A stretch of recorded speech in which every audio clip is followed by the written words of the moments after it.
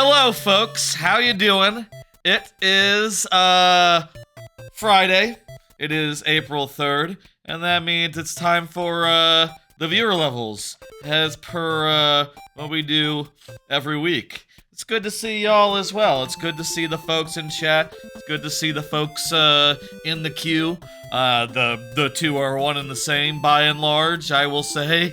If anyone is, curious about how that generally the people in chat are the people in the queue, and vice versa. Depends if, there's anyone who just wants to watch, which does often happen sometimes, maybe, question mark, sometimes. You know, and, more power to you if that's what you're interested in. You know, I'm not, it's cool. Anyway, hello. It is Friday, and, oh, it's the end of the week, huh? Well, currently I'm in a position where, it's weirder than it usually is, insofar as, sort of in between things, but, never mind all that, I will say. I saw a movie last night. I've been, playing some stuff. There's stuff to discuss tonight, I will say. I can't wait to see your level, Alvaro Gamer and others. Hello, 6i, hello, Rictendo, hello, Alvaro, Rock Party, and, probably a couple others additional. Maxima, for instance. Hello, and anyone just lurking as well. Hello to lurkers, I suppose. Anyway, let's go ahead and get into the swing of things. I don't have a whole thing to say up top. Sometimes I do, oftentimes I don't. Let's just, let's get into it. You beat Hollow Knight yesterday, 06i. That's real nice. That's a good game. I could go for some Hollow Knight or some Silk Song. I could go for something like that sometime, but I don't plan on it right now. Anyway, let's go. Let's do it. Let's start the thing. Here we go. Viewer levels proper are beginning now. What does that mean? Well, it's pretty straightforward. People have been submitting, and we're going to play them in the order in which they are submitted. Subscribers notwithstanding. Obviously, a subscriber has the right to skip the line or refresh my lives once per stream. That's an additional thing on top of the first come, first served nature. But anyway, here's the thing I should be explaining that I usually explain first. If you are here when your level comes up, I will give it the full time of day, which is to say, 12 minutes plus 5 last tries if that's not enough. If you are not here, I will still play the level, but I will do so in very nearly, but not quite sudden death, wherein I will have just 2 tries to beat the level, refreshing at checkpoints. That is how I compromise between, that is my, the way that I, what the fuck's the way I word that usually? That's my compromise between prioritizing the people who are present, which is important, and playing more levels, which I think is fun. First up is 06i, who is here and present and in chat. Hello. Was just telling me you finished Hollow Knight and all that. Did I enter? I don't think I entered this wrong. Can you check the code for me, 06i? I think the code looks right from my end. Hey Chard, how's it going? Hello y'all. I'll say again, I'm not exactly on a solid footing right now as far as things go, and that is the case for a lot of people right now. Hang on, 06i, I'll bounce you back so you can do the replace. Do the replace again. It got deleted. It was an amazing ghost house. That's a shame. You're cooping chickens, co-oping chickens? Oh, Chard, that's interesting. You have an interesting life. You were telling me like months ago you were doing like snowmobile stuff, and now you're hanging out with chickens. That's interesting. I suppose you're more rural in the north and all that. All right, there's a code from Mo6i. Let's go ahead and try that out there. I got it. Punching it in now. Let's go. Maybe it used some glitches or something. The ghost house, that sort of thing can cause things to be deleted. You played or watched Mario 64? I've played and watched Mario 60. I love Paper Mario 64. That is correct. We're doing some 1,000-Year Door Randomizer this weekend. Right, 1,000-Year Door Randomizer on Sunday. Look for it. But that's not important right now. What is important is we got the first level of tonight. Let's go. Let's do it. You can always ask me things, even if I'm talking about stuff. There you go. There's an answer. Good, you're gonna like my level. Awesome. Okay. I love Paper Mario. 1,000-Year Door, probably a top 5 game all time, I think. Definitely in that, yeah. Paper Mario Original, also fantastic. Though, you know, 1,000-Year Door is the better of the two. We all know that. That's cool. That's cool. Hey, this is, did y'all notice that this is cool? It's a little noisy and chaotic, but the platforms are bouncing. The bullet bills are bouncing.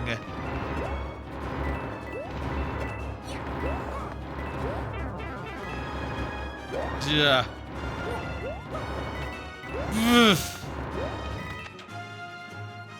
This is cool. I agree. Yes. This is a neat, from a technical perspective. And, also, I hope that we don't die because an auto-scroller like this, you know, you don't want to do it twice. You don't want to do it twice, no matter how cool. And, for sure, this is definitely cool. Oh, I was hoping for a power-up there.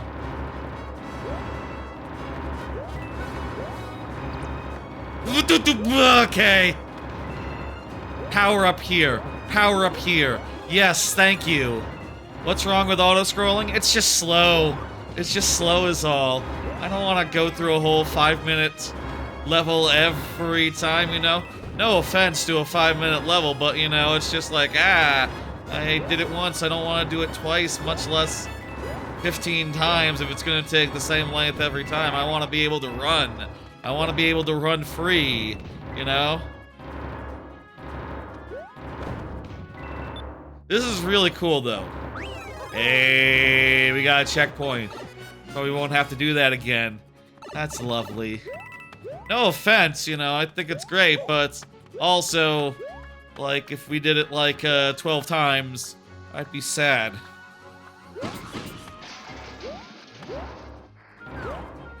Let's get through the second part, also, first try. It'd be funny, it'd be fun if it was an elevator this time. Like, if you went up on these bouncing boys. I don't know if you could go up on bouncing boys like this, but, I think that'd be cool. Hello, Japanese user.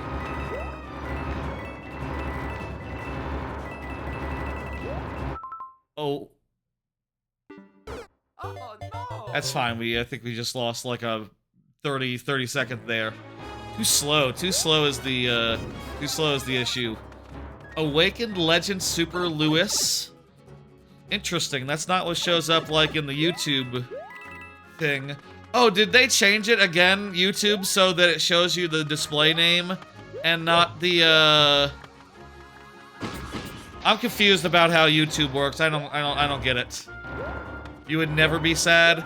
Well, that's nice for you. I'm not often sad, but yeah, I could definitely get a little sad about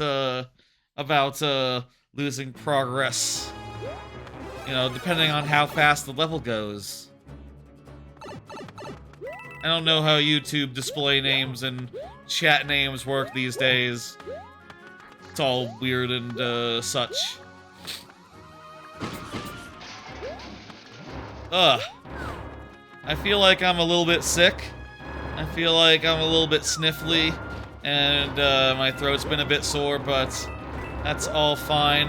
It's not gonna stop us from doing this stream.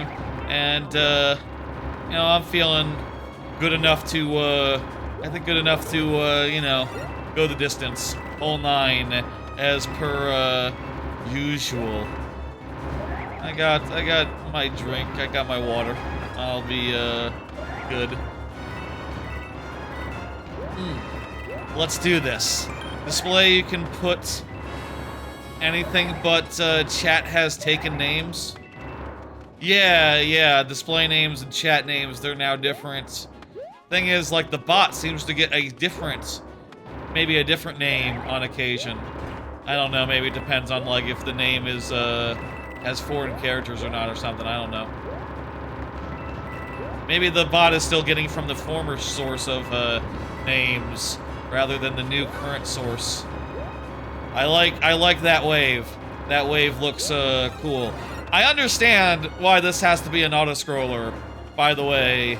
Logically, the way that the things spawn is based on when they appear on screen, which means that to make them so wave-like, you have to, scroll at a constant rate.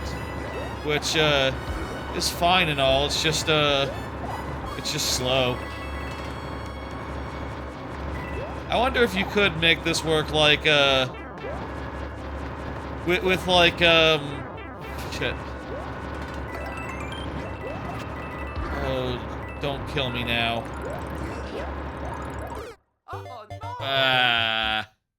They spawn if they're 16 blocks away. Same difference, you know. They spawn at a constant rate based on the scroll of the screen.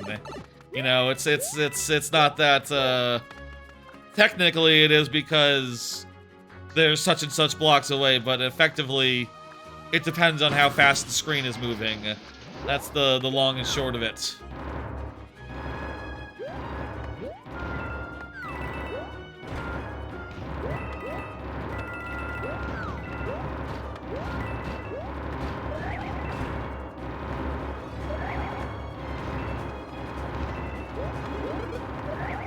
Use wall jumps and always jump in. Yeah, I got it. I think I know what to do, to be clear. It's not a complicated boss. None of the Koopalings are. But, it's just, you know, every attempt we have to, like a minute or two, right? Minute or two of auto-scroll. Did this level tested you so far? I mean, I've died a few times. Not the biggest deal in the world. It's just, I wish I could get through on first try. I wish that very much, yes. I think the fire flower is the better option of the power-ups for the boss fight. Let's do it. Honestly, a propeller hat would be, pretty good. You know, that doesn't give you a hover, but it gives you the ability to, like, go up higher. And, like, that, I think, would be, more valuable. Motherfucker. It doesn't make a difference.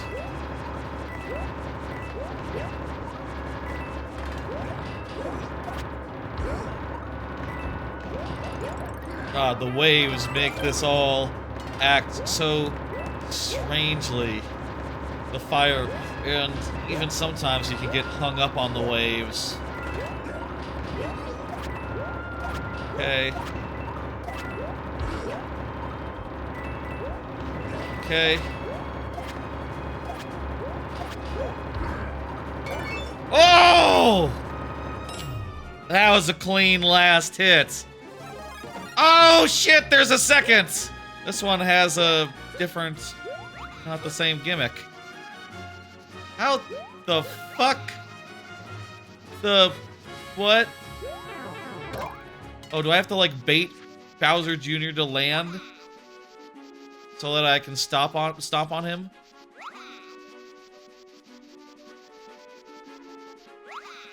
It's a very odd boss fight.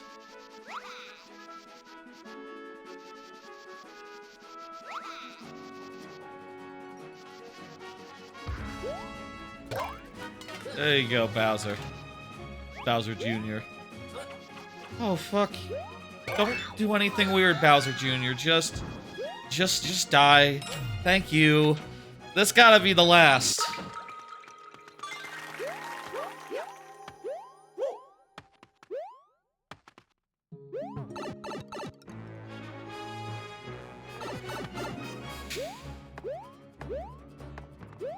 There is no more. That's it. Thank you for the level, 06i.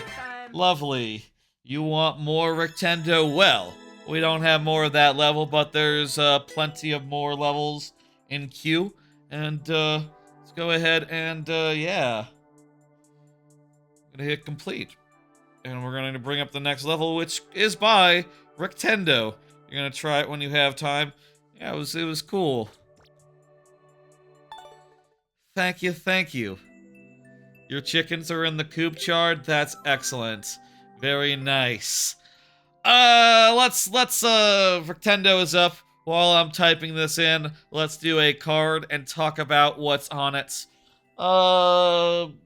Alvaro, you are, second. You're after Rectendo. Position now, I believe, will tell you just to look at the fucking list because the position command was borked before, so that's fun. Here's a card. Do y'all like April Fool's Day?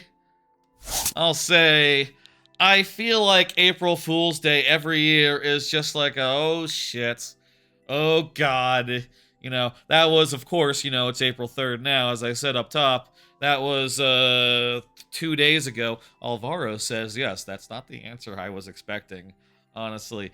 I feel like every time it's just like, okay, there's gonna be 100 news stories, and they're all going to be just some sort of bullshit, and if you see anything good, you have to second guess yourself and go like, wait, no, this is bullshit. This is fake. God damn you.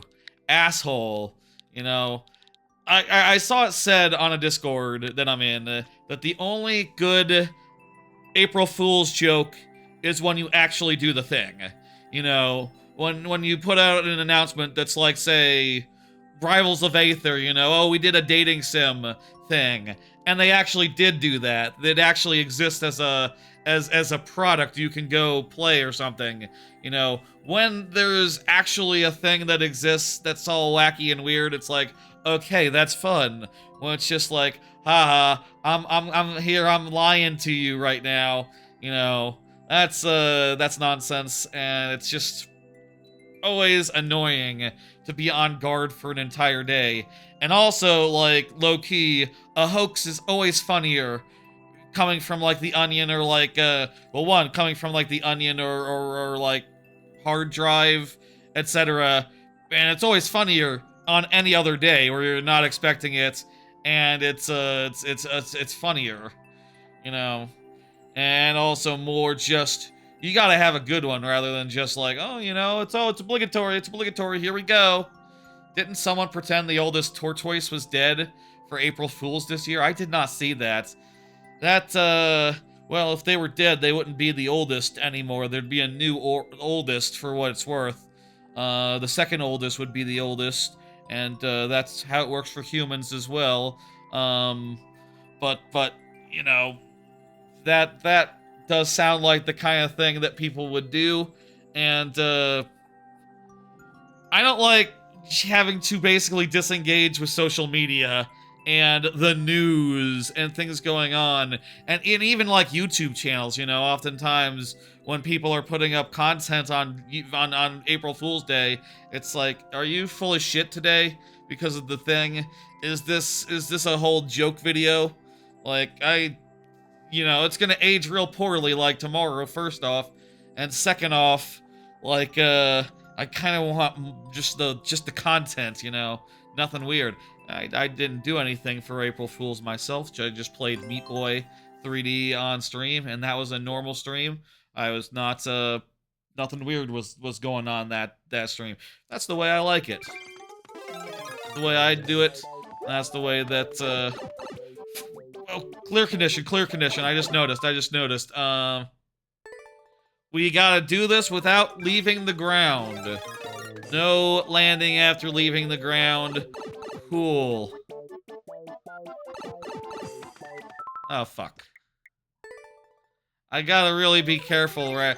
You gotta wait for it to drop you off rather than, just walking off. I'm sorry. Meanwhile, after this, we just have to fly and not land. Oh, that's a bad sign. Let's... I say, let's look ahead. I can't look ahead here. As soon as I start to die, I'm pretty much dead. I gotta fight my instinct, too, to go off. Anyway, I hope y'all got through April Fool's Day without, getting fooled too terribly. I hope if there was anything cool going on, y'all enjoyed that. And I hope now that, your feed is, lovely and bereft of, gags that are, not real. You really gotta, like, hit it.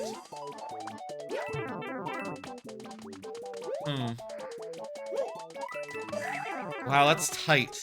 That's tight right there. You gotta basically, like, get onto the wall at the last second. Get onto the wall at the last second there. And no sooner because of the way that the acorn thing works. It's not as tight as spike hitboxes. Maybe it works different if you're like... Damn it. Squirrel versus not squirrel. Bought some stickers for your sis at a gem store. Was disappointed upon closer inspection that they were AI generated. Oh, I'm sorry to hear that. That sort of thing is coming for us all, Chard. I'll say I do have a card later, which is can I like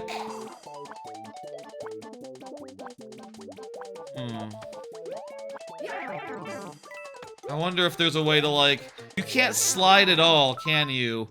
With when you're a squirrel, I guess. You gotta like glom on intentionally. What am I doing? Wonder if I can I wait? Is that how it works? I feel like with I'm seeing that you fall immediately after you de-squirrelify. Let me just test right here, right now. Oh, there it goes. Okay, yeah, okay, so I don't know what the difference is between what I was doing and what the initial test. Okay. I know I made this level, but guess how many attempts it took to clear check? Jeez, I don't even know. 100. 47. Not very many at all, like 3. 2 attempts. Okay, I knew it was either gonna be high or low. And the thing is, with a, level, you know, if you've spent so much time building it, you probably know it like back of hand. You know, you probably test every component individually, and then, you know, putting it all together, it's not so bad. Here we go, we're actually doing it now. We know what we're doing. Oh, and now we can...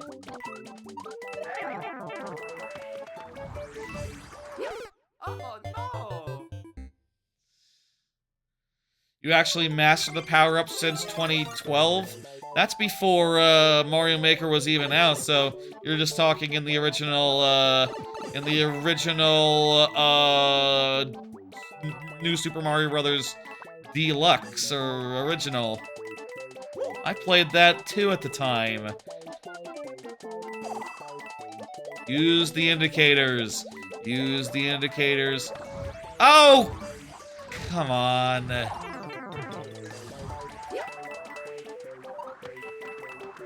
How much farther is there? So I need to do like a squirrel and then... Wow, there's a lot of this after this. Back on the Wii U, the farther the better. Yeah, the farther... The Wii U was good, I'll say.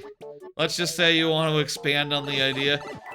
I will say, this seems pretty expanded to me. But, you know... To each their own. Rather girthy level, rather substantial hunk of bacon. Here we go. Now we got it. Blah! was stressed out about the shaft. Getting through this little bits. Okay. So you need to, like, do this, and do a mid-air thingamajig, and then, Oh no! you do, like... Okay, okay. We're getting it. We're getting it down, folks. No jumping! No jumping allowed. They don't let you jump in this level.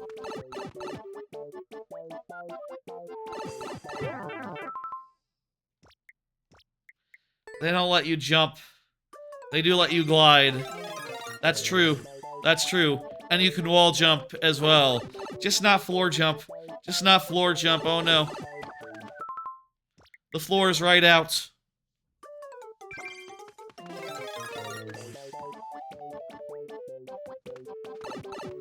Anyway, would y'all like to see a card? Would y'all like to see a, topic of conversation? Let's see a topic of conversation real fast. Did y'all see the Mario Galaxy movie reviews? Yes, this has been a bit of a funny thing this last week, I feel like.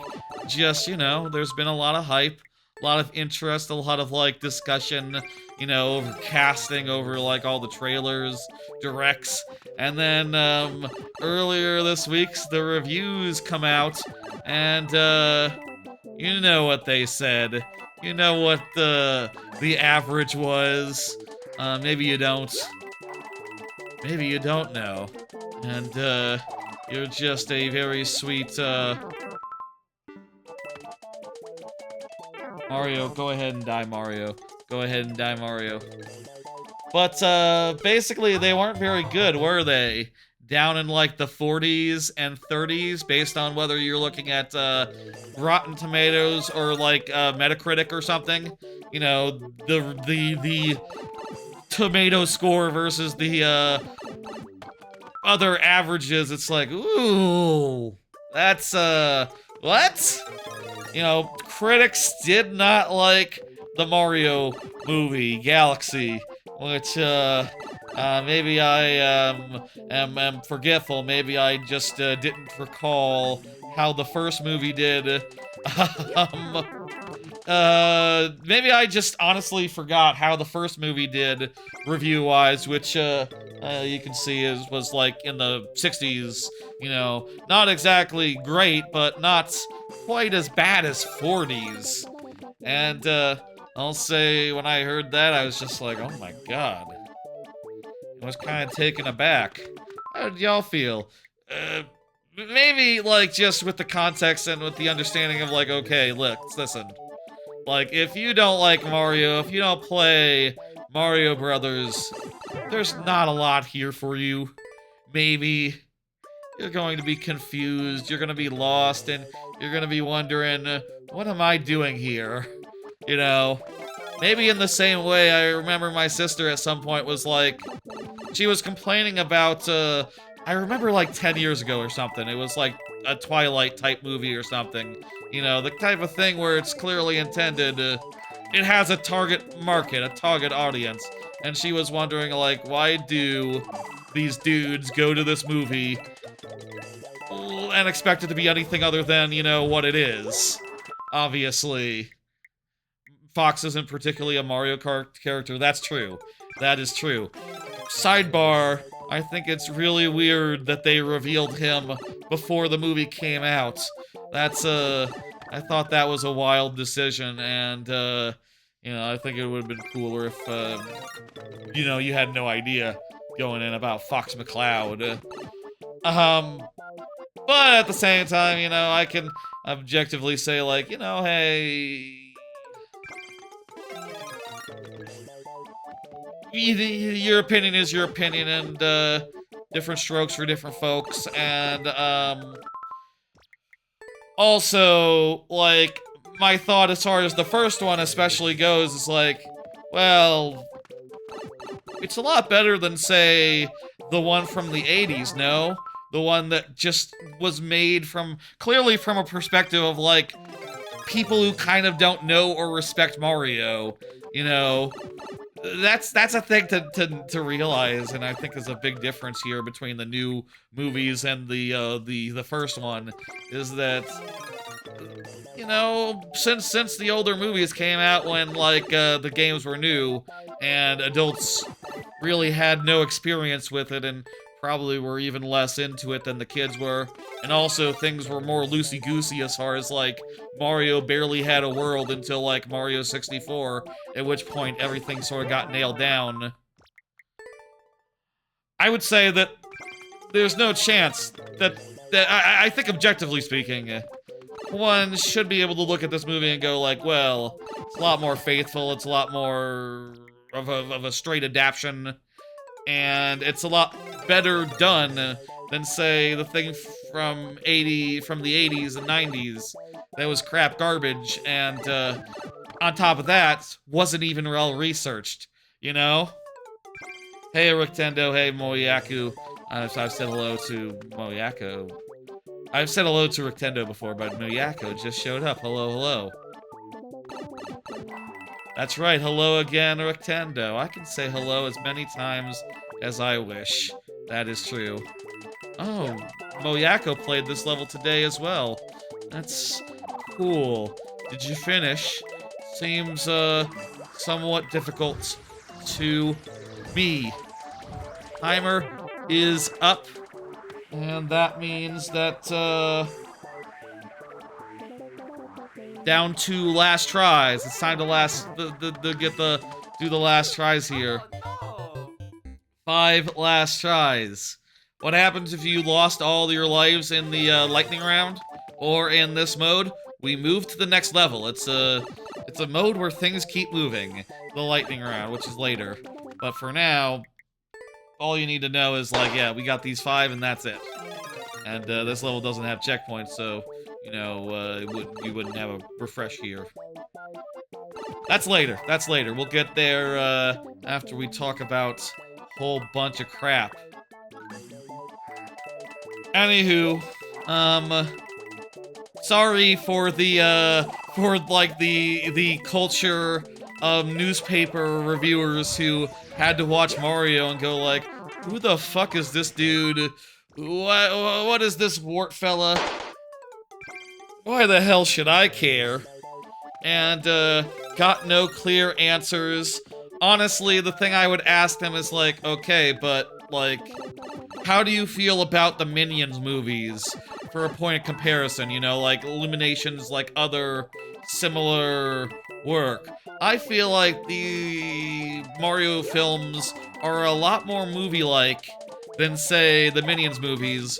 And I'll say, like, I've only watched a little bit of the Minions movie. I watched, like, a half hour on a bus to, Universal Studios from the airport. You know, the Universal bus that they send to, pick you up. They were playing the Minions movie in the, bus, so, you know, I watched it while, going through scenic Florida, which was nice. It was alright, I don't know, I didn't mind it. I think that the Despicable Me ride is... I like Despicable Me, let me say. I like Despicable Me, that's a great movie. Oh, no. The Minions ride is actually bad. The Villain's Con ride, it's not a good ride. But the land is pretty good, and I like the Minions Cafe. That's a good place to have, fuck. There we go, yeah, there's the last try. It's really hard to get liftoff there. It can be hard to be consistent, with that. Thank you, Rictendo. I will say, for what it's worth, you know, you can always feel free, if the queue is open, to resubmit a level, to get back in there. It's all up to you. Feel free to get back in there if you please. It's, again, up to you, up to you, up to you. Next up here is Alvaro Gamer, who just said GG. Thank you, thank you. Alvaro actually just always says GG, oh, even when you lose. Talking about me or talking about the chat? Or it is a you. That is correct. And we just spent this whole second half of that level, by the way, talking about the reviews of the Mario movie, the critical consensus, and the concern it raised going in.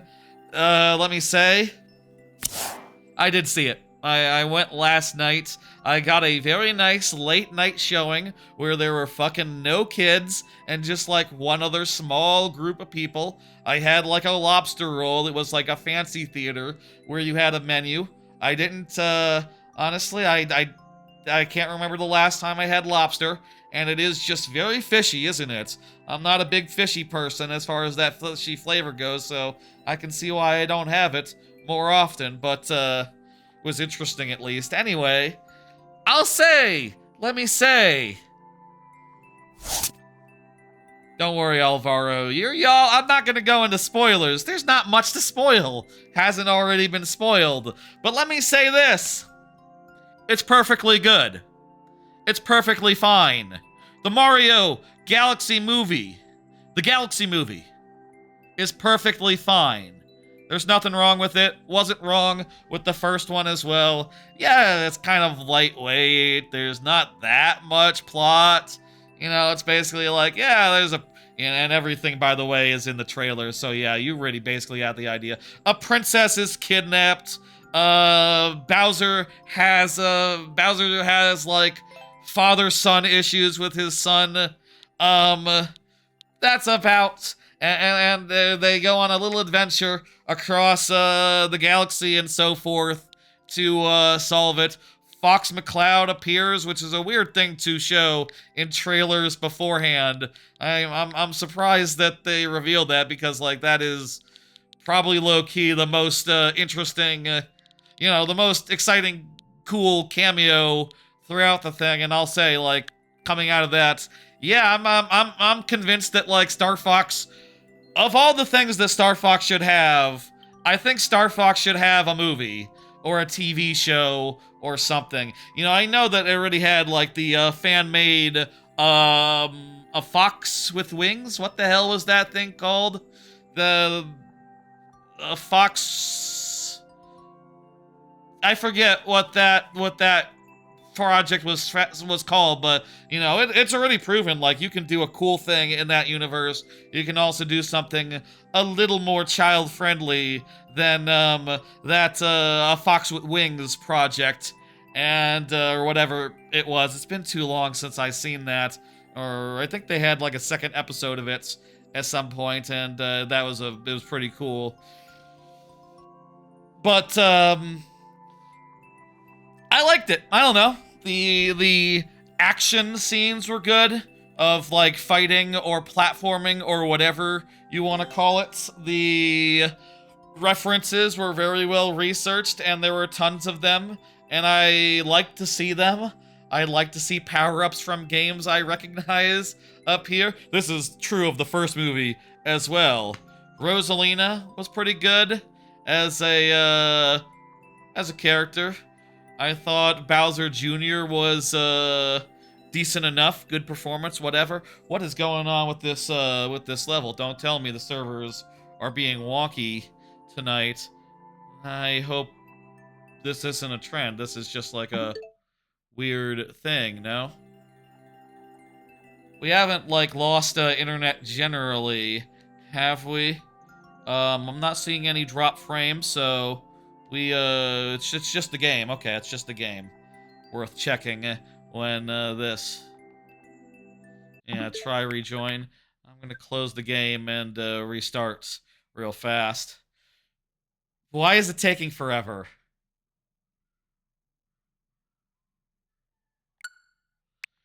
Concerning, whatever. I had a good time. Yoshi was cute and fun. Any other, like, big character things, anything else different about the thing? The space-iness of it, the galaxy-ness of it, was alright.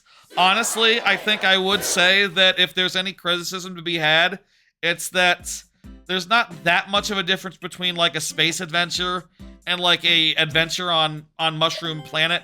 Mushroom, on the planet that the first movie took place on. Other than, Star Fox can be there, and there's a bit of, like, the blasting in between worlds. Just a bit, just a tiny bit. But, as like a paint of code, as like set dressing, it was cool being in space. The planets that were there were cool. I can, I come away mostly positive, It's not like a 5-star movie. It's not like a phenomenal good time or nothing. But, like, I didn't mind any of that. I had a good time. I enjoyed seeing the fights. There were some cute bits. And, there were some cute bits here and there. And, yeah. And if you look again at the score, wrong thing. Here's the button. If you look again at the score, you'll see that while the Rotten Tomatoes score is, like, really low, the audience score is really high. So, like, us who have played the game and are expecting something in Illumination's basic wheelhouse that is, like, well-researched and has some flashy, well-animated action in it. Like, yeah, no, it's good. I'd rather watch that than, here's maybe my spiciest take. And I don't know if this is honestly, this might not be a spicy take these days. My spiciest take is that I would take that Mario movie, the Mario Galaxy movie. I would take that any day over the average Marvel movie at this point. I feel like, if you're gonna be, like, mostly based on references and all that, and seeing characters that you recognize, I know a lot more characters and I have a lot more reverence for Mario and Donkey Kong and Star Fox and so on and so forth than I do for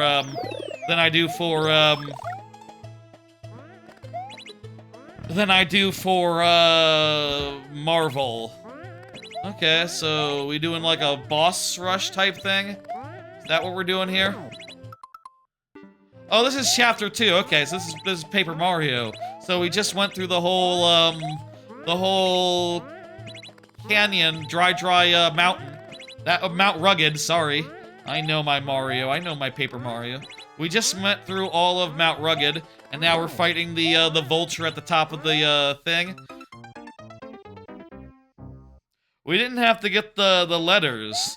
The letters sort of went by before we knew it. We didn't tell, hey, someone activate the character change thing. We should tell the vulture that we're Luigi and get out having to do the battle. We should do that right now. That works. That's how you do this. That's how you don't fight the fucker. Oh, well, I just beat him, and now we get to just go on to the town, through the desert.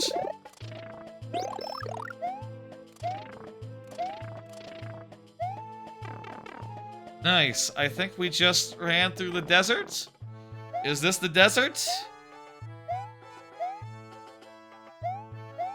You don't care for the letters? The puzzle is way better?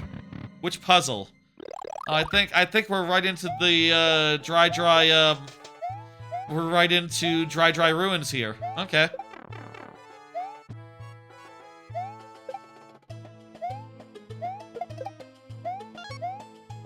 Nice. And we have to get the three puzzle pieces, of which there are 5 this time, for some reason. It's cool. I don't mind. Artistic interpretation. I guess there are like 4... There's 4 keys and 3 of the things that go into the 4 keys and 3 like your moon, your sun, and your stars. Either of those are 5, so... Here is the final boss. I say the final boss. The boss, 210 Koopa. Oh no, I'm not supposed to be in here with 210 Koopa!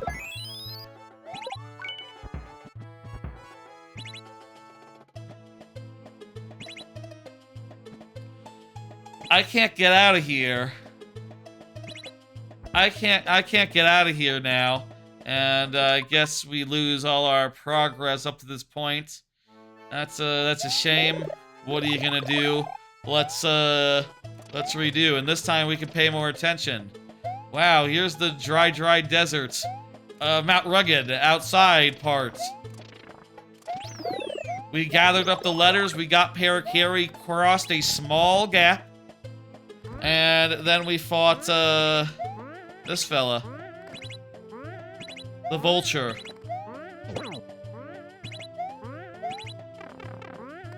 Dang, I was hoping to speed it up a little bit.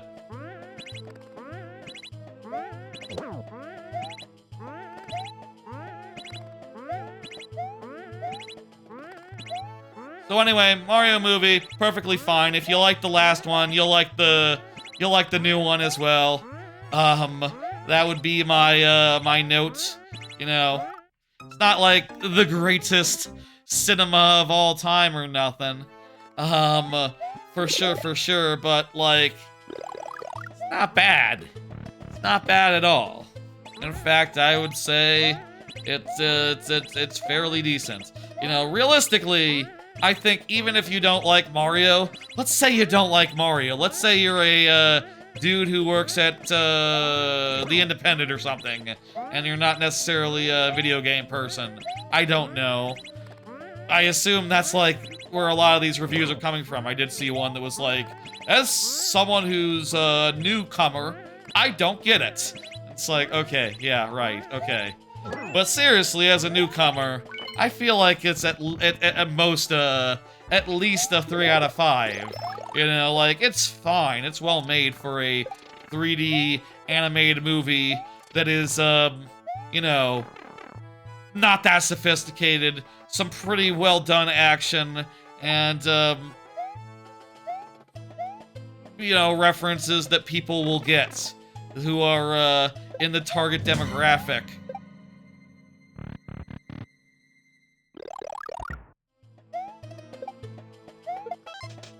Let's do it. This time, for sure. The stacked moles are bandits? Okay. I thought they were moles because there's moles elsewhere in the level, you know, in the original world as well. Actual moles. Which one did I miss?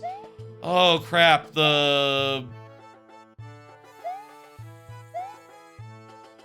Are we boned? Are we fucked? I have one chance here to get this coin to save a minute or so. And that's to jump, land on the chain chomp as it's falling into the pit. And then bounce off. It didn't work out. It didn't work out, but, I think that was worth a try. Imagine if that had, worked. How exciting that would have been. I think that would have been moderately exciting. Alas, alas. Next time, I won't kill the Koopa, and I will get the coin regular style. When I can get through the boss fight again without dying. I feel like the first part of the level is so short, you could have the checkpoint after the boss, for what it's worth. That is my, small opinion.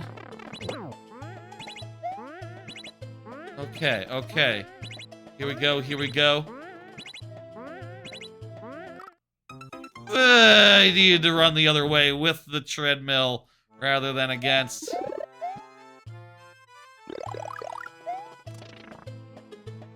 So that's cool. I don't know when the next time I'm gonna go to the movies. I'll say, you know, obviously, Mario movie isn't anywhere good as like Hopper's.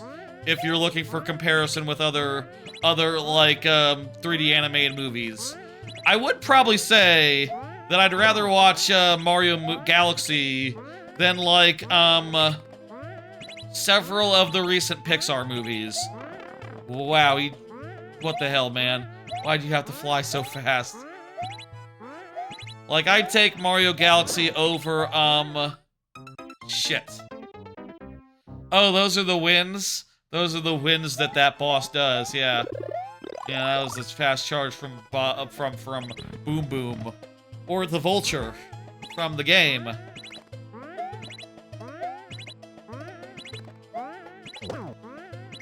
I would take it over Buzz, for instance, over Lightyear.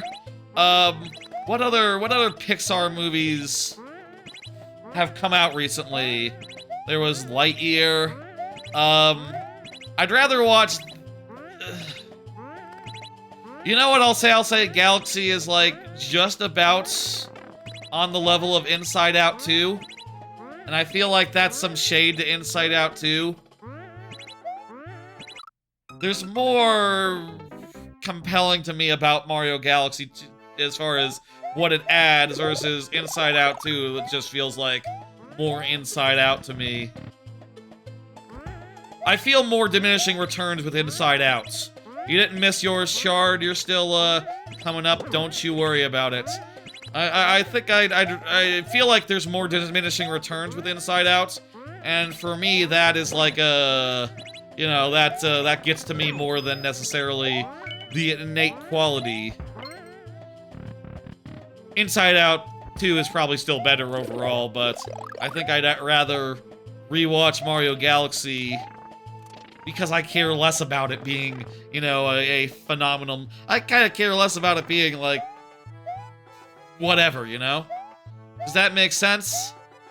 I don't know if that makes sense, but, that's where I'm at with that.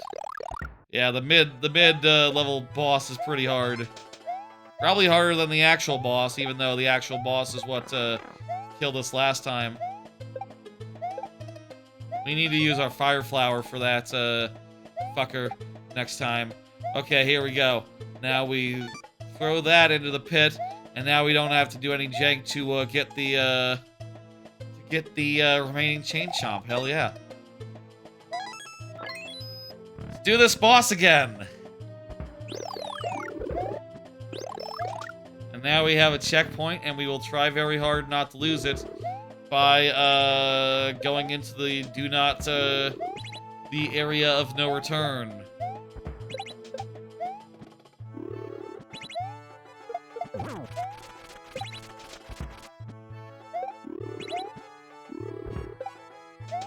Okay, Tootin' Koopa's giving us the business. Timing of this is awkward. Okay, it's better to die that way than to die the other way. Okay. You had an easy time beating the mid-boss yourself? Huh. Go figure. Wait. No, well, if I lose the fire flower, there's nothing I can do. Okay. I was thinking for a second, wait a minute, can't I just take the fire flower and just, like, fire flower him down? Yes, but, you gotta... Bah. I will say, last thoughts on the Mario movie as far as cameos go. I liked seeing them all the ones throughout the movie that were more minor, and the final cameo at the end, I like to see. I like to see that. I'm surprised it wasn't other characters. I think I had completely different predictions when we talked about Mario Galaxy previously. Other predictions as far as like where it would be tinting at this point, but whatever. It's cool. One more hit. One more hit.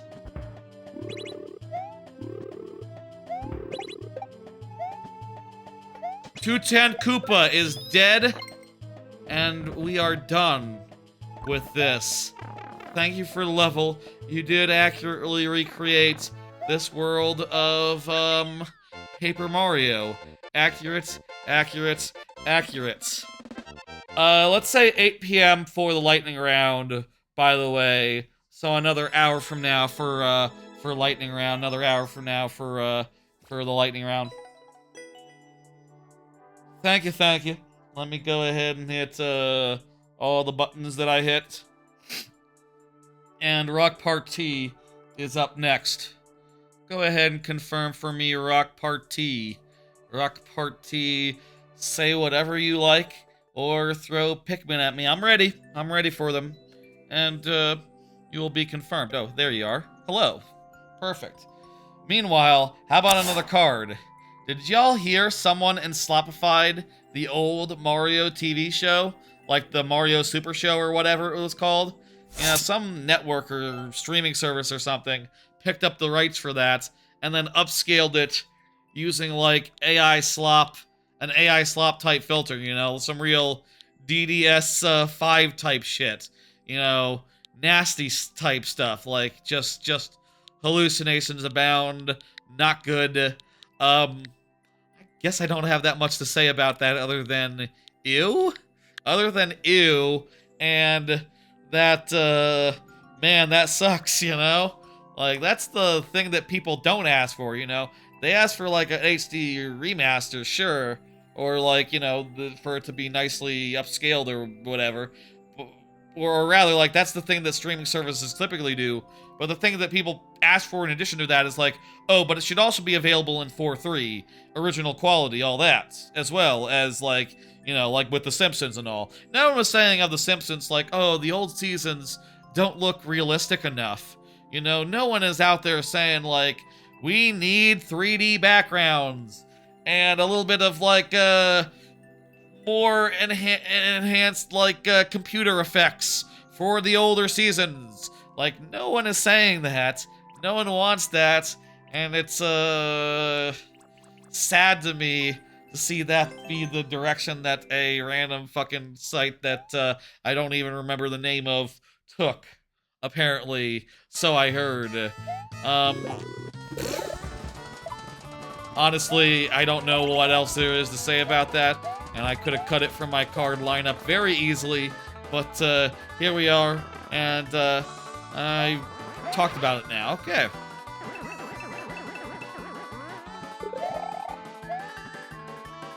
Let's go.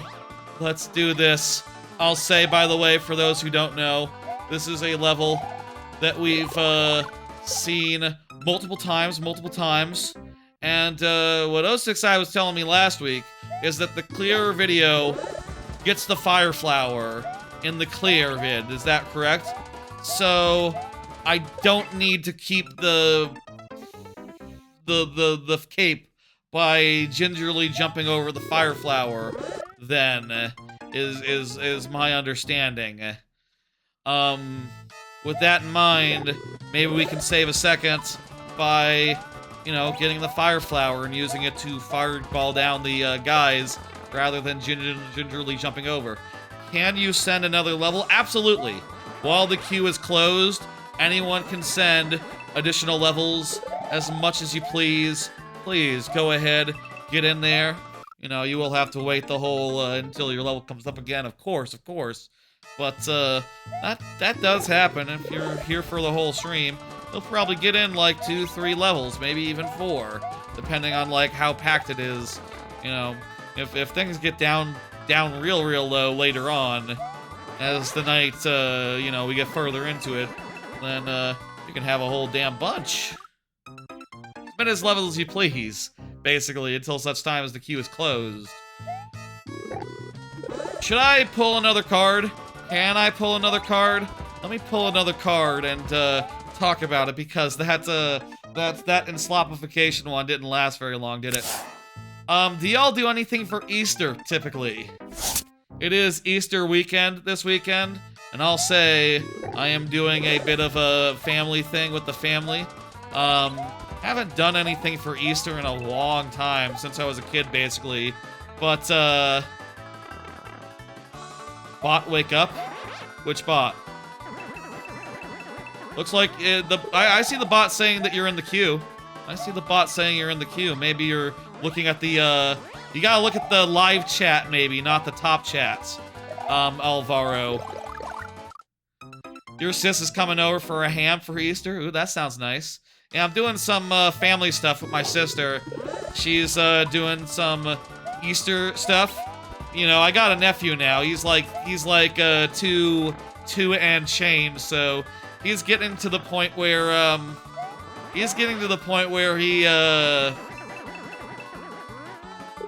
we gotta do the activities for him. We gotta do some Easter, I guess, which is interesting. We're not necessarily big believers in Christ or whatever, but Easter, Easter rabbits and the eggs and all that. That is harmless. I assume that a lot of people celebrate Easter, even if they don't believe in or have the reverence for the man himself, who died today, 2000, and was is 0 when he was born, or was 0 when he died? It's like 2,000 years ago, roughly. It is a fun tradition, that's right, that's true. I definitely enjoyed it as a kid, but haven't done it in years, and I look forward to a nice morning lunch of Easter stuff tomorrow at my, we're doing it tomorrow, by the way, at my sister's place, which will be nice, I'll hang out with them. I will see my nephew, who I hear talks a lot better than the last time I saw him, like a couple weeks ago. He is starting to talk a little bit more, increasingly more, and that's I'm curious about that. I want to see his progress and so forth. But anyway, yeah, so I haven't done anything for it in years. Kind of looking forward to tomorrow, but also it is pretty damn early, so that's fun. I haven't been getting like the best sleep recently, or having the best schedule, of late for reasons, I'll say just, yeah, Anyway, but that's all fun. I'll manage. I'll get up tomorrow and head over for that, and we'll just try not to do too much after the stream, I guess, as far as watching stuff and playing stuff and etc.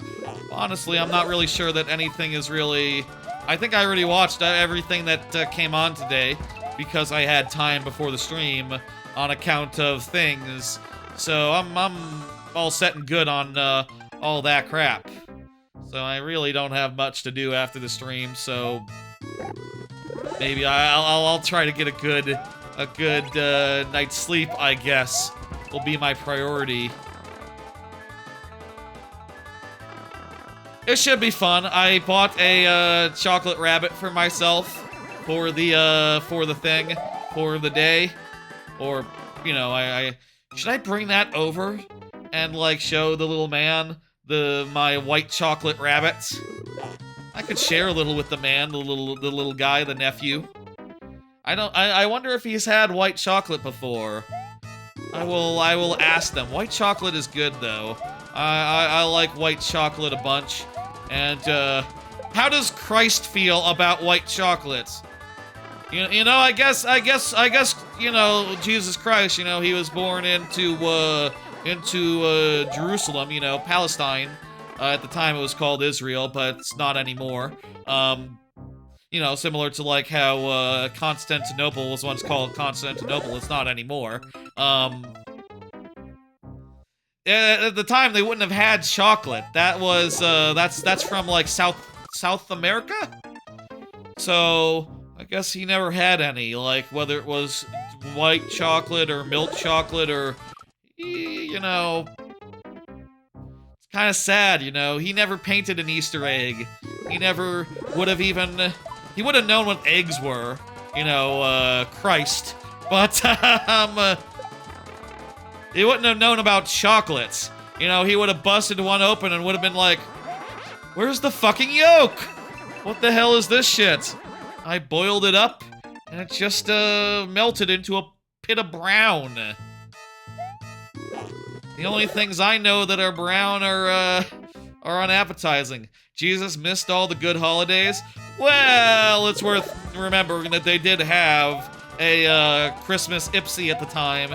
It was called Saturnalia, and in a lot of respects, Saturnalia and the Feast of the Unconquered Sun are the things that became winter solstice type holidays, or what became Christmas.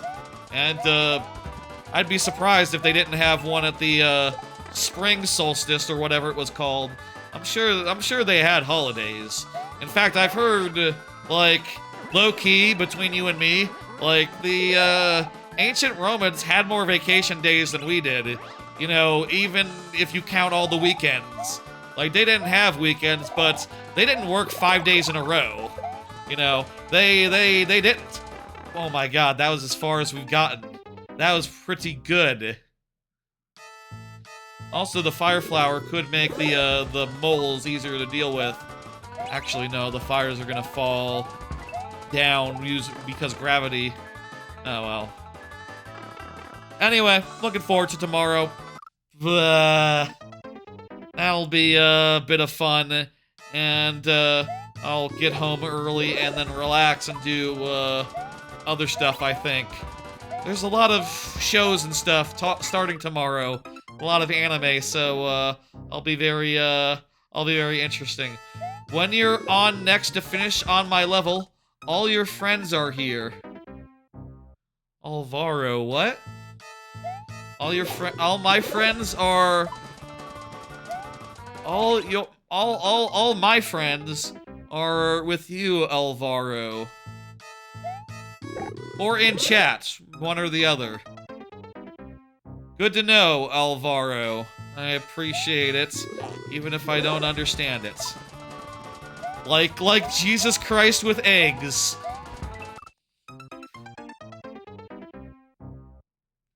A chocolate egg would confuse the hell out of Jesus. They didn't have them back then. During you know, the Roman times. When did they invent those? When did that get invented? Probably America. Probably America. Oh, is your next level another Paper Mario level, and you mean like my partners? Okay. From Paper Mario. Okay, I got you.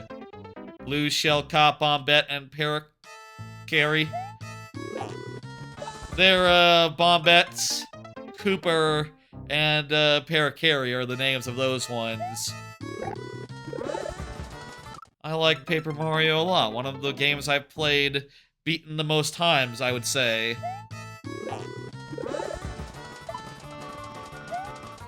Anyway,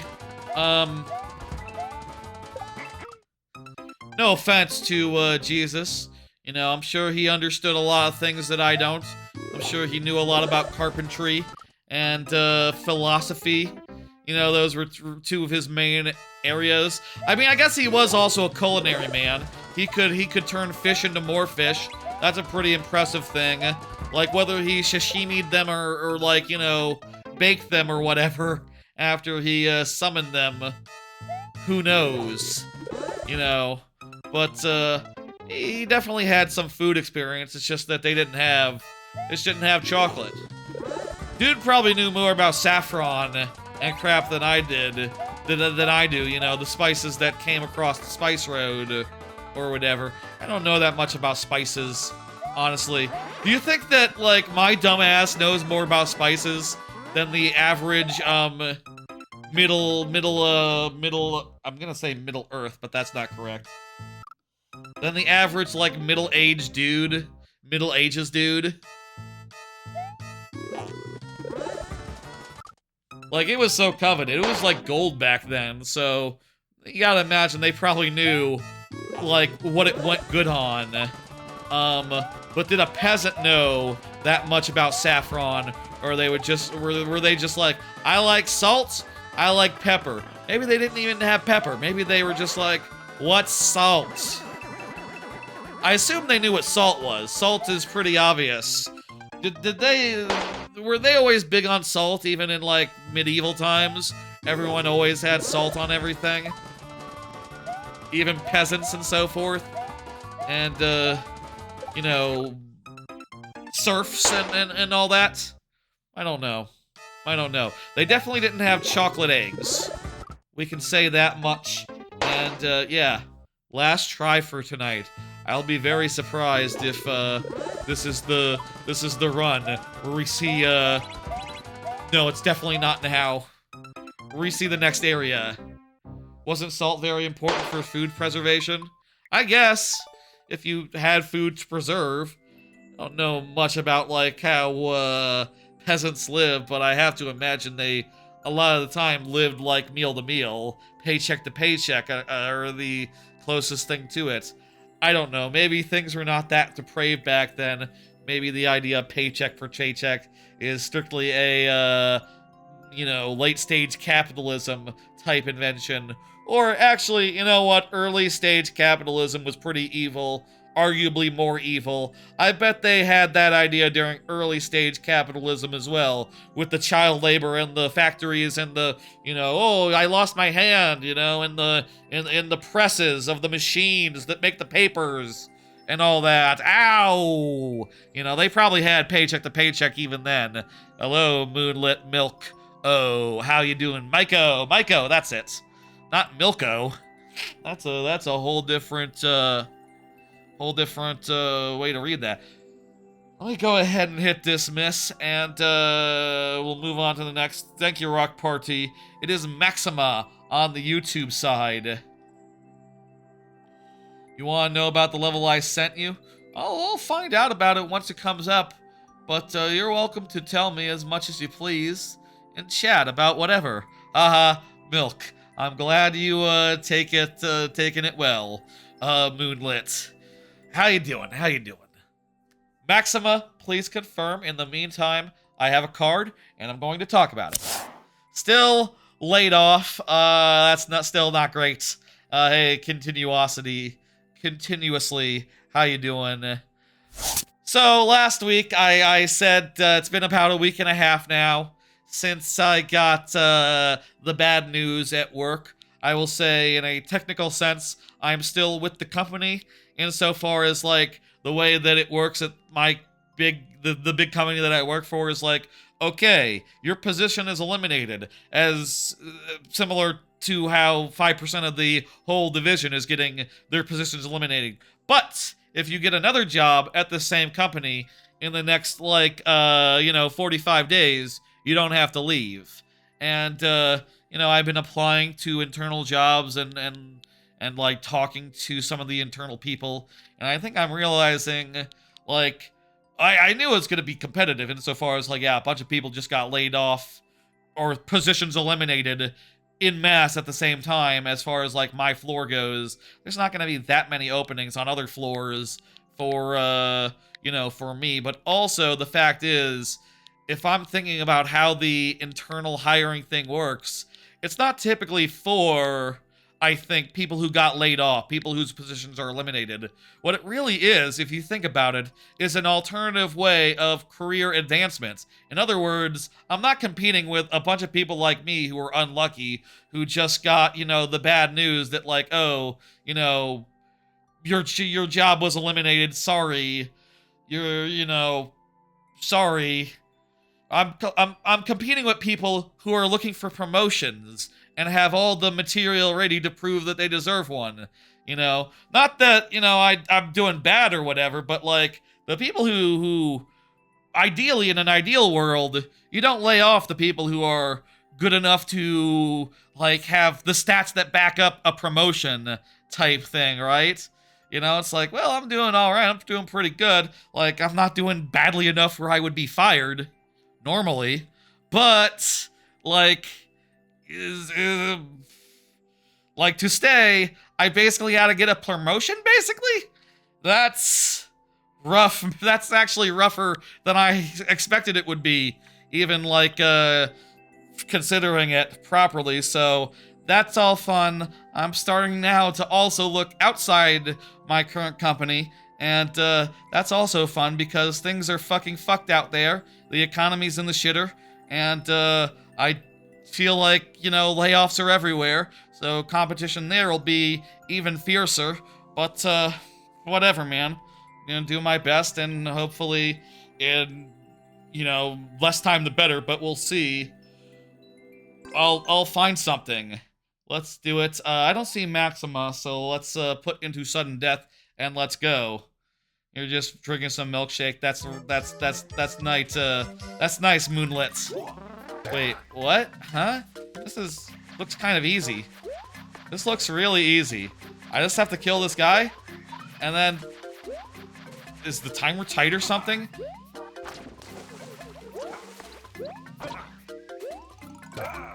I think this is just really easy. Like, not hard at all. And also you can just avoid the dude by going over to, like, the other side or something. Okay. Thanks, Maxima. Nice little level. I guess it's just a nice little level. I've too many of the previous levels have been on like the medium to hard side that an easy level just takes me aback. Yeah, that's like a 33% is even low for that. I feel like that should be more like 40, more like 50. I don't know. Maybe some people don't even want to go through it. It's so you know, straightforward. Thank you. You know, maybe some people are just like, spending the time waiting for the dude to get vulnerable. That's the thing. You just applied for a state forest job a couple days ago, Chard. You don't think you'll get it though? Very few positions. Good luck to y'all. Good luck to anyone else looking right now. From my understanding, it's a madhouse, and like, I do wonder, like, what the hell should I do? You know, things are different now. You know, I'm a. Let me hit complete, by the way, and get the next level up, as you do. I'll say, like, chart is up and chart is here. Excellent. I'll say, like, I'm a software engineer, which I feel like in previous times would be a good thing, but right now, things are rough, even for software engineers, you know. There's a lot of layoffs that have happened in the industry. Even the biggest companies, most successful companies, are doing layoffs so that they can focus more on AI, which is not my speciality, which is not something I've spent a lot of time. You know, I'm, you know, you see that I don't use AI. I am, you know, like most people, I feel like a lot of people, pretty anti-AI as far as, like, its enslopification of tons of shit that I love and care about. And the fact is, like, I might have to, like, you know, if a job is a job and I need a job to make money, I might have to apply to some of these places that are, like, doing the AI crap and go, like, you know, hold my tongue a little bit and go, like, please give me money. Please give me money for my services. And, you know, could that I would work for a company that was cool. You know, could that I would work for a company that was cool. I would. But the fact is that the only people that are hiring are AI companies.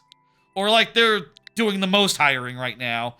And, you know, it's like, I'll say, like, I've worked at big companies since I got out of college, right? For the last 12 years. Little more than that.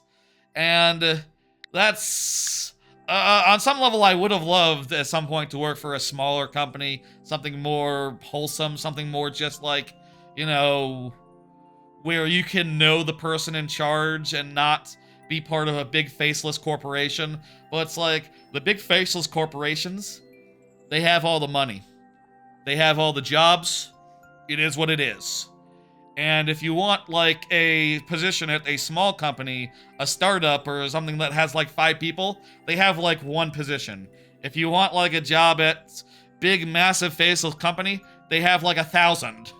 You know, in best conditions. Now, maybe less. Maybe a lot less right now. Because no one's hiring, because things are off, and oil prices are up, and...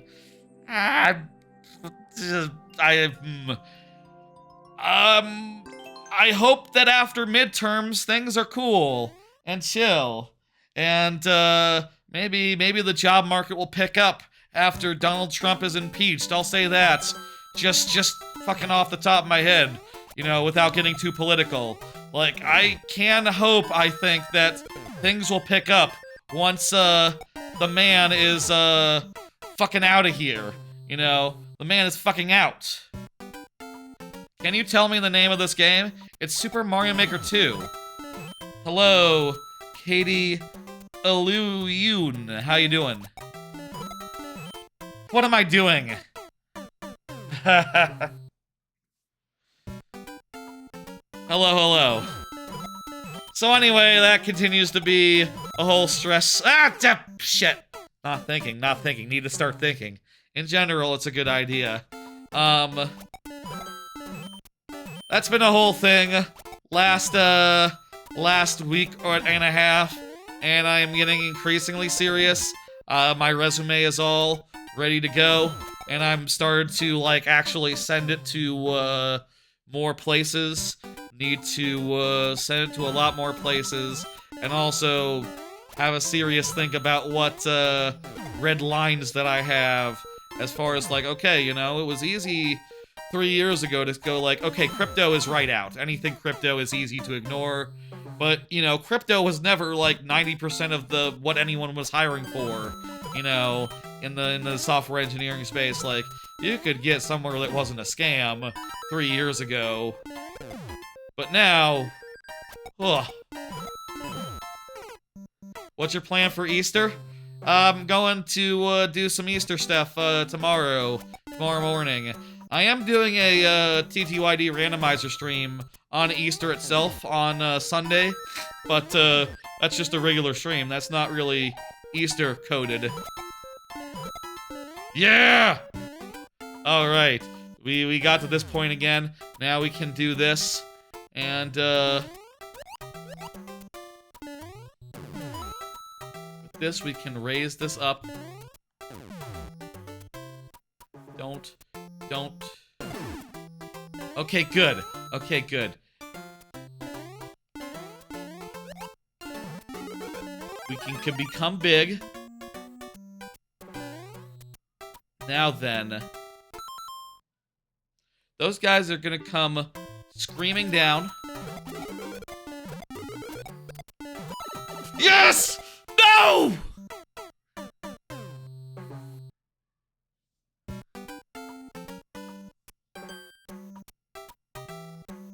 Okay, what happened there? Let's review. Let's look at the thing. So, we hit at the same time. Both of us at the same time. And he released a spike ball. I need to hit first so that I counteract the spike ball. Okay. Timing there is slightly more, tight. Hello, Murias. How you doing? Moros, how you doing?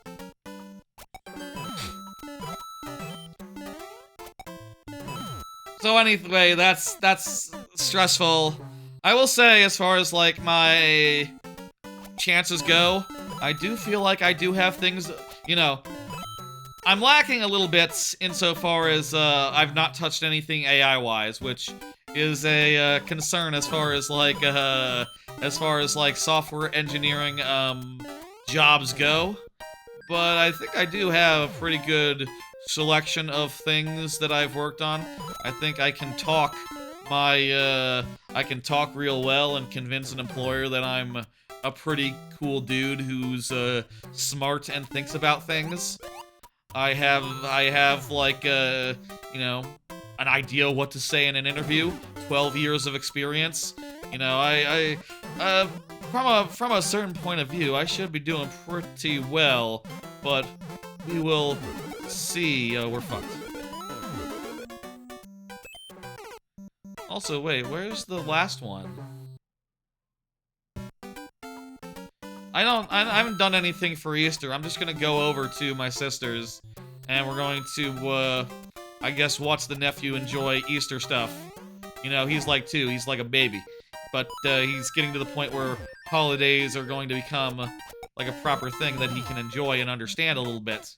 Which, will be cool. The last one's in the subworld. Spike Ball. Okay. Ah! I wonder if I could get into the subworld. At least check the work.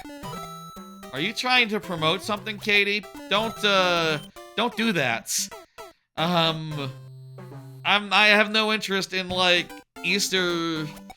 I'll say for, like, stuff on the channel, as far as, like, UI, you know, like, alerts, things of that nature. I prefer to use the ones I made myself. I prefer to I prefer to do everything as far as what goes into this channel. A little bit of a perfectionist, I guess, on that account. Well, one, I think it's fun to learn and figure out enough how to do such things, you know. And on the other hand, like feel like I trust myself more than damn it, damn it, damn it. I wonder if we can go into a pipe to, like... Subworld is near the end. It's a good idea to practice it. That is true. Let's look at the subworld, this time. I suppose technically we could, like, forego killing some of these guys to get to the subworld and try it out.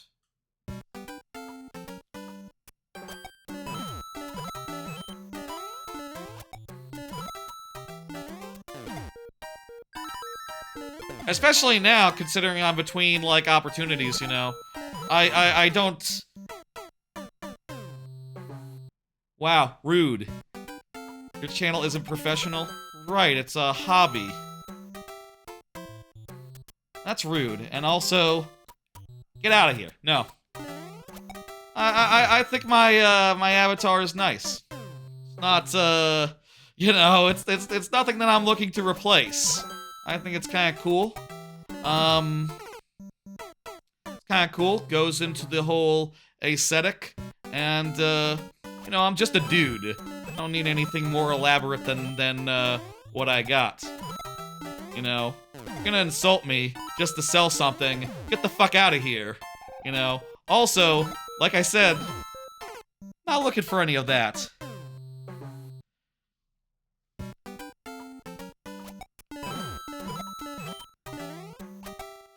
I also think it's, you know, not like, logos that anyone else got, which, I think is cool. You know, if I wanted it to be, like, a decent logo, I could switch it to, like, the, you know, I could just switch it to be, like, you know, like, and also on brand. Like, the Discord uses the rocket from Mario Maker, rather than the one that I, made for my avatar, like, 5 years ago. I'll say I had a different rocket, like, 15 years ago, which was, not as good, etc. Yeah, someone looking to sell some crap. I'm happy with all my UX, all my, stuff, and, not looking for anything Easter-themed, in particular. I understand, you know, it's tough out there for, you know, if you're looking to make a living selling commissions, but, like, I'm not really interested in buying any. Never have been.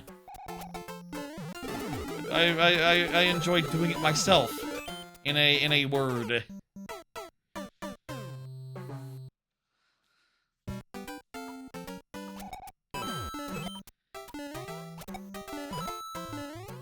Anyway, it's a stressful time, and, hopefully I'll find something good, and, you know, could be this is a opportunity, you know, could be I walk away from this, with a better paying position. I mean, I don't know, like, what the rates are right now compared to, like, where they were 3 years ago, or if just, like, you know, by virtue of having more experience, I can expect to, swing more, or if that's just not how it is, but, like, you know, I could come off this the other end feeling pretty alright.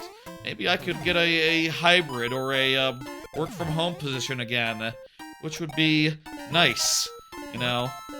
Like, certainly to a certain degree, like, looking around as far as local employment goes, it's like, okay, well, I do have to think about location and know that, like, okay, well, if, you know, I live in Plano, so, like, Plano is good.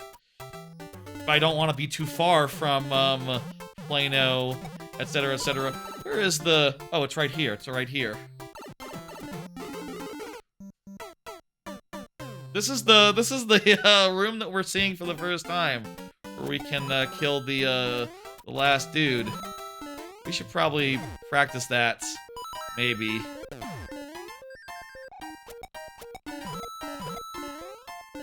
We're starting to get the other parts down, though, and that's excellent. Now, I didn't say I was professional. And, like, seriously, like, this is just a small channel by a dude who, you know, would prefer to have a day job that pays, you know, money that you can live on.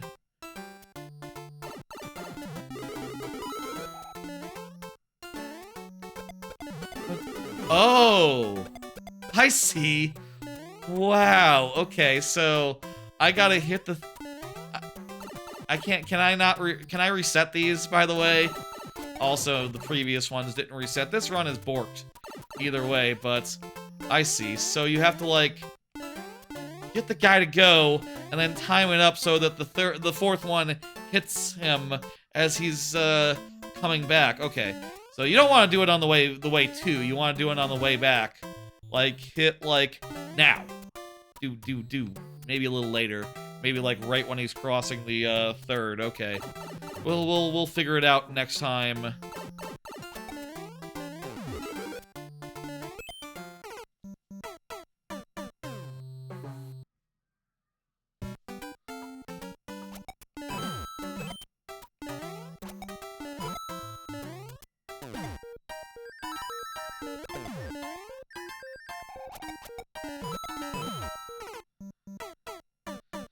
Alright, timer's up. I'm hitting end timer. And, 5 last tries there. Let's go, let's do it.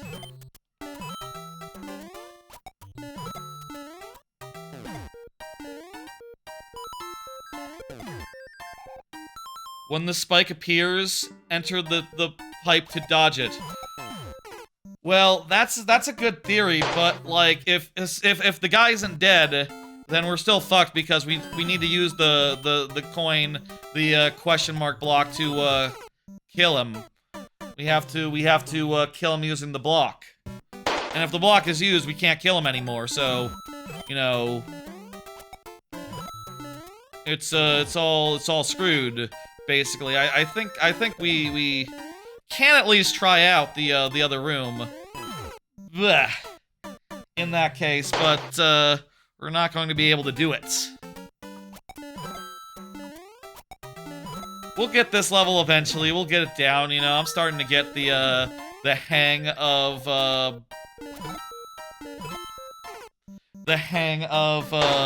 etcetera, etcetera.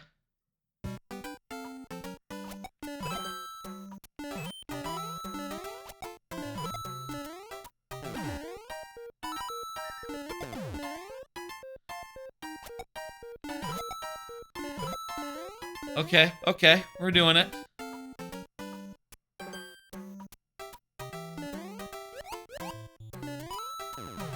Okay, pull that up. Hey, Trebucket, how you doing? Thanks for the Twitch sub, by the way. Fuck it! That was the last try! Oh, crap. Thanks for the Twitch sub. I did not notice that Koopa was about to come out and fuck me up real good. You won't be here long since you have an early shift tomorrow. Gotcha. Thanks for the sub. Anyway, I appreciate, especially now. You know, normally the subs are just like a little extra, you know, just a little extra over my normal salary and all that. But you know, I'm currently in a place where things are unclear at this point, at this juncture. So that helps. That helps a bit. That is always good to see, regardless of circumstance. Appreciate it. Thank you, Chard. Do you think I should submit it for the lightning round or save it for next time? You can do whatever you want, Chard. You can resubmit it if you have another level you'd rather me play. It's up to you. You know, it's always up to you. I'd love to have another level from you either way, and you know, you can be whichever. All right, next up is the Japanese viewer with the Japanese name.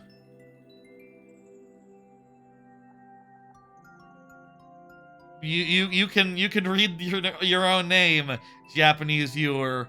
I feel like, and also I have done the thing that adds the chat and tells in the YouTube chat, the message says Awakened Legend Super Louie. That's I I don't know where it gets that name from when I'm seeing a completely different name from the rest of the Warp World system and from YouTube. I don't get it. I don't get it. Whatever. And also, the Warp World on the Twitch side says the Japanese name from the bot thing. You are where are you in queue? You can't access random links. Wow, you're number 4 right now after not including this one. So you're a bit from now. I will say by the time you're up, it'll probably be last call. Or not last call. It'll be sudden. It'll be a lightning round. So get ready for that. Speaking of, let's do more cards. Let's keep on trucking. Does spam mail from politicians piss y'all off?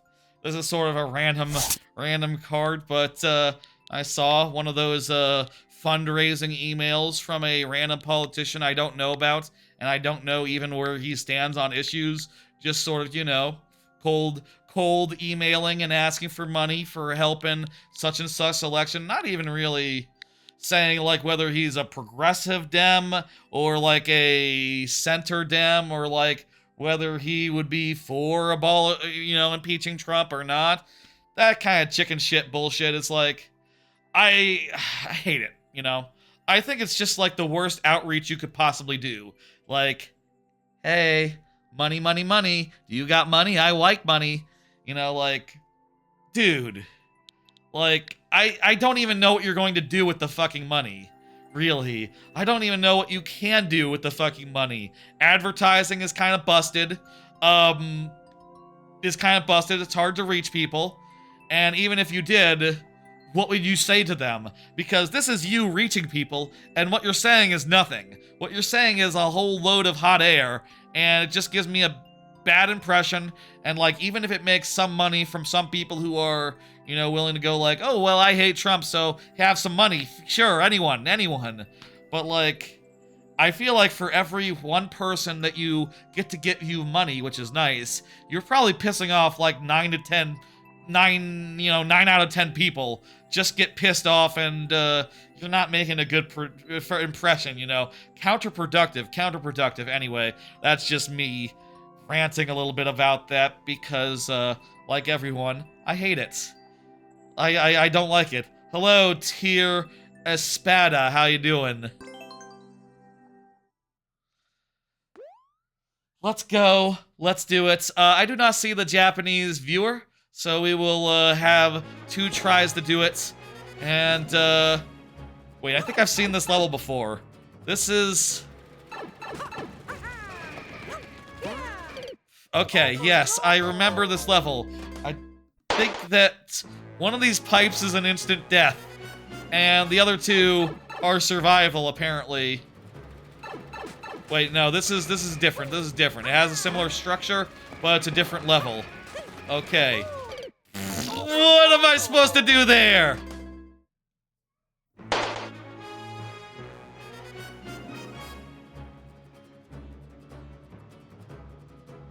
It's the Fire Bros spam level, this one. Thank you, Japanese viewer. I don't see it in chat, and I don't see a confirmation, so we have to move on, since you are currently, not present in chat. But, I can give you a little longer, maybe, to confirm. Let me drink a little bit of water. Let me see who's next. It's 06I. 06I, you're here, right? You can confirm right now, and that'll make this a lot more simple. 06I is here. Excellent. I did not see the Japanese viewer. Let's go ahead and move on then. Thank you for the level. Maybe I should also make sure to do the Japanese instructions next time that have the message like translated into Japanese or something. I am seeing sometimes it looks like if the YouTube bot now is confused about a message, like or like the language of it, like a translation thing seems to appear over, like the symbol for language, but it's not doing that consistently. I can't seem to click on it, so maybe that's something they're working on. That would be nice if people could translate the chat into whatever language they pleased. And, you know, it wouldn't be, you know, 100% reliable, but it'd be better than nothing when someone's speaking a language you don't in chat. Let's do another card. Has AI ruined specific content for y'all? This is something I wanted to ask y'all about. This is something that I've been thinking about myself. Basically, the other day, I saw a animal video. You know, like an animal video on Blue Sky. You know the type. And honestly, I couldn't enjoy it. I don't think I can anymore because whenever you see an animal video now, you gotta be you gotta be thinking like, wait, is this real? Is this fake? Is this real? Is that a real dog? Is that a real dog? That's not a real dog. That's not a real dog. Fuck. Get this shit out of my face.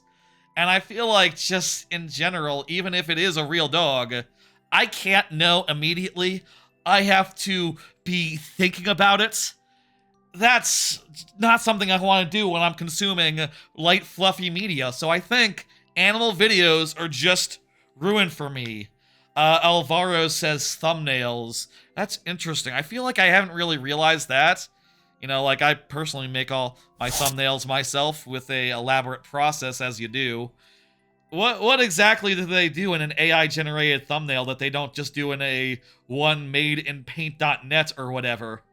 Yeah, it's ruined AI things. You try to find animal video channels that you trust are real. That's a good strategy, yeah. That's a good strategy. Heads up, Alvaro says this code doesn't work, O6i.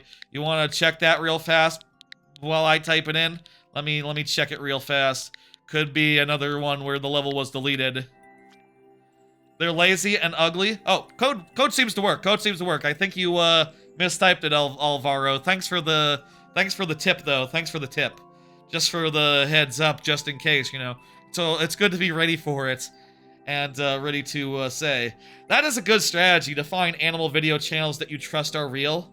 I guess, like, you know, I'll say, like, I very rarely see animal videos on, like, YouTube. Usually it's through, like, Blue Sky or whatever, which I guess it says more about my algorithm than it does about the availability of content. You know, I guess, like, everyone's YouTube is a little bit different, and if you ask me, I would say, like, yeah, YouTube isn't a big place for animal videos. It seems like it's all about, videos about, like, screws. I see more videos on YouTube, shorts-wise, that are just like, here's a 3D printed set of like, gears. Look at them. They're moving, like, you know, they're like 90 degrees separated from each other. Isn't that interesting? And you go, oh, that's interesting. I see. So that's how you 3D print something. You hate the YouTube accounts that use AI voice to tell stories or give instructions? Yeah, I don't like those as well. You recommend Kotsumets about two Japanese otes, Gotaru and Hana. Okay, so you're looking at specific animals where you know those two animals are real. Otters. Oh, okay. Gotcha. That's cool. Yeah, I guess that's the way to do it. I just haven't that's not what my algorithm is looking like. Like how hard it is to talk on your own vid? Yeah, that's seriously a question I ask as well. Whenever there's, like, AI voice, it's like, it's not hard to do a voiceover. It's actually kind of fun. You know, you can record it up, and then you can go, like, delete, and try it again as many times as you want. It's not hard to just, like, go off the cuff, you know. Just relax and be yourself. It's better than being no one at all, you know. Yeah, earlier, what were you talking about earlier? I'll say I don't personally care for baked-in subtitles on videos either. That's why none of mine have that and never will. I don't like to do that. And there are settings that allow you to have subtitles if you need them. Auto-transcribed, I'm sure, as you know, accessibility and all that. But, like, I don't care for, especially if they're inaccurate. I hate that. If like, you have the baked-in subtitles, they better be fucking accurate. And if you know, you're using AI to do them... Thing is, like, the automatic ones already use AI, so, Like, they get a buy for being inaccurate. You know, manually looked at it and had the chance to correct it, you know what I mean? Like, I don't care for that. You're glad I don't do subtitles? Thank you. I'm good to have that decision reaffirmed. It's also easier, I'll note, to not do them, but personally it's my preference. It's for retention. I guess, yeah. That makes sense.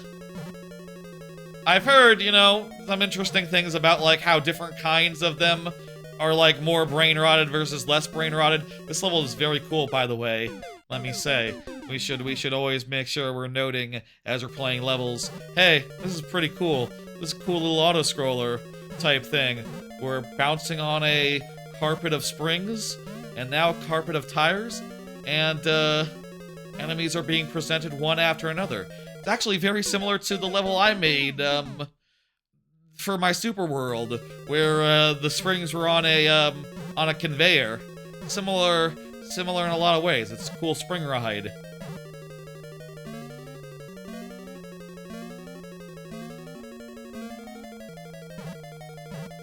Anyway, what was the thing someone was saying earlier that AI ruined for them? Someone was saying something earlier. What was that? That was, let me scroll up real fast. That was, trying to remember what it was that was, said there. Who remembers? I can't find it real fast, and I don't remember which side it was said on. But, yeah, you know, AI, I feel like, definitely has a... AI definitely, like... The instant I feel like a channel is using AI, the instant I'm just like, okay, well, that's right out. Hell, I'll say, like, there is one channel I've been seeing around recently that I decided to like, opt out of, you know, just say no to, don't show me results of, is the infographics channel. Not because they use AI, because actually they did, like, start all their videos with, like, oh, you know, no AI was involved with this, just because as I'm watching, I'm going like, you know, if this was made with AI, it would not surprise me. And I feel like, even if like, you're not using AI, if you're just doing something that could very well be AI, is not very different from AI, is just sort of bland and feels, flavorless, feels soulless. Like, on a certain level, I don't care if it's AI or just human slop. You know, I just would rather have something that has a stronger voice and has, like, you know, a person. If I could see a person, I like that a lot. You know, if I can see person and go like, hey, yes, person.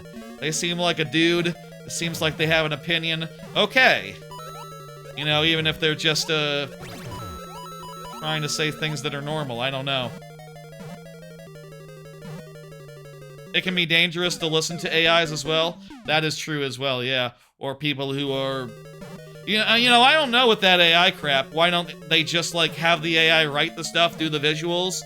And in the case of, like, AI voiceovers or whatever, why don't they just, like, re-record the thing using their own voice? It's not hard. Maybe it's a thing of, like, accents. You know, like, you know, I don't know, like, where...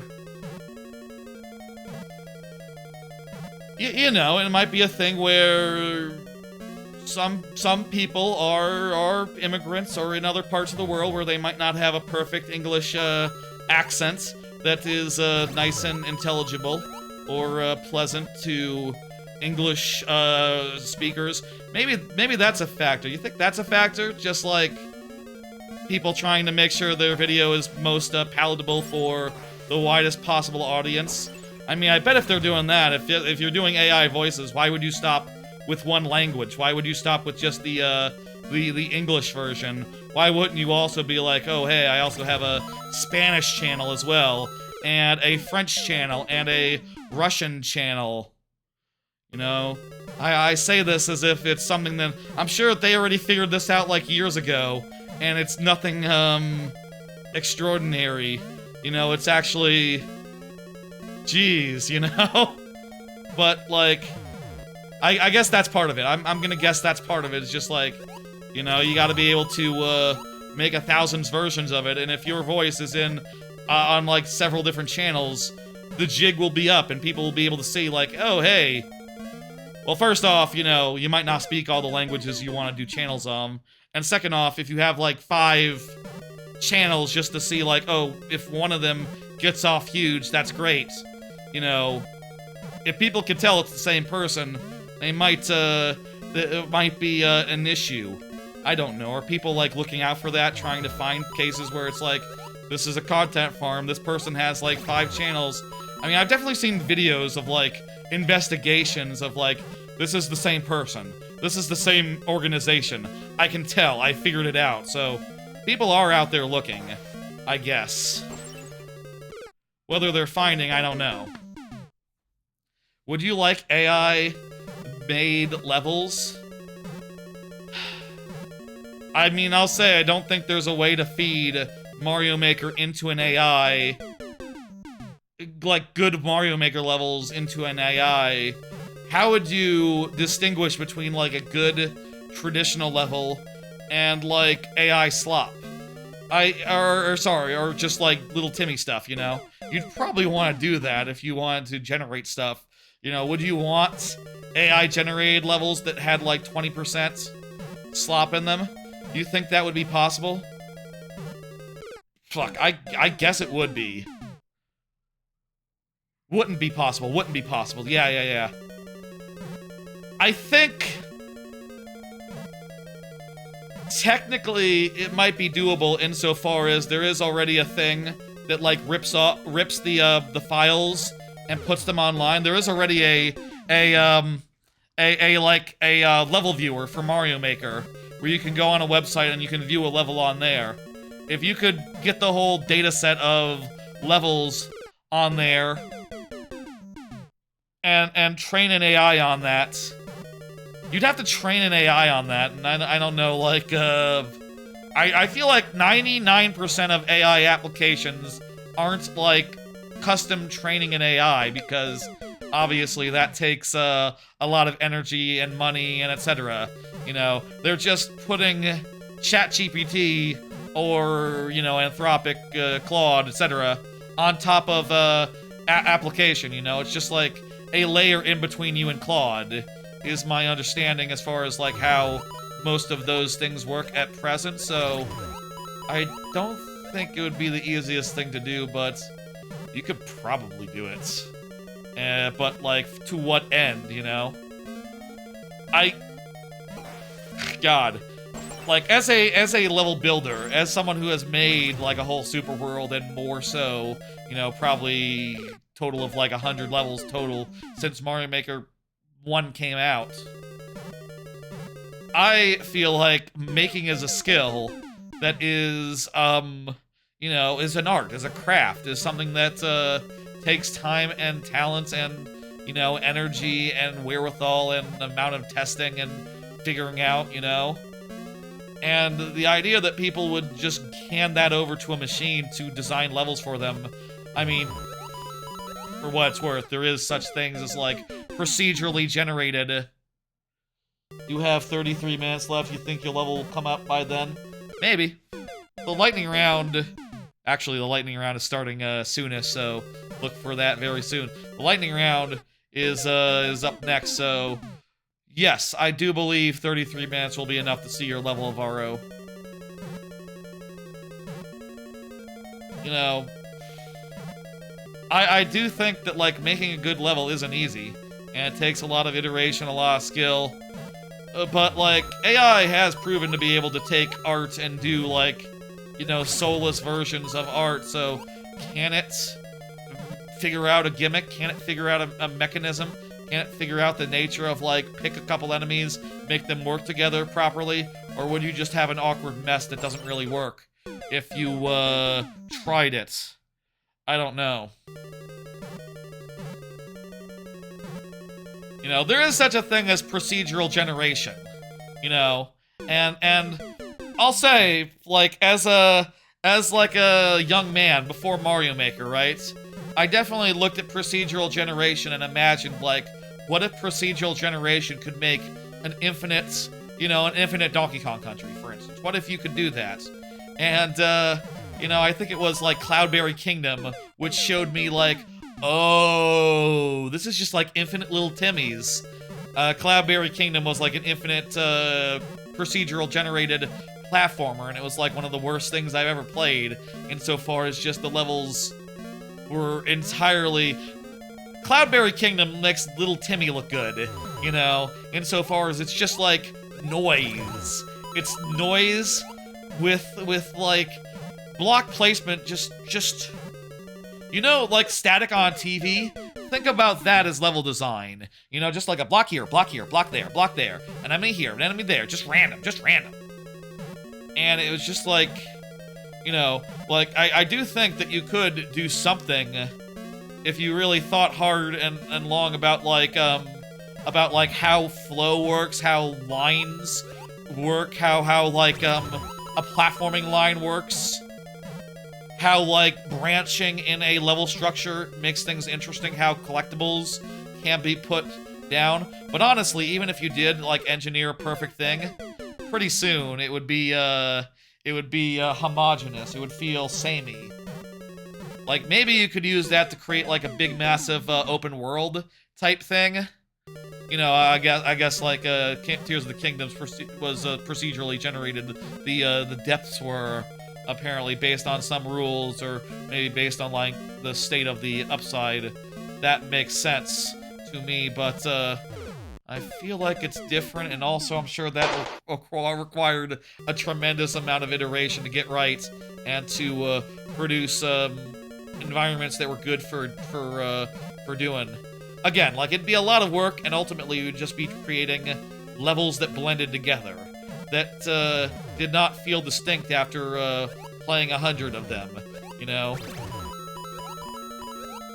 Like, you need some I feel like every level needs some spark, some originality. Like, hey, we're playing a level that is very original, has very spark to it, even if it is, like, I'll say I have a level that I made that's very similar to this, but it is very different in a lot of meaningful ways, and has a lot more going on as far as, its gimmick goes. I think it's great. Bouncing around from all the different types of bouncies. Oh, crap. You need a key, but it's out of bounds somewhere? I mean, that's another issue, I guess. How would an AI know if it was finishable? Would it just, like, run...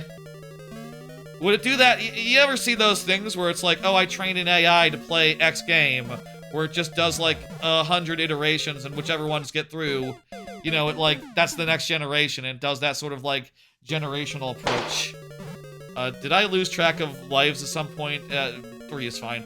We've got 3 left, folks. Let's do this. I'll say, like, before AI came out, I was definitely thinking, like, oh, what a thing would be possible, but Mario Maker kind of has, as much content as you'd ever need, and it's wonderful and good, and I feel like it's more about tools and giving people tools than it is about making an infinite amount of slop. People have made already tons and tons of levels here. You could not want for much here. Mario Maker 2 has infinite potential, clearly. I've seen that myself. You don't need slop Mario. I say that after giving Mario Galaxy a really good review. I like Mario Galaxy Movie, again. I don't know that I would call that slop. I'm sure some reviewers would. All told. AI, Muncher Stack, AI playtest it. AI uses hacks to upload it. I suppose that is a possibility. Like, what if the AI figured out how to, just dummy a upload thing? Yes, it's clear tested. Thank you. Why wouldn't it be able to do that? I mean...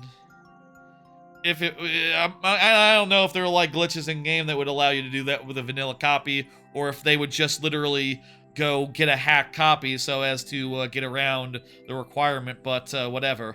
You just need people of any skill level to make cool levels. Yeah, and you just need enough of them. And clearly, there are enough of them. There are enough people. I feel like Super Mario Maker 2 didn't have the tail for a lot of people that like Mario Maker 1 had, but there's still tons of people making years and years later. Or at least like a good, I don't know, lots of them. There's a lot of people making, right? I don't know. Certainly I see a lot of them. And I see a lot of variety as well, and it's very, very, very lovely. Let's go. Did we not complete it? We didn't complete it, did we? We ran out of lives. Dismiss. The other one. Miss. I'm distracted and I forget. Starboy just said good tries, which is good because up next is Starboy. It is 8:04. Let me see. Where am I at as far as my cards go? Okay. There's where I'm at as far as my cards go. Nice. Okay. So we got a couple of, Okay, folks. I do believe, folks, do you know what time it is? That's right.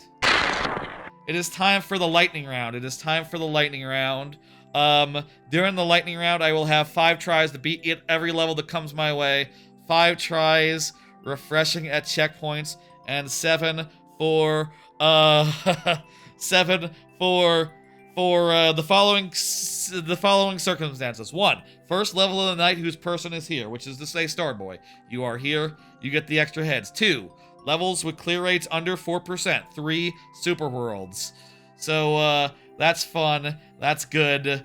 Let's randomize these bonus heads, which come in a variety of forms. As you could see, for that second, they were not hidden. And I randomly hit the button, and we got blue Yoshi. Wish they add more game modes or whatever to this game. Yeah, that would have been cool. I hope that Mario Maker 3 has a longer tail whenever they do Mario Maker 3, which I still have hopes. I still have hopes that, I still have hopes. I have hopes that that's this year, but we'll see. You know, whenever there's the Summer Direct, I feel like then we'll know. And maybe after that, the odds will go more to thing. Your level has a 0% clear rate, you get 2 extra lives. That's right. That's correct. I will say, if your level is similar difficulty to the last one, we might be able to do it still, regardless of number of tries. You know, it'll be suspenseful, it'll be cool. And also, you can submit again after you go. So, you know, jot that down. Let's go, let's do this. I still have a good number of cards, by the way, including a whole bunch about anime that finished this week and anime that started this week. So look forward to that. There'll be a whole big long anime chunk, probably like in a half hour from now, at the rate we're going through cards at present. So look forward to that. We'll be going through them 3 at a time, so we'll only have to do like 8 pulls worth. So you know, that'll be coming up. That's right, Dancing Dinosaur. That's you know, that's something you can't AI slop. Do people have AI slop emotes now? I don't know why you would need that on like Twitch or whatever. All you need to do is go to the Spriters resource and get a sprite and make it an emote. It's not complicated, it's not hard. Or find an artist, I guess, if you want to, you know, have your dog be an emote or something. Or a good picture. That's option 3, a good picture of like a facial expression or a dog. I like the sprites myself, you know. Those are the ones that I like, and those are the ones that I will have. I guess if I got an animal eventually, I would consider like, oh, you know, with one of the emotes, sure, animal can have one. That's fine and good and fun. I think that'd be good. I think this is gonna be an easy one to do in one. Looks like basically you can't die. I'm enjoying this as well. I'm flying up. It's a little inconvenient to have to go all the way back down, but it's very hard to die and it's fast. Do you know how to download Transparent on Spriter's resource? Usually on Spriter's resource, they just do a background that's a certain color. So you can just use a color select tool, select all that are exactly that color, and That usually will get rid of your background. It's not that complex. I wonder if the skills are, if the kids are gaining the skills that they need in Paint.net to keep up with, you know, us old fogies as far as the emote creation scene goes. I don't even, you know, I use Paint.net. I use the simple stuff for simple people. You know, I make do. You know, like country girls. I'm always making do as far as as far as this streaming stuff goes. You know, that's sort of my philosophy as far as this goes. You know, I'm not really interested in like learning Photoshop or anything too complex. It's like, no, I make do like the country girls. Y'all know that meme anyway. Good, it's a good meme. Good joke. Like the country girls, I make do. That's sort of my philosophy as far as you know, as far as you know, my channel, as far as doing anything. You know, certainly I'll try to improve my processes and use better software if like it like is an obvious like iterative improvement over the previous thing I'm using, but like I'm happy like just fucking around with Paint.net and figuring out like, oh, I can make an emote this way, I can do this, I can do that. You know, it's not that hard. I don't need anything fancier than Paint.net, and you know, yeah, you know, all the thumbnails are made that way. All that crap. The lightning round was made that way. All the UX. That's the way I prefer it. What the hell was I talking about? Did we do a card? We didn't do a card. I don't know how we got on this country girls make do. They do though. That's what I've heard. I like that meme. It's a good image. That makes me smile, you know. Anyway, thank you, Starboy. I'm hitting complete. And up next is continuosity. Not sure how you say that. Never heard the meme? Oh, well, it's one that you see in picture form. I'm not going to explain it. You can look it up if you want. Some parental guidance suggested. Country girls make do. It's a good image. That everyone, a lot of people know about. A lot of people know about that one. Next up is continuosity. Please confirm. Also, here is a card. Kind of been thinking about rewatching some classic Disney movies. Kind of in the mood right now to go and rewatch some stuff like Beauty and the Beast or like Aladdin, some classic crap from my childhood. The other day, what it was I watched, you know, do y'all know her? Y'all know Lindsay Ellis? Lindsay Ellis? I don't know if a lot of people know her, but she's a very popular YouTuber who has been on YouTube for a couple of years. I mentioned it in like a Discord on a Disney channel, and people were like, who's Lindsay Ellis? Which kind of surprised me. Like, I feel like Lindsay Ellis is one of the more popular Disney YouTubers. Anyway, new video out from her. That was real neat. And now I'm just in the mood for watching a bunch of that crap. And I said on that said Discord that this is a joke that for the Giant Bomb people. This must be what Mike Minotti feels like every day. This must be what Mike Minotti feels like every day. This makes sense for people who know Giant Bomb. And also, I think it's true. I think Mike Minotti just wakes up every day and says to himself,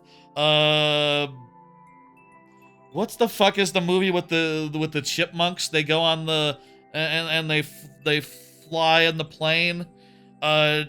Rescuers Down Under. He says like, ooh, I want to watch that. And then he does, I assume, in his off time. I don't know. He is a very busy man, a merch master and all that, but I gotta imagine, like, if he wants to put something on in the background, a lot of the time that's gonna be Disney, right? Chippendale Rescue Rangers, that's it. Yeah. I've never seen it myself. actually.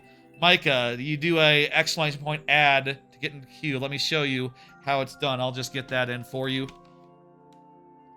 You do like this. Add. I'm going to put your name here. And bing, bang, boom, there you go. Now you are submitted into the queue. Excellent. Okay, let's go. Continuosity has not confirmed yet. Kind of in the mood for that. I don't know. It's been a while since I, like, had anything in particular that I wanted to rewatch. And I feel like whenever I'm between things that I'm rewatching, I'm always, like, struggling to find... Oh, there's Continuosity. Perfect. Thank you, thank you. I always feel like I'm struggling to find something to watch, so, like, a bunch of Disney movies I feel like would just be nice and standard and easy to put on in the background, and, would be fun. I suppose I could also just wait until my nephew is old enough to enjoy good movies, good Disney movies, and then whenever I see him and, like, I'm hanging out at my parents' house and they're babysitting, just put on a Jungle Book, and I'll see some Jungle Book. But, that's not quite how it works right now because he's 2 and doesn't have the attention span or understanding of things bigger than like they got like the Marvel shows now where it's like Marvel shows for kids. I think he likes that and the dogs more than anything. I don't care about that as much. Waiting for him to get some good taste, I guess. Let's do this. The clear rate is below 4%, so we do get the heads. Let's randomize them. We got Mario. Hey. Castle of Doom, Kaizo. Let's do it. We got 7 tries. Let's make them count. Okay. This is a Kaizo, but it is pretty high clear rate for a Kaizo. I don't think this is that bad. What is... Oh, I see what we do here. This is a... Okay. So far, not so bad. We gotta do a ladder climb there. I know how to do that. It's difficult, but not too difficult. Also, like, this is literally not so tight that we gotta, like, go at full speed here. We can stop and, take our time.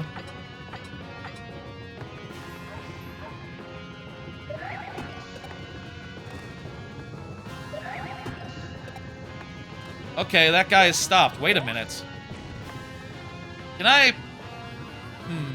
I wonder if I could grab that, the shell. I don't think so. I think that shell is, like, strictly out of reach. It's not, It's not gettable. It's not gettable. Okay, I want to jump over, and then... Gotta find the right timing. Gotta find the right timing. And clear the runway a little bit.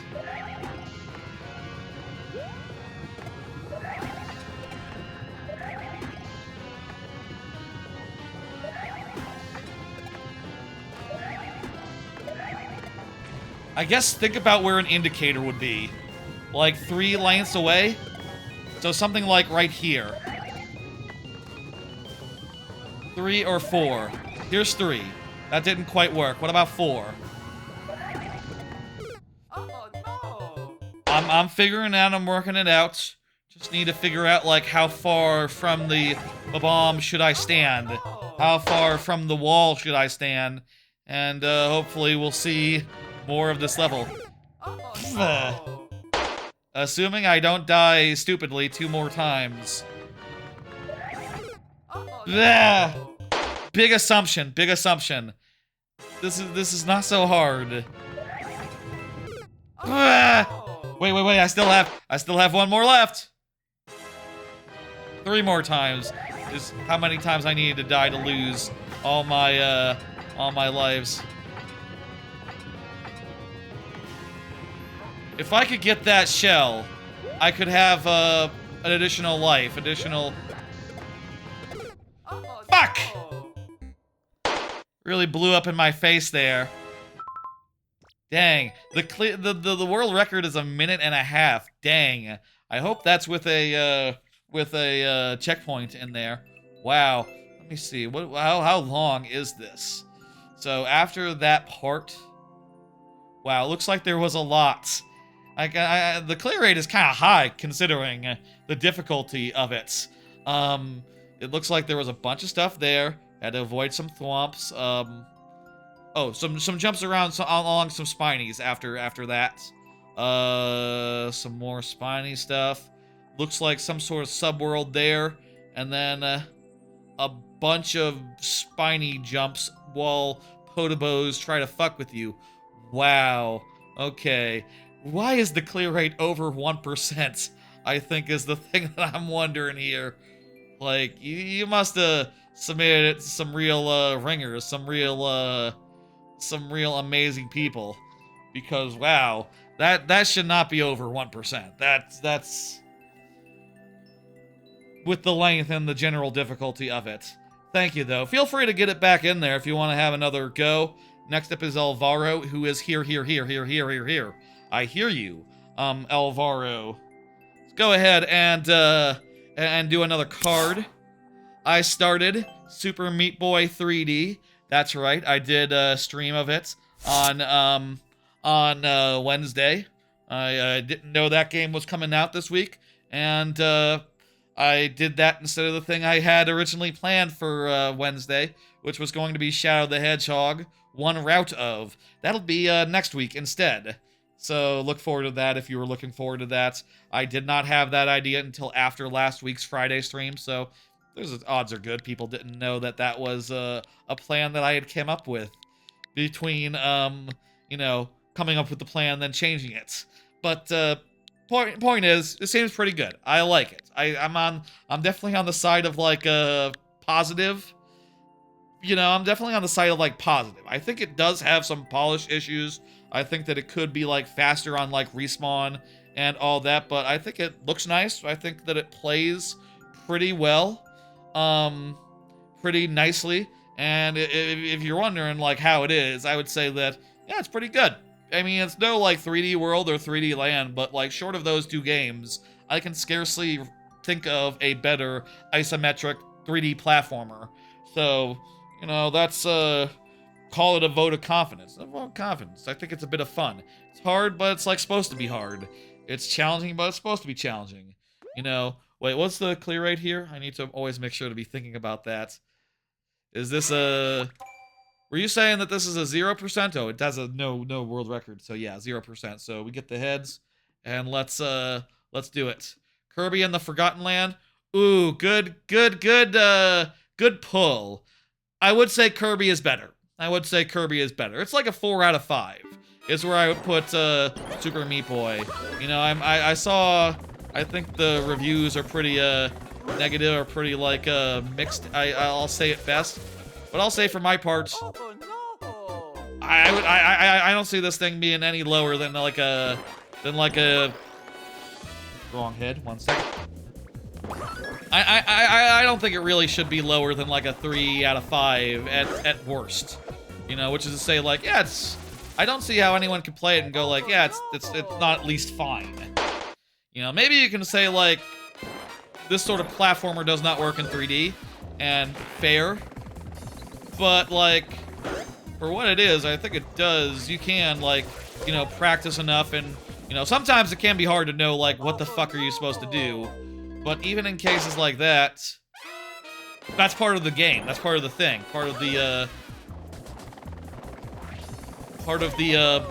Ooh.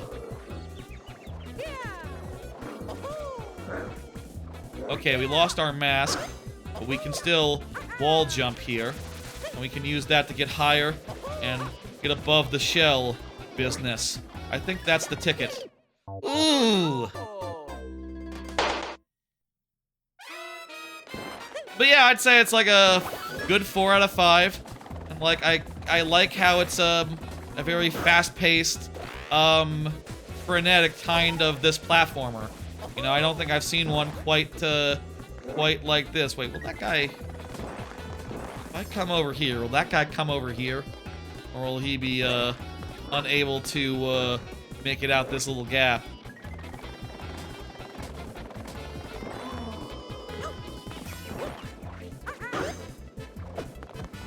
I mean, I could wait for him to spin. I could wait for him to spin, and then he'll be stunned, and then I can kick his ass. This is the cheese dick approach. Right here. A fun word that I don't use enough. Okay, another boss.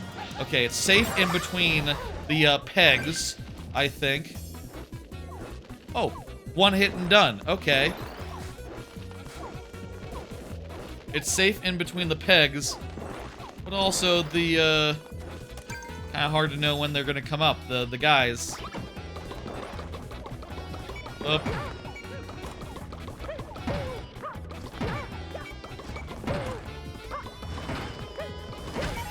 What? Oh, hang on. This is easier. This is an easier way to do it than with the bullet, the bullet bill. Just like long jump him repeatedly. Okay. I like that. It's more consistent, more stable, more repeatable. Let's go. Let's go. At this point, I would be very bummed if we started this over. We've gotten in pretty damn deep. Super Meat Boy 3D, I like it. I'm playing it a bunch, you know, casually. I would say it's a great game to play without, while not thinking about stuff. Oh crap! You need the bullet bill hats to get through that point. Okay, to get through that part. Okay, okay. Damn.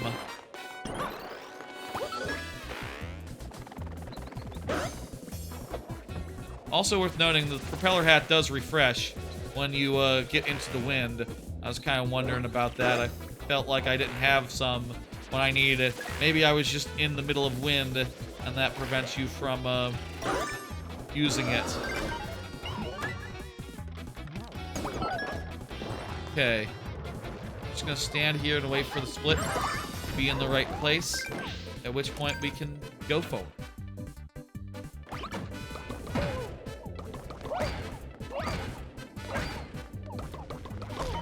Shit!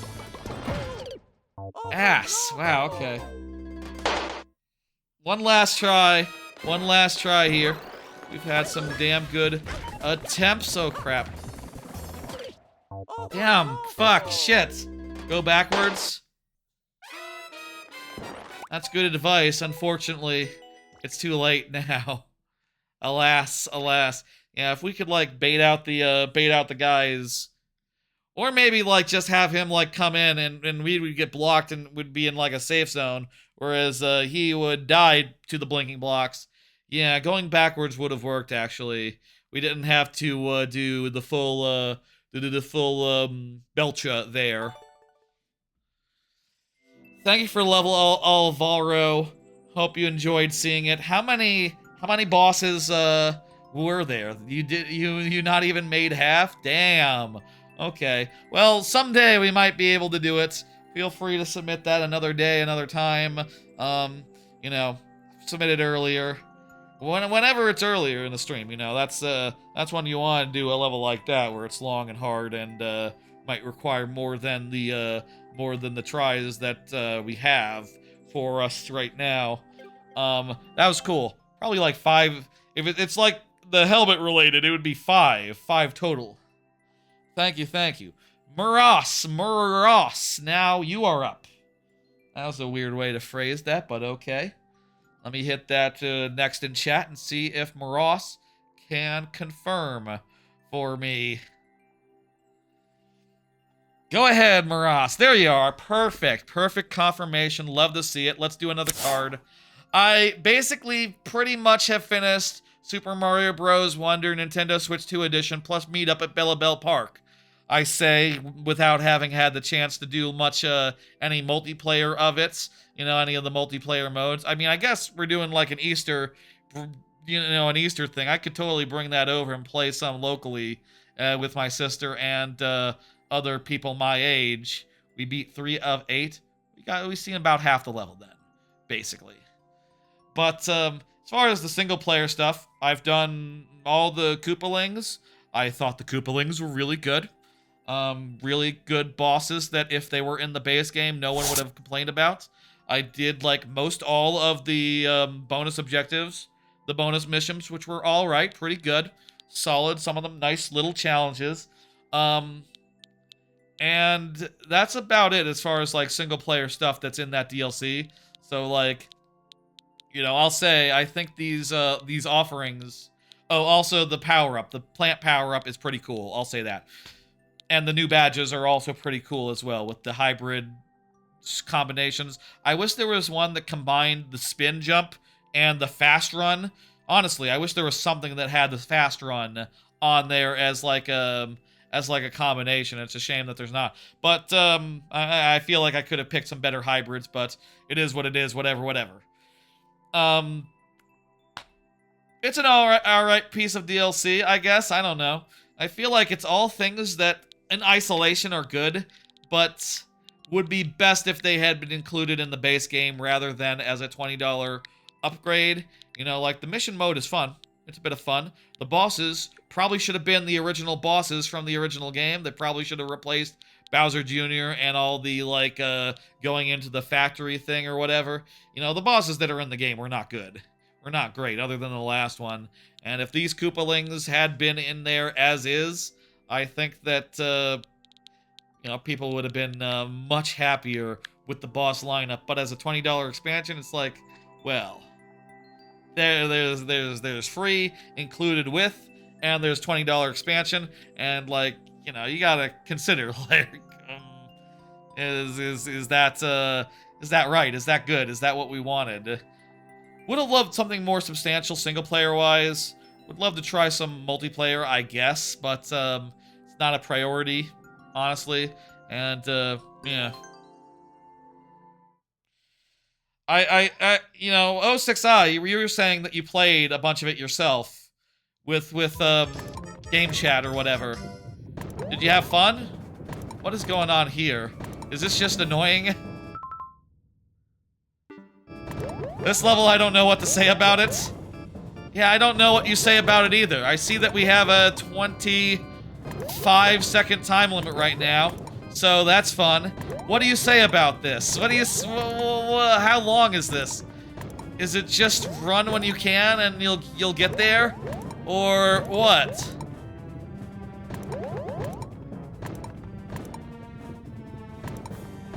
Do I need to be jumping?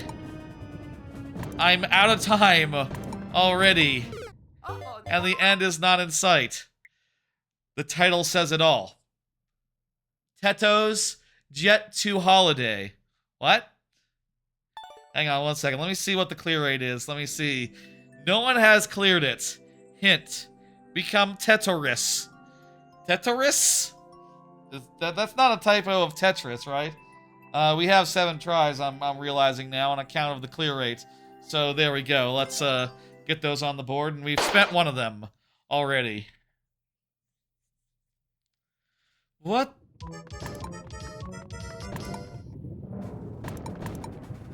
I don't know what the... why...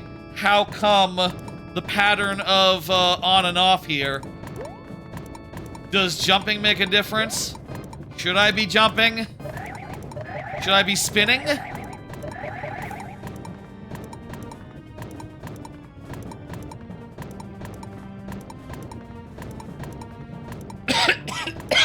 I have no idea. I am very confused. We have 5 seconds left. The ending is not even in sight. Wait. Yes, it is. Yes, it is. That's gotta be the ending. Okay. You know what? I think just hold down right and run. Right and run. Right and run. Let that be it. Just right and run. I bet it's that simple. Could there be some RNG here?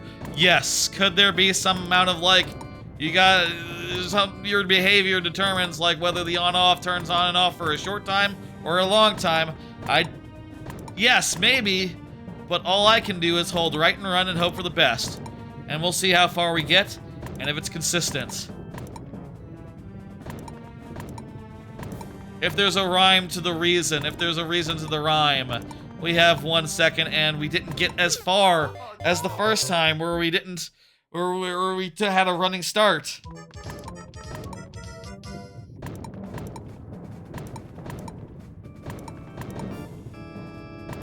Great. That was the second attempt? Third attempt? There we go.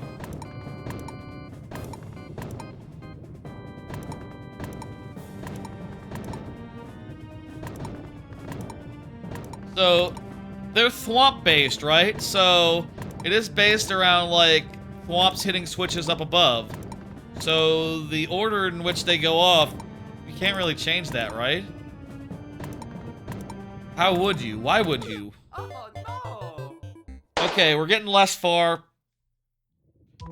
So, running start then. I don't know.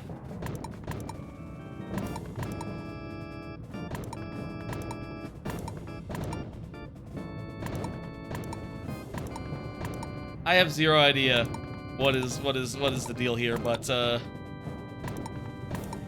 we're trying our best.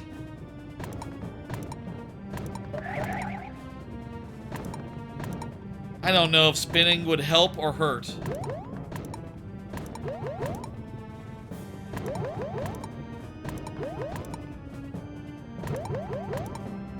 Okay, you know what? Oh. Maybe we have to do something goofy like run and jump. I'm gonna try mashing jump. I think I need to pop a balloon.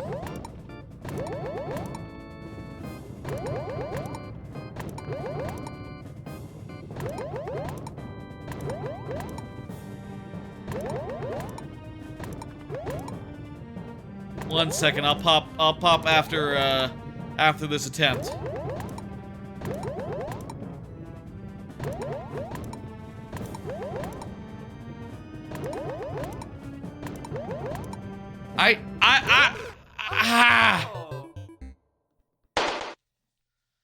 I don't know how that one time we got farther.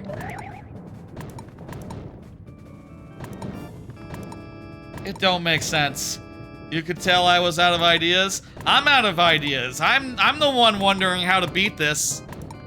It seems to me like it might be RNG determined. It seems to me like if you put the footage of each attempt next to each side to side, it would be different each time. I bet I got different amounts without rhyme or reason each time, and Oh no! blah. I don't get it. But that's as many attempts as we can give it right now. Lightning round wise. Thank you. Thanos Shane says there's no way you can beat the level in your super world. We'll see. Maybe. It can happen. Sometimes it doesn't happen. But when it does happen, that's really satisfying. You know. Submit as much as you if you want. Anyway, then the Noah Shane. There we go. That's how you parse that name. Good night, Trebucket. Have a good one. Have a good sleep. I need to sleep as well, but probably more around like midnight or 2 a.m. or something, as I tend to do on a when I have a good schedule. When I have a good schedule, it's like that, but it can be later. Teresa Panda or Tears T-Res-Pada? Terespada. Go ahead and confirm for me in chats. You are up. Terespada says, yo. Alright, perfect. Full lightning round and all that. Let's do another card. I'm still playing Overwatch and Pokopia. Those are still two of the games I'm playing, the main other games than the one I mentioned previously that I'm playing.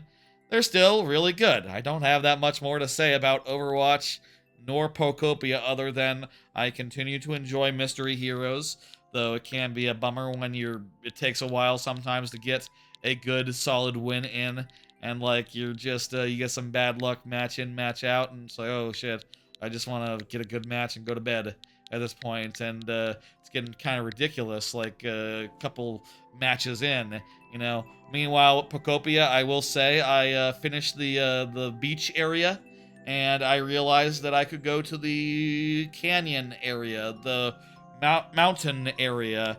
So that's fun. I'm now starting to do the missions in the third area. There's like a chef or something. There's like a chef that I have to free right now that I'm working on at present, and it's still been good. It's still been good. I've been going at a nice steady pace, a little bit here, a little bit there. It seems to me like everyone else has finished Pocopia already. It kind of sounds to me like everyone's done it, but I don't know. Have y'all finished Pocopia? How many areas are there? How far from the end am I, realistically? Also, I'll say that I don't make anything near as impressive as the other, like, the people you see online. I've been mostly doing, like, recently I've just dug a hole in a wall and then put a door on it, and that's a house. You know? Just like, okay, well, if I do that, I can live there, and I can put down my flag, and excellent. Okay, that's all I need to do. And that's easier than using a template and getting a Animal Crossing style house together. This is cool, by the way. I like all the mini games here involving arrows. This is a fun Link level that uses him and a variety of other gimmicks well. This is exactly the sort of level that AI could never. You know, AI could never work out how to do it and how to, like, compose a solid single theme, a through line, a nice setup like this. Definitely beyond such and such capacity, beyond the capacity of AI. It maybe could figure out how to write nice in blocks and stuff, but it wouldn't figure out where to put it. Where people could see it. I don't think. I don't know. Any rate, this is a level with some soul, and I appreciate it. I appreciate a level with some soul, and, God, I hope that, never comes the day where we're mostly, or that AI slop comes to, ruin Mario Maker or its sequels. Thank God Nintendo is on the side of, like, no. No, we don't think so. That's, you know, imagine if Mario Maker 3 came out and they just said, like, instead of making Mario, Mario is made for you. And you'd be like, oh no. I hope that day never comes. Thank you, Tierspada. Tierspada. I enjoyed it. Fun stuff. Yeah. Anyway, still playing those games. We'll continue to play those games, probably in the near future. I think, Chard is up next. Chard just said fun music, so Chard is here. Excellent. I think we are at the point where it's time to start talking anime. Let me see, is that the next card? Yes, it is anime time. 3 pulls until cards say otherwise. That's right. Or until I say otherwise. I'll know when to stop pulling 3. A lot of anime ended over the last week. The last week has been the end of the season, so a lot of anime has been hidden, as it does. Meanwhile, similarly, also there's a bunch of new anime as well, and I will cover all of it 3 at a time over the next such and such levels.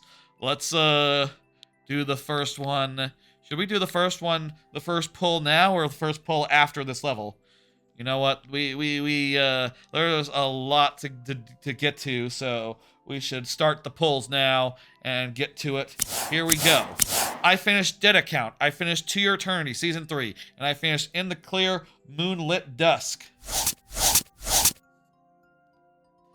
So, Dead Account. Real fun, dumb shonen, where basically the idea of it is so dumb that it's actually kind of amazing. It is a show about exorcists who have, like, online-based abilities. Basically, their powers are based upon, like, what sort of online degenerate they are in life. You know, what their sort of, like, you know, brain rot comes in the form of. So you have like a dude with a flamer.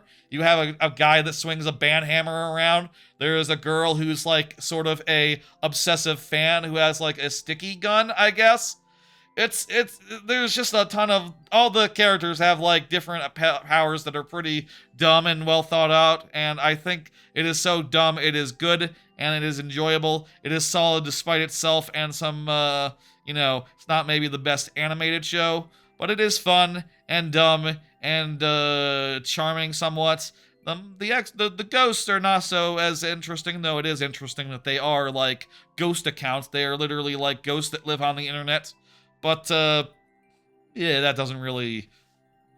It's not as fun, I think, as just the nature of the power sets and all that, which are just very fun in the way that they work. Thank you for the follow, Tira.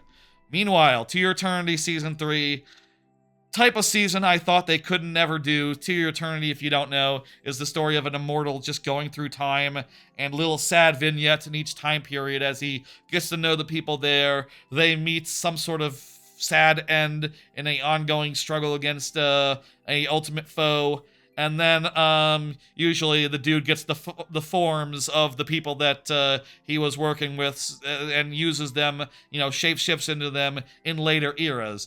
This season was all one big core, one big arc over like 24 episodes, and also was in modern day, which was just kind of, I never thought the format could support that, but they made it work, and it was pretty good. It kind of felt like a victory lap too, for various reasons, insofar as like, well, you can see on the poster there's a bunch of characters. They eventually, minor spoilers, in season 2 they figured out how to bring people back to life, so he brought back all his friends to life in modern day, and they all hang out and live in a house, and there's some drama as well, and it's pretty interesting and well done.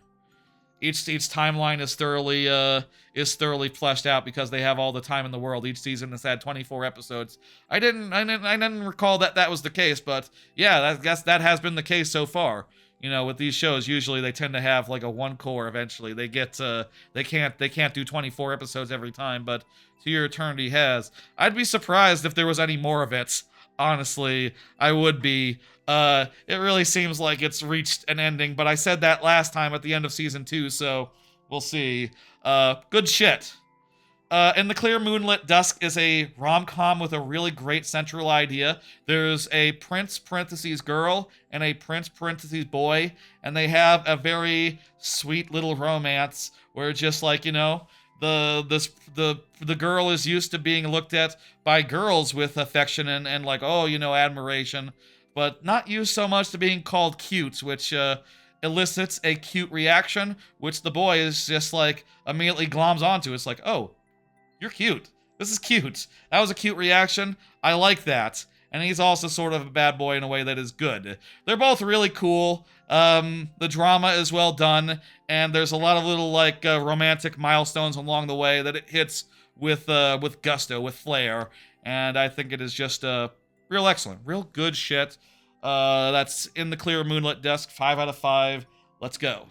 And To Your Eternity was 5 out of 5 with a heart, which is to say it's an all-time favorite in addition to the 5 out of 5. And the first one was just a 5 out of 5 as well. I will say I tend to use the the letterbox style heart as like an additional point. Typically. Season 1 was like ancient times, season 2 was like medieval. I guess. I think that was true, yeah. I feel like sometimes like the barrier between medieval and ancient is like, well, especially in that show where it's all like fictionalized version of it. It's kind of hard to tell like when one starts and one stops, but I guess things were a little more sophisticated. Kingdoms really weren't a thing in the first season, whereas in the second season, kingdoms were all over, and it was starting to feel like more of a international affair, more like the map. People knew where things were, I guess. What was the clear rate here? I fucking should look. Anyway, those are the first 3. There's not that many that ended this season, I'll say. No one's cleared it yet. Okay. Well, we'll get the heads there, and we'll randomize them accordingly. We got Yellow Toad.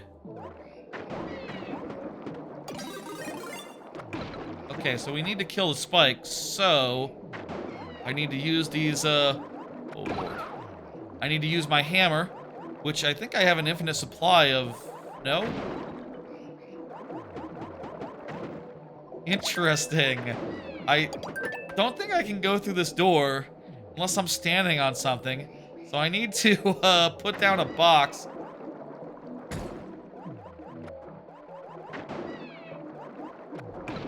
I need to put down a box of which I can, for what it's worth, spawn as many as I need. Wait. Oh, they don't float. I thought they floated. Does look like they float a little. What? Why do they float sometimes, but not other times? Why are they going up and down and up and down? What? I'm very confused here about how physics work in this game. This doesn't make sense to me. I stand on them, and it starts going up. Box tech? Okay. Box tech. It's magic. I'm just gonna say magic. I can make more boxes if I need them. Come on, box. Come on down. Oh, you really have to wait for it to go lower because you need to do a thing. Invisible physics. I have a decent... Oh, jeez. Is it based around, like, maybe where you are in the level? Or, like, the presence or lack of, the bullet bills or something? Whatever, I think I need to move this to be, like, here.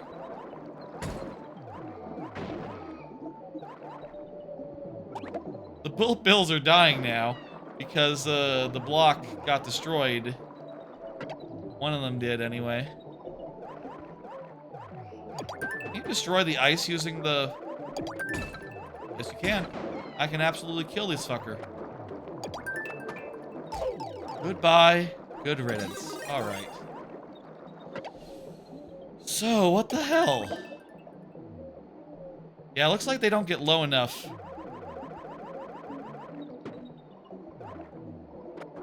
If I start with multiple boxes, will they start to get low enough? I mean, I guess I could make a third set of them. Make a whole, like, inverted stack.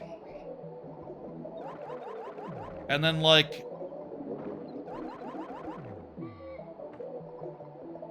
I could totally, like, stand here or something.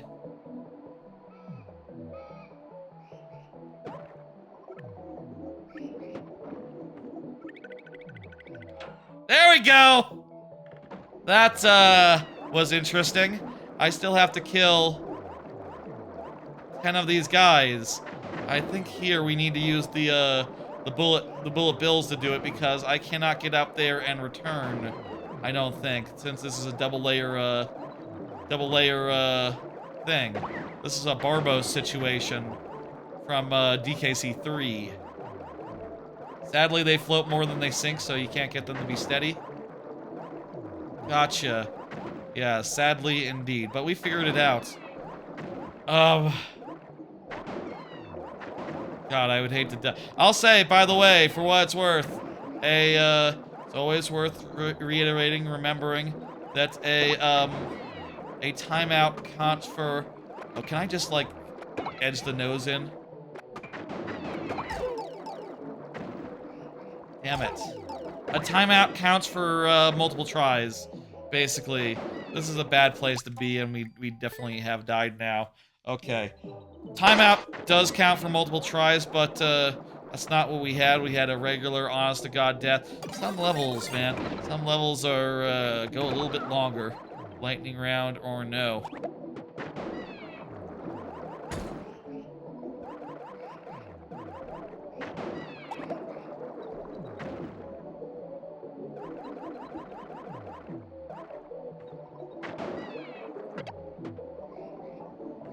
But we got it. We got this.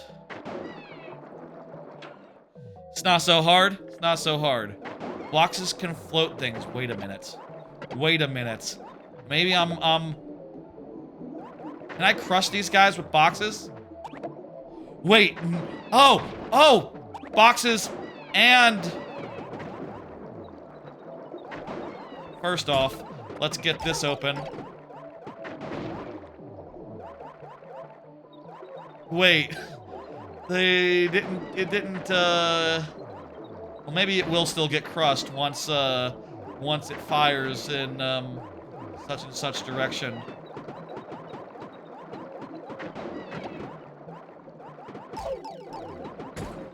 I need a hammer.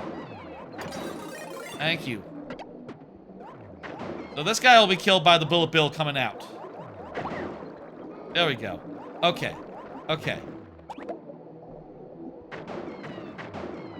Let's do this. The slight when you put a box under a thing, there's a little bit of slight angle that gets added. Just gotta hope for hope it doesn't like get stuck you know, wedged one tile to the side. That would be a problem. Okay, we got this. This isn't so bad. These are just nice little puzzles.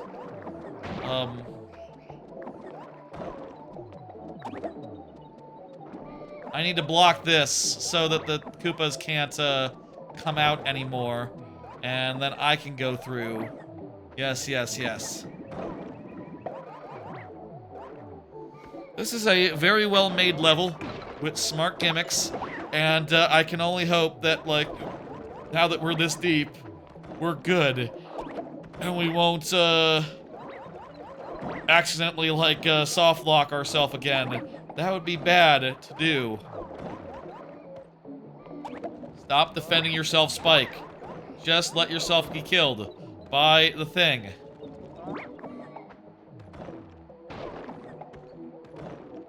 Beautiful. Beautiful. Beautiful. There's just 2 left. We got this. Does it normally do this? Oh. My box lifted me up a little bit. Damn. My box lifted me up a little bit, and that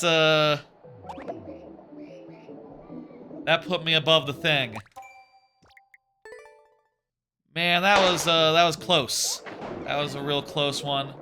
How about one more set of 3 cards before we finish here, before we do it? Let's these tries are a bit long. Let's do that real fast and get another 3 talked about real fast. And what a 3 we have. These 3 in particular, some of the best. I finished You and I Are Polar Opposites. I finished Hell's Paradise Season 2. And I finished Journal with Witch. So, You and I Are Polar Opposites. Fucking great rom-com. I would describe it as peak, one of the best rom-coms. Very good. It is a rom-com that does not fuck around. There's some rom-coms you see where they are so obsessed with maintaining the status quo. You know, I talked about one last week where it's like, oh, you know, any single hint of progress has to be undone so that the status quo can be maintained.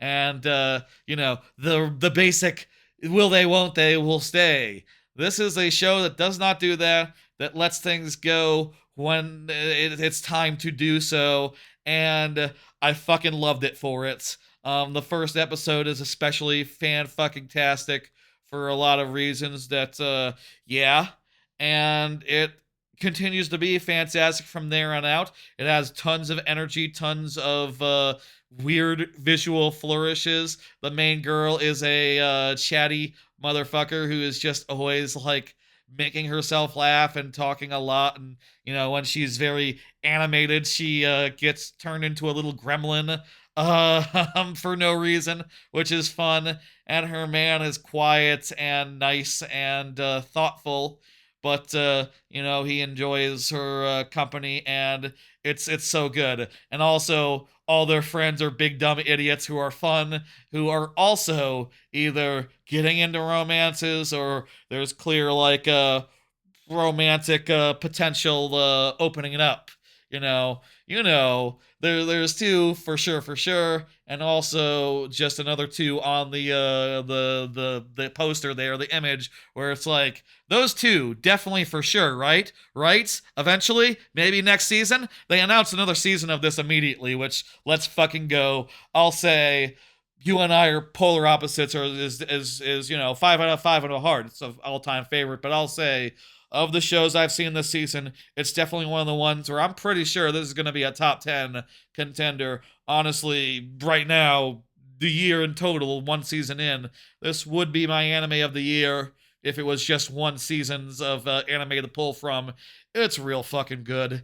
It's like a more fun version of like what's that show where the guy has the piercings and the girl is like at home is Horimiya. It's sort of like a more fun Horimiya, which is to say it's fucking great and it has a lot of depth and a lot of like everything you want. And also it's very very very very fun, well animated, full of big moments and big flourishes and fun animation, and ooh, it's good. Hell's Paradise Season 2 is a perfectly good season of Hell's Paradise that brings things to an endgame place and has some big, exciting, weird endgame battles, which are fun and good. I don't have that much else to say about it. There's actually a lot of shows this season that have gone into endgame battles, and they're all really good. They have great action, great whatever. Can't complain. Finally, Journal with Witch. Finally, of this set, Journal with Witch is also one of the top shows of this season. 5 out of 5 with a heart, but also, like, low key, like, yeah, I would really like it if this one was on my top 10 as well. It is a absolutely beautiful show about grief, life, and such. It is about a teenage girl whose parents die, and she moves in with her messy aunt, who is very human, and there's a good amount of like, I love how both sides of the relationship are like characterized. Both of them are like very well fleshed out and human. It's funny as the teenager realizes like, wait, you're a person as well. You're not like a different order of person now that since you're an adult and like in your 30s. Like you kind of talk with your friends the same way I talk with my friends. It's like, and her messy adult aunt is like, yeah, that's true. And it's really damn good drama wise. It's sort of less is more in a lot of places as far as like dealing with the grief, and when it is like direct about it, more is more, and then it's really good. It's quite nice, quite human, quite deeply, quietly powerful is the combinations of adjectives and adjectives that I went with, that I would use to describe it. It's real good. It's beautiful and very thoughtful in a way that is compelling. And yeah, one of the best, one of the best. Okay, let's do this. Let's finish this things off. Sorry you had to leave soft lock so people wouldn't hammer everything. Getting back to this level, yes, I understand, Chard. With 3D World, you kind of just have no choice in the matter. There's no way to like rig it such that you can't you can't do it otherwise. It's fair game, I understand. The fuck, stop fucking. You gotta kill these guys. They have completely different physics from the boxes, oddly enough. Guess that's not odd. Different things have different objects, different like buoyancy and whatever. Wow, it really goes all the way up. Really goes like all the way up, like really fast. Okay, I just need to ride this one and go in the door right here. Excellent.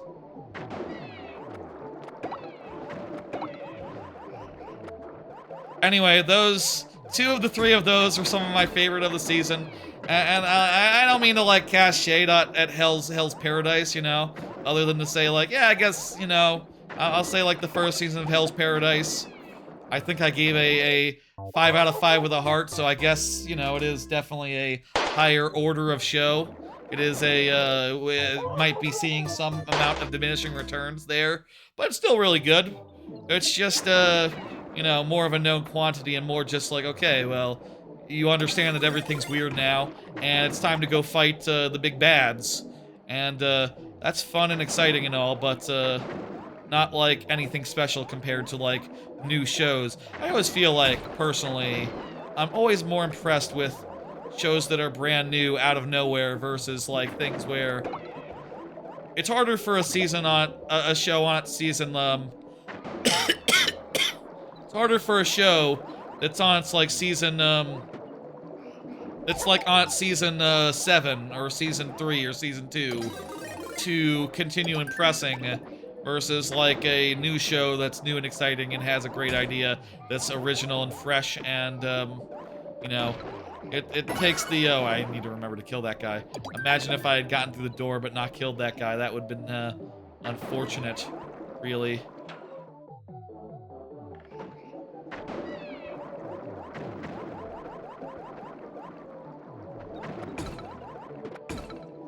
There we go. Got access to the thing. Now let's do this. Don't destroy the boxes. I need the boxes to win.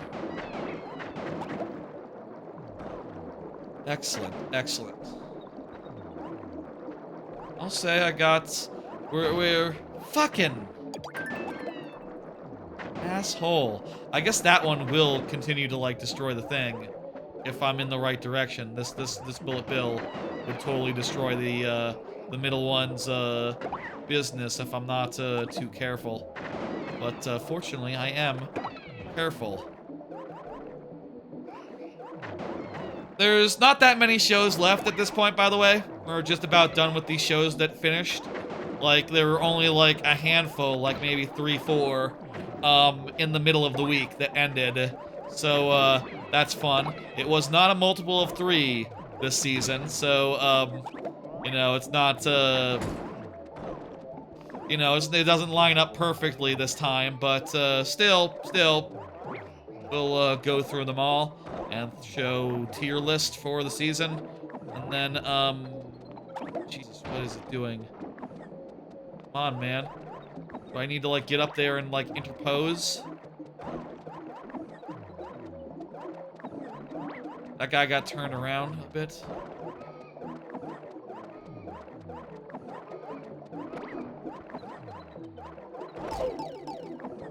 Okay.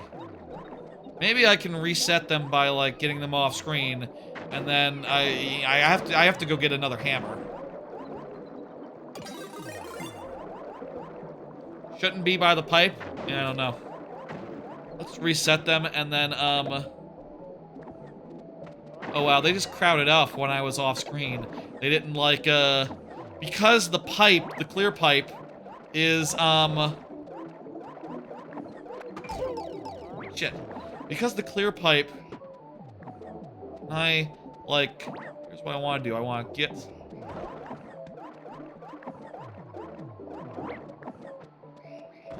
I want to, like, get the head in and throw the thing up.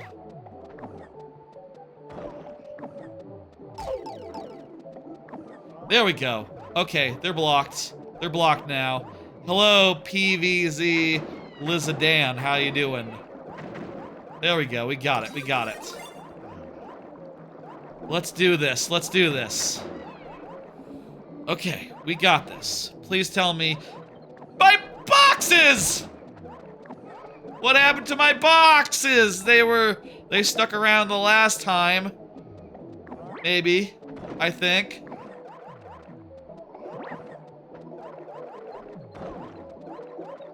Okay, I'm just gonna ease my way up. I don't know if this is a good scene.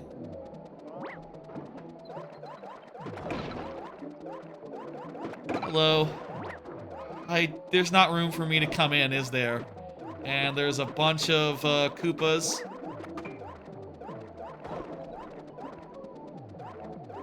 Okay. This might be boned. We might be boned here. What if the... What if the bullet bill took out some of them? I could use the bullet bill, I guess. Yeah, I don't know about this. I don't know about this. We might need to restart, honestly. You may be able to headbutt the boxes into them.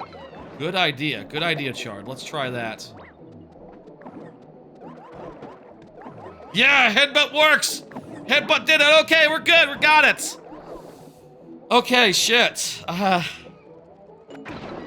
Now we only have to worry about the time. You know, we wasted a bunch of time there. A timeout right now would be sad, but, whatever.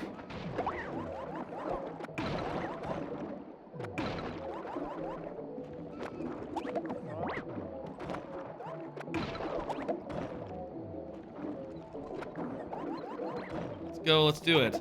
Thanks for the level, PBZ Dan. PBZ Lilidan. However you, whatever. There we go. Got him, got him, got him. Just these two left. Now, how can we do this? And do this in a way that doesn't lift us up into, we need to lift up the... Okay. What's with the spring? Why is the spring here? Is that a clue? Doesn't look like a clue.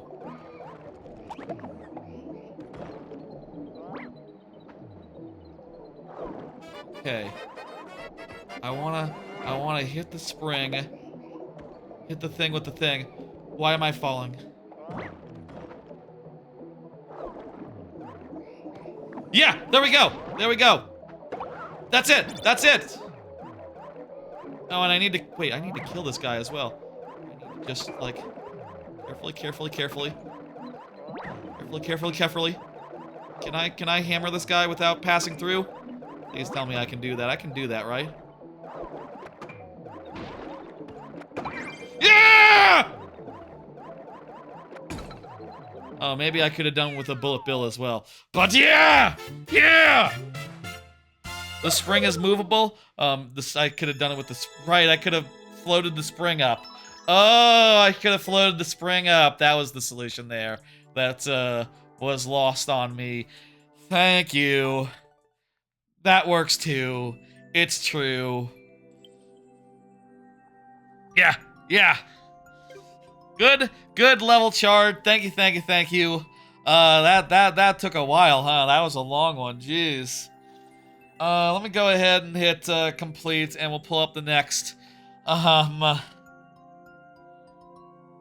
06i. 06i, has been chatting through this last level. 06i is here. Excellent. Let's go ahead and pull another 3. While 06i is confirmed, but, you know, we gotta do the 3. I finished Golden Kamuy Season 5. I finished Tis Time for Torture Season 2. And I finished Chitose is in the Ramune bottle. So, Golden Kamuy, final season.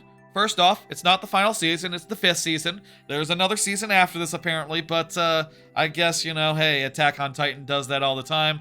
I don't watch Attack on Titan, so this is the first time I sort of got, like, a little bit, jerked around by getting to the final episode and realizing, like, wait, you're not done. You're not done.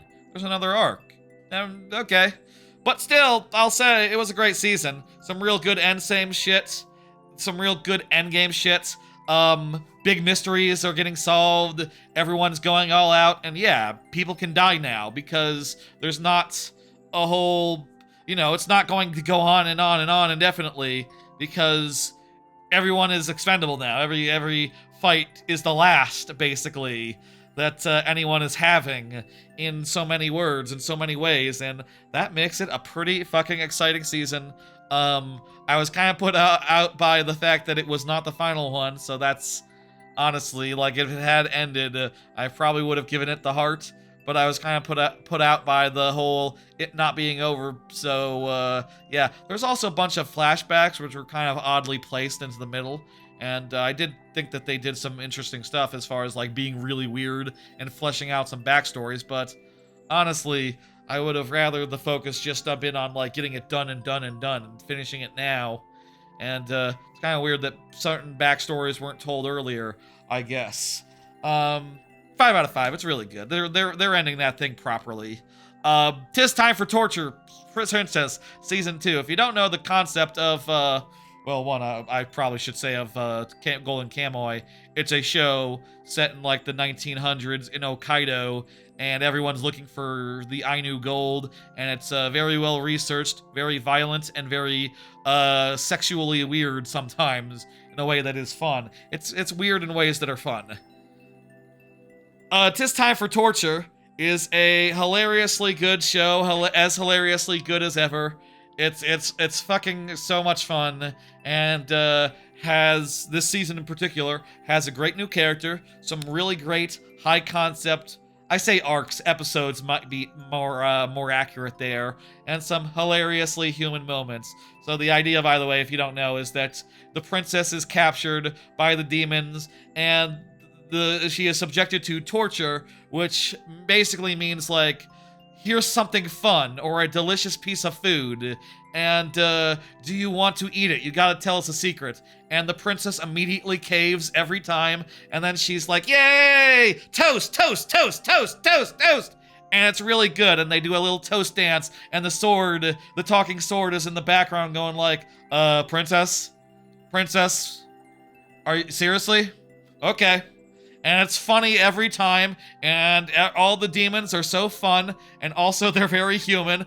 I'll say, like, probably my favorite scene of the season overall is probably the scene with the anime guy, or with the dude. So the demon lord, he's at the park, right? He's at the park, he's watching his kid run around with another kid, and he's sitting next to another parent, and he's just thinking like, oh, I gotta make small talk. What am I going to do? I gotta be careful though. I shouldn't say, like, what anime are you watching this season? Because what if he's not an anime person? That'd be a weird thing to say. That'd be off-putting. And then, you know, he's sort of going along the conversation. It's sort of going okay. At one point, he's like talking about, oh, I can't wear t-shirts because of the, you know, the spikes coming out of my shoulders. I would love to wear his t-shirts with the anime that I watch on it. And the dude's like, anime? And the demon lord's like, uh-oh, oh no, oh no. And then the guy says, what shows are you watching this season? And the demon lord is like, yes! You like anime too! It's just like there's such a funny scene, such a good thing, and like, yeah, I fucking love that scene so much. Like, the demon lord was so happy, and like, yeah, as a seasonal anime watcher, like, yeah, no, that's how we are, the seasonal anime people. We watch stuff every season and we care about it. And yeah, it's really well animated and the music's good too. It's a damn good time. I love how human and normal the demons are, and how much just like the princess is able to just go around and do whatever. But she returns to her jail cell every day. She can like unstrap the little ball and chain on her foot. It's such a funny idea, and it continues to be hilariously good. People should watch both seasons of that for sure, without a doubt. Finally, Chitose is in the ramen noodle bottle. Came back from a season-long hiatus. It got delayed 3 months, basically, and all 3 episodes dropped earlier this week. This show is kind of a lot. It's about this dude who's just like constantly thinking about like wistfully like, oh, high school is the best time of my life. And it's like, yeah, you look around his life and it's like, you have 5 girls that you are constantly flirting with. Like, yes, of course, yes. For you, the king of harems, like, yeah, you're the dude with a harem at high school. Like, yeah, no, your life is pretty good, actually. But I'll say, I think like hearing the wistful stuff from him can be a little bit off-putting, a little bit like, come on, dude. And I'll say, there are characters that are self-aware about that. There are characters that like tell him to his face like, dude, you have a harem. That's, we're all really jealous of that, and we think it's kind of weird. But, you know, the drama does hit hard. The non-stop flirting is fun, and it's even a little bit self-aware about its whole harem thing. Like, I was watching those 3 episodes and just going like, yeah, all this constant flirting is like some of the best flirting on TV, actually. And it's all very playful and flirtatious, and ooh, it's good, actually. It's quite enjoyable. It's just like when he shifts into like being all pining mode of like, oh yes, high school. Oh, these days, they will never come back. And we're all gonna go our separate ways. And it's like, okay, dude, hang on. Just relax and be in the moment a little bit. You know, you got a pretty good thing going. You know, and I'm sure at least one of those things will go the rest of your life. Unless, you're all just not as serious, just as not serious as you say you aren't. But I kind of doubt that. I think that, you got an actual harem. It's not like you're just having fun. No, they're definitely on the line, interested, etc. It's not just a joke or a fun thing or transient. You are as people perceive you as. Really, honestly doing the thing. Let's do this. Build a spaceship. Hell yeah. I think we've seen levels like this similar, where like we rode a spaceship or whatever. This should be a nice, quick, type of thing. We're just going to, wait, is this going to be like we ride the spaceship, but first we get to build it like Deltarune style? Could this be like, oh, I don't think that's it at all. Hang on. I think we have to go through 4 segments that, okay. I'm not quite sure what's going on here. I think we just have to build it, and once it's built, it's built. Okay. It'd be cool if it was like a Deltarune thing, and like which rooms you went in determined like what components the ship had. Is that right? Is that what it is? Is it exactly as I thought it was? Oh, I'm choosing a component with each door, aren't I? So like each door is a different so do I not get to go in the same door twice? No, I think I do have to go in the same door twice. I think I okay. Working out how this works.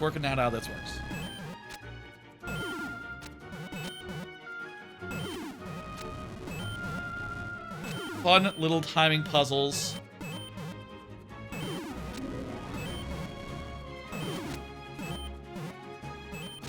I'm bad at timing puzzles. Okay. Now! Come on. There we go. How does this work? Seriously.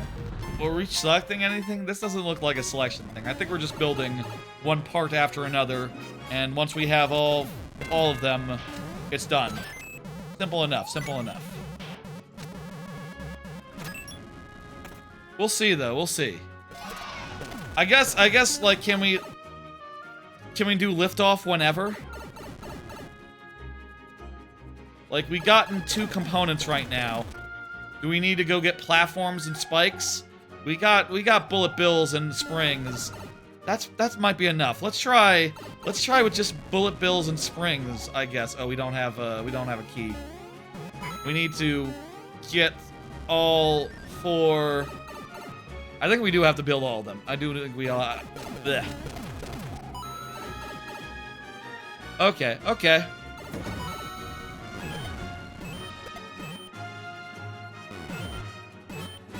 Cool little minigames. I'll say, by the way, there's just one more show that finished over the last week. I'll do that one real quick, and then show the tier list of the overall season last season, and that'll be fun. It's basically just all the scores that I've done so far, plus the shows that are ongoing, and also with A split into A and A+. 5-star shows are now sorted into A and A+. I always like, a 5-point scale, but I'll admit, on a certain level, the tier list designations, A+, A-, A-, those are really the real rating. Except they're not consistent, Sometimes if a season has a lot of B shows, I'll split it into B and B plus, you know? It's not necessarily a matter of like, oh, this B plus is higher than this B plus. Sometimes it's just like, yeah, there were 3 B pluses. That's not multiple tiers, that's one tier. You know, at least that's how I see it. Hello, Divine Nut, how you doing? Good name. I like it. Ugh. Let's go, let's do it. Hey, B plus is a passing score. Yeah, in my scale, a B plus is a 4 out of 5. A B plus or a B just translates to a 4 out of 5 tier list wise, you know? Thank you for the code, thank you for the code. What are we doing here? We're making things appear and disappear. Oh, I see. We can drop them off based on when we get the thing. So we want to like drop it down the hole and avoid the clouds as well. C or lower is failed. I think a C is a pass as well, technically, in a lot of it depends. I think a C is a pass. F is a fail. That's why it's F. Why come? Okay, there we go. It's just being weird. For reference, changing water levels off screen makes the boxes float strangely. Oh, that was what's going on with the previous level. Okay, I understand now. That's oh, also I can use the on-off to. I'm realizing the on-off also works on the intermediate ones. Okay, good. That's way easier. I'm understanding now. Then, so the water level was rising and falling when we weren't noticing because it was off screen above the play space. That's a good trick, Shard. Wow, I never would have thought of that. I think C is a pass, but anything below C, which is to say F. I've never seen D's or E's be grades, and I personally don't work with them. Though I will say it is funny because I do consider a 2 out of 5 to be an F. If ever I have a 1 out of 5, it's like, okay, well, F minus, F minus. That's you know, I'm doing the best I can with what I got. This is a nice little boss, but you know what? He can't hurt me if he fires his balls off, and I'm ahead of him. So I should just wait and get to the end there. That was very cool. Very cool thing. It wasn't what I thought it was, but it was still cool. Depending on the school, D may be a pass. Yeah, my school went directly. And when I was a kid growing up, and you know, in like the school districts of Plano, Texas, in the aughts and 90s, it went directly from C to F. 70 or lower, that's an F.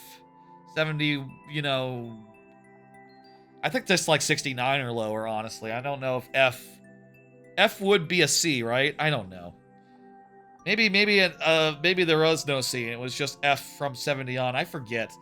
It's been decades, you know. It's been a while. And college was a whole different grading system, which I also barely remember. So, you know.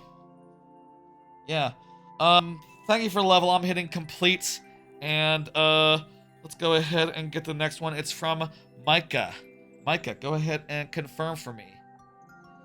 Yeah, 60 to 70 was a D, 70 to 80 C, so on, with under 60 being F. Depends on the thing, yeah.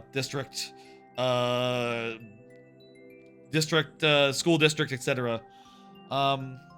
More cards.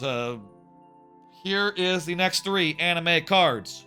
And this time we just have one to really cover, but we'll also show the tier list real fast. I finished Fire Force Season 3, Part 2. Finished that earlier today, right before the stream.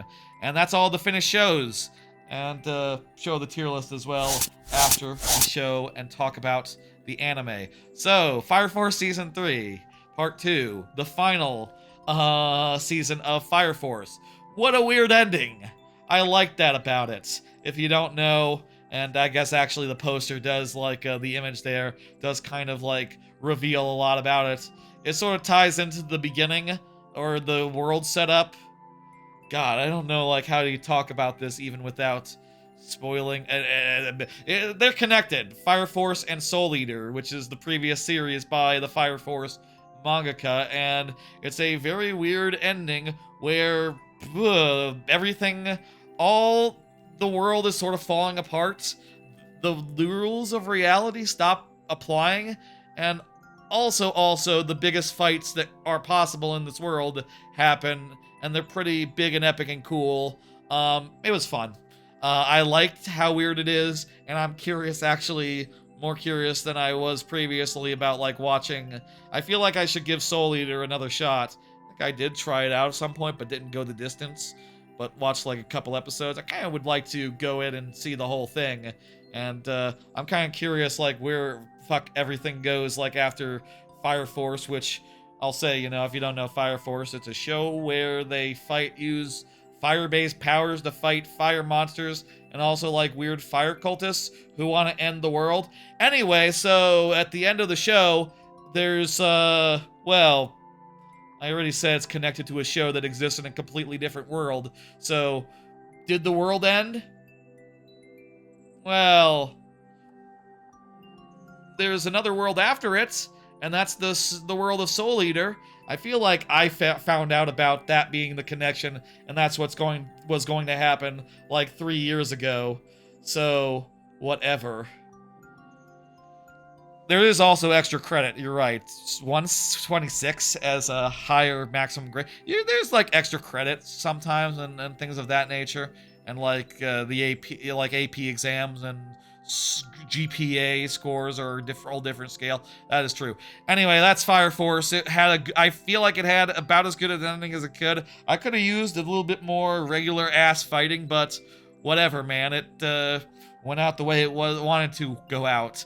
And I've been curious about that ending since I kind of heard about it ahead of time, and now I have seen it, and it was as weird or weirder than I expected it to be, which, yeah, that's what I was looking for. So, here's the tier list. The card said to also do the tier list. Here's the full tier list. In S tier, we have You and I Are Polar Opposites, Journal with Witch, Sentenced to be a Hero, Chain Soldier Season 2, 'Tis Time for Torture Princess Season 2, Wash It All Away, Taman's B-Side, Medalist Season 2, Oshinoko Season 3, The Demon King's Daughter is Too Kind, To Your Eternity Season 3, the one episode of Steel Ball Run, JoJo's Bizarre Adventure first episode that was this season. I wonder when the rest of JoJo's Bizarre Adventure Steel Ball Run will be. Who knows? In A+, I put Freerun Beyond Journey's End Season 2, which, I'll say, Freerun is great. It's just that season kind of had no home runs. It kind of had no killer arc. It didn't have a reason for season. And I feel like that's a real bummer, even if regular, casual adventure stuff is good and cozy and fun, too. Golden Kamuy, Final Season, Vigilantes, Season 2, Scum of the Brave, Sekai Office Worker, The Other World's Books Depend on the Bean Counter, In the Clear, Moonlit Dusk, and Fire Force Season 3, Part 2. I'll say I haven't finished Vigilantes just because I'm watching the dub, and the dub is 2 weeks behind. One of the few shows that's like grandfathered in because I watched the MHA dub before I got into watching subs more often than not, so it's one of the few cases where that weirdness still applies. And the score won't change. That name, I will fight for an ordinary life with my love and cursed sword. Yeah, hell, some animes have names. In A tier, I have Hell's Paradise Season 2, The Invisible Man and Soon-to-be Wife, Easygoing Territory Defense by the Optimistic Lord, Hinakimi, Dead Account, and Chitose is in the Rom Yune Bottle final episodes. In B, I have You Can't Be in a Rom-Com with Your Childhood Friends, Tune Into the Midnight Heart, Jujutsu Kaisen Season 3, The Culling Game Part 1, and Tojimiya Wants to Be a Kamen Rider. In C, I have The Holy Grail of Eris, and doesn't count if you lose your innocence to an android. And then, yeah, in F, there's Roll Over and Die, I Will Fight for an Ordinary Life with My Love and Cursed Sword, which, is an odd title, and very aggressive, and also it turned to shit, and it was trash to begin with, so that's fun. Yeah. Feel like MHA's dub is better than Vigilantes? I like the dub of Vigilantes. I don't mind the dudes and all that, and also Eraserhead's there. You can't switch Eraserhead. or Fat Gum on you. That's I like to. I'm grandfathered in, as I said, you know, and as you are as well. Are other people also, other than me and Chard, in a grandfather situation with certain dubs? I feel like that just makes sense. You know, you grew up with a certain. You know, you watch the show the first time, first way. You can't change that like 5 years later, like 2 years later, even. It was very close though. MHA, I started like the year before I started watching anime big style, so like it could have gone the other way just as easily if I had gotten in late or something. Ah, well. Alright, that's the last season. Damn good season. Has a couple things that I would love to put in my top 10 list. That show was bad. Roll over and die. Really turned to shit in the end. I didn't mind the Yuri stuff, you know. The weird thing about My Love and Cursed Sword is that the love in that was just like a group of girls all living together. Not explicitly gay or nothing, but like, you know, implicitly, they're all like, you know, living together and being all cozy and in like the informal sense. Gay in the informal sense, you know? You know, it's like an informal Yuri.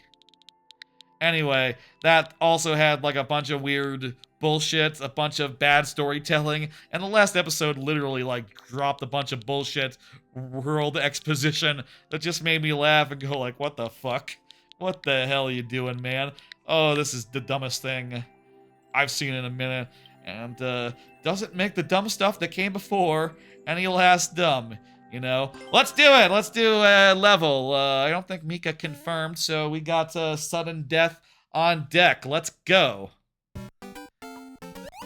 Yeah, some animes put the whole show description in the title. I mean, it tells you what's in it. It's a revenge slop, and it's also Yuri. And also it has some grotesque body horror that's weird and off-putting. And, you know, if you were watching this and you were the creator, you might roll over and die. Actually, I think they probably realized the creator's intent perfectly well. But if I was involved, I would want to roll over and die. It's true. I did not jump into the first Goomba. It's true. We're good. We're going to do this. It's going to be one and done. I wasn't even paying attention there. I like how those fish were made to jump. Fish are hard to make into a threat, and by making them just like constantly fastly jump, that makes it so that they're more present than they otherwise would be, even if it looks a little bit doofy. I like it. Good stuff, Micah. Good stuff, Micah. They literally spoiled the later novels in the name. Oh, do they? Does it become more of a formal Yuri? Okay, that's cool. Or is there literally a different love interest? Imagine if there's like a, oh, the last episode exposition was all spoilers for like what was in the novels after that point.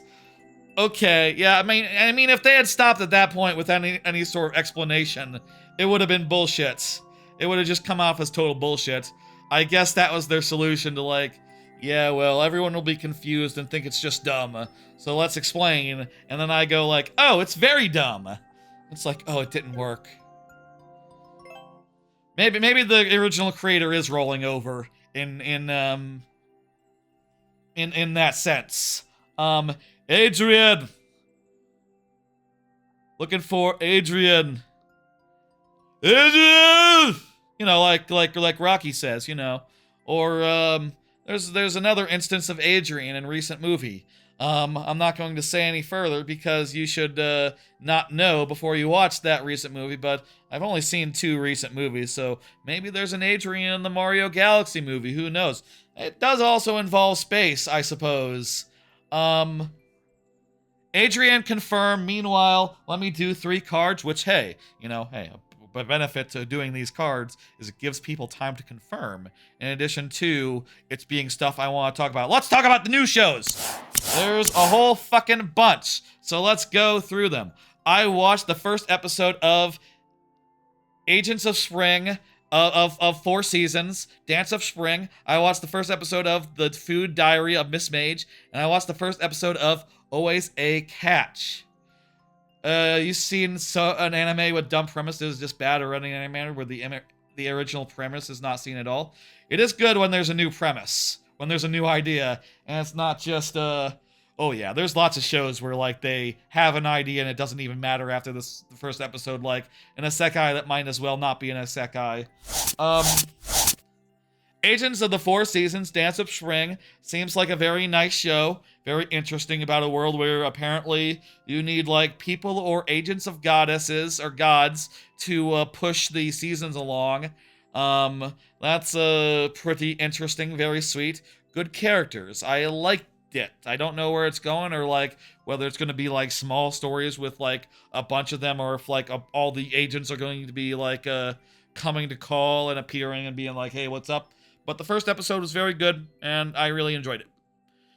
Food Diary of Miss Maid is a cute girl eating stuff. That's about all you need to know about it. It's good shit. It's very cozy, and there's a little bit of food facts about all the food she's eating. She's a UK, you know, a British person, or like I guess she has like relatives who are maybe like half Japanese or something, been living in the UK, and she goes over to Japan for a year and eats a lot of tasty food and is very cute while doing so. That's about the gist of it. I think it's good. I think I like to see it.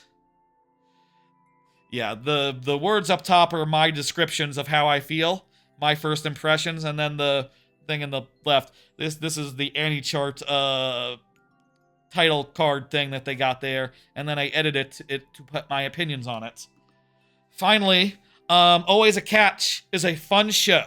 I think it is good. It is one of those villainous isekai or villainous dramas, I guess. The main character is super good. She's an outgoing tomboy, and she's looking for a man, and she's very outright about it, very upfront, and it's very funny just like how gung-ho she is about the whole thing, and like, yeah, let's go! And everyone else is like, oh, you shouldn't be announcing your intentions quite so openly, but it's fun and good. She's very amusing. She's the best part so far. I will note that, like, you know, enjoy this fluffy rom-com with a late blooming villainess, as the description says. We need to talk about the word villainous because it doesn't mean person who... There's a whole bit about like a prince who is out there looking to call off an engagement, and if you read the description, you see like the twist of it. That doesn't make someone a villainous, just if you got like you know, either real prince broke up with you or not. Like, that's not the trait of a villainous. That's just such a trope on its own terms now, independent of the villainous subgenre, I would say. I don't know. I guess are all is every time you see a prince who, you know, disowns his fiance, is that fiance implied to be a villainous even when she's just a normal girl who's nice? Like, that's weird if that's how that works now, because villainous means a specific thing. It means a not nice person. But whatever. It's good. That's all. Alright, let's keep on trucking. Let's do this level. Adrian did not confirm during this time, so we have 2 lives, and such and so forth. Let's do it. I'll say the season has mostly started off as of like Wednesday a few days ago, like 2 days ago. There was like 1 or 2 shows on like Sunday and Tuesday respectively, but from here on out it's a bunch of stuff on like Wednesday, Thursday, and Friday, so the last 3 days. But there is also a lot of it because each day tends to have a bunch of shows, and realistically I'll probably end up watching like a dozen or 2 dozen, probably more like 2 dozen. Usually it's more like 2 dozen these days, and also, what do I have time-wise? I have time right now to watch a whole bunch of shows on account of, you know, job stuff. And, you know, mentioned earlier, I'm, somewhat laid off right now, or in the process of being laid off. My company does it weird, where we have 45 days to, like, find another position, but, I'm, you know...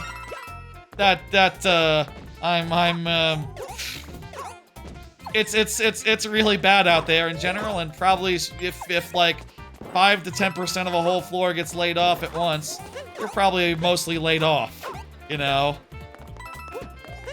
Hello, Prexton. Yeah, I'm looking for stuff. I'm looking for stuff, but also, you know, I'm not gonna let that stop me from enjoying anime. You better believe I love anime, and you know, I'll continue to be streaming. Hey, Prexton, thanks for the level. Very nice, very nice.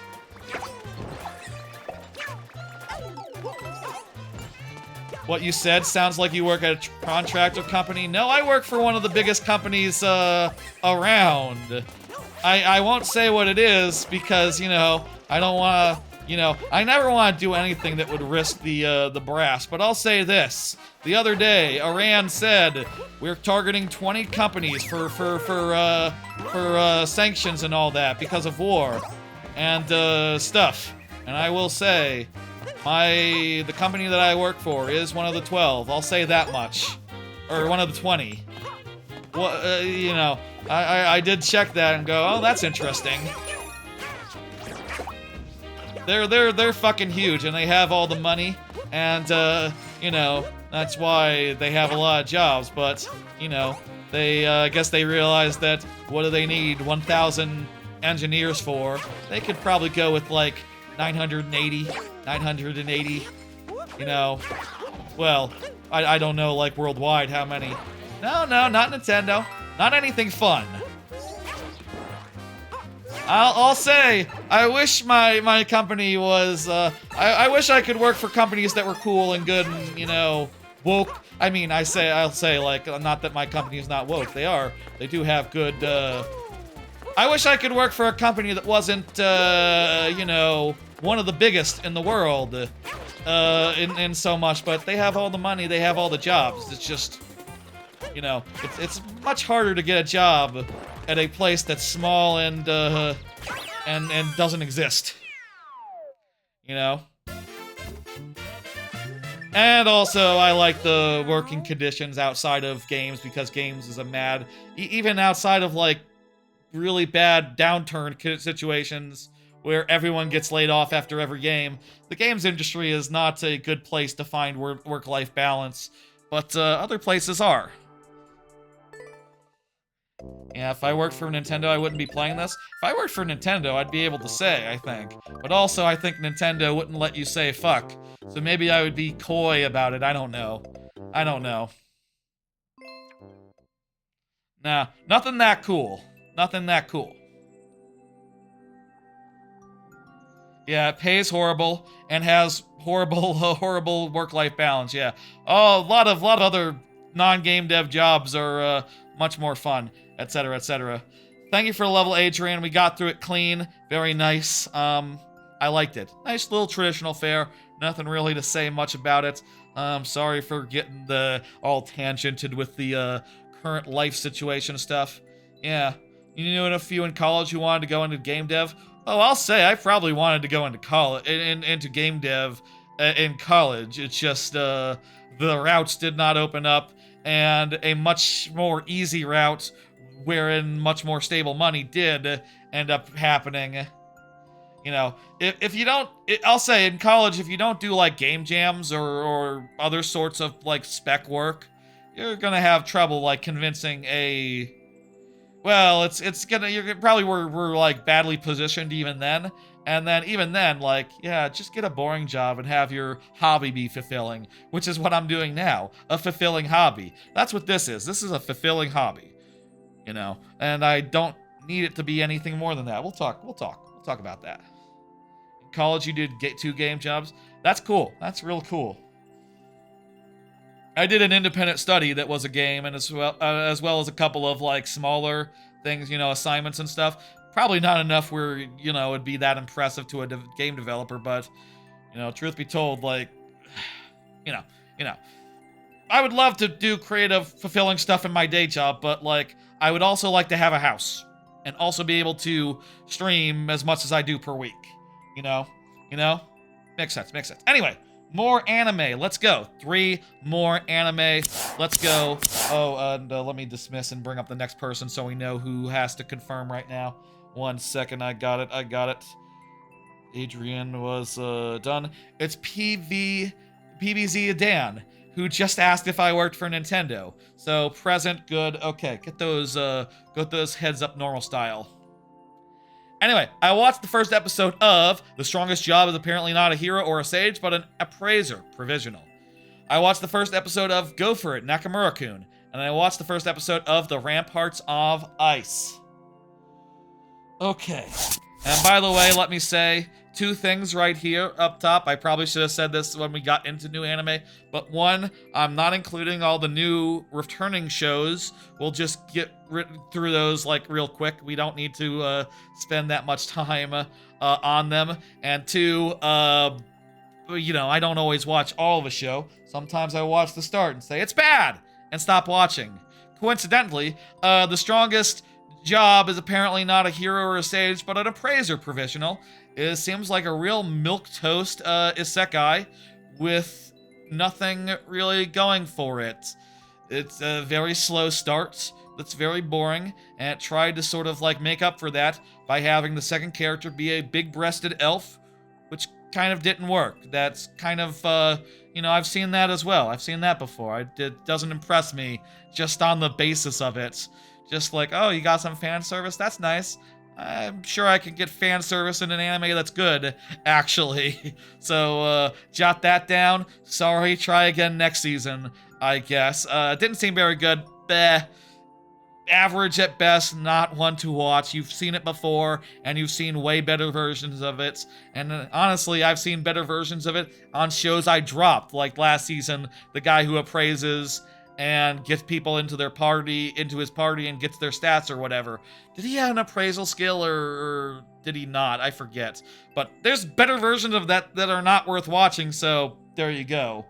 Go For It, Nakamura-kun. I'm not 100% sure about this, but it seems pretty good and pretty well made. There are things about it. Here's the thing. I said this on Annie List, which is that the way that this starts, right? It's about a dude who has a crush on another dude. He's shy and gay, as he will repeatedly say. So that's cool that it's like, you know, out and out with it and not just using like genre terms or, you know, it understands the word gay. I feel like some a boy's love is like in denial that it's a real thing and just sees it as like, oh, you know, this is a kink, you know, this is all that it is.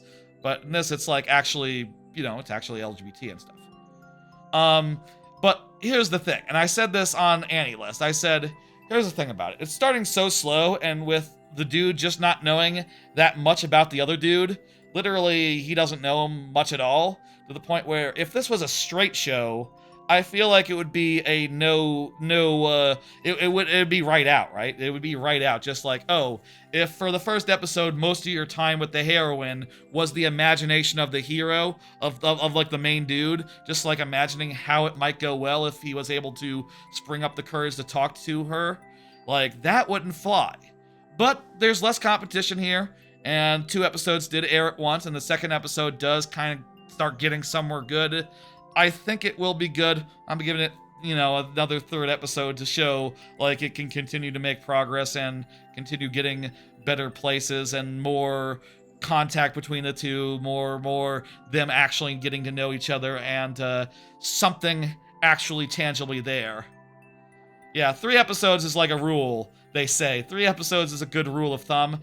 And I'll say, I think this is heading in the right direction, and I think it's well made. It feels a little quaint. It feels a little bit like, you know, one of those... It feels a little bit like an older show from, like, the 80s or whatever, or like one of those shows that's a reboot. Except the manga came out, like, 10 years ago, so that's just the way that it feels and not literally it being a relic or anything. I think it's good. I think it's good. And, you know, I think it is getting somewhere. And the fact that there's not that much competition for LGBT romances makes it easy to recommend. It's like, yeah, you know, this is kind of the best you're getting maybe this year. As far as that goes, that tends to happen, you know. And I think it's good enough to watch.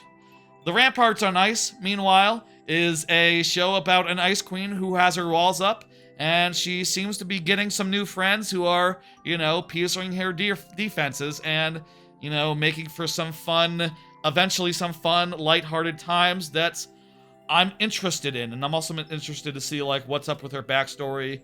I think I saw some stuff. It might be LGBT in nature, like maybe that's the nature of her bullying from middle school or whatever. And I'm interested to see, like, if that's like what's going on here or what. Maybe that was the case where someone like mislabeled it on AniList or did so weirdly, or I just misheard or something. Maybe it is like the dudes that are like obviously there and trying to become friends with her. Maybe one of them is her love interest. It does say it's a romance, and I don't see any other female characters on the poster other than her friend, who she clearly isn't in a relationship with quite. So I don't know. I watch a lot of anime. Yeah, I try out every anime from a new season every time new season comes, so that's what I'm doing now. I'm just reporting my findings. I like to go in blind, so I don't know what's good and what's not, and I'm, you know, often surprised when something is good. That was 3, right? That was, yeah, that was 3. So, there's where I'm at with that, and those 3, and yeah, PLV Zan is here, so let's go ahead and punch that in and get going. Again, I feel like LGBT boys love... I feel like it's very rare for a boys love show to be like, they're not as common as a lot of other shows, and they can be a lot of just like fan service and trite stuff, and just, you know, the boys sometimes will be pretty low, pretty uninteresting, pretty crap. And I'll say, I think in that show, the boys are proving to be better than average. They are good boys, and should they both be interested in each other and start kindling something real, I think that'll be good. It hasn't quite gotten there yet, though. And, you know, I don't quite know that it will do. This clear rate, what was the clear rate here? Let me check this. I need to... 4 out of 21, that is well above. Okay, we got 5 tries. And we'll do just fine, too. Excellent. Oh, there's so much anime, General. There is still a bit more from. You know, like I said, I'm not including the shows that. Is this like Sonic style? This feels like a little bit non-linear, like you can go up or this side or whatever, depending on which way you want to go. Cool. You don't see that many levels like this. It's relatively uncommon, but it's cool and good every time. You should go to the pipes. Oh, there's even more routes. Will there be a returning card? I do have a single card for returning, yeah. Probably, there's some stuff worth talking about with those, like, 5 shows that are returning. 5, 6, something like that. 5, 6 shows that have returned so far. A lot of them had, like, 3 or 4 episodes, which was ridiculous this week. You know, on a day that already had, like, 5 new shows. Yeah, with that clear rate, you'd expect to first try. Yeah, I mean, maybe if I hadn't gone in the pipe, I would have done. You know, we could try a different route this time. And, wait, when you go into the underworld, is this the same layout, but it's all, watery and with, different enemies and such? I think this might be the same layout. It's giving me deja vu. It's in the past? Oh! This is like Sonic CD, in fact. That's the premise of... Or is it Sonic CD, it's like the other way. Like, you go from the past to the future. This is like a Sonic CD-like. Except maybe it's reversed, because I've not played that game. I should probably play the Sonic games. I got my Retroid, my AYN Thor. Perfect for playing some Sonic games. Should I stream the 2D Sonics? Is that like a potential stream game, like me doing Sonic CD for the first time? Why not? That might be fine. You should. Maybe. I do feel like I'm running out of games to do, like, you know, I feel like there's a finite number of, like, real good full playthrough type games that are like Nintendo-y, like family friendly and all. Like I probably can do like a bunch of stuff from like the 360 or whatever. Did I get a checkpoint? Yes, I did. That refreshes my lives, and then I lost one. Sonic is a good series. I mean, I love Sonic Adventure, and I will Sonic Adventure 2 Battle. And I will say we're doing Shadow the Hedgehog next Tuesday. One route of that, which will be a fun gimmick, I'm sure, and I won't regret signing up to do that. I won't regret that decision. Hype's got it. On it. In it. Let's go. Bah!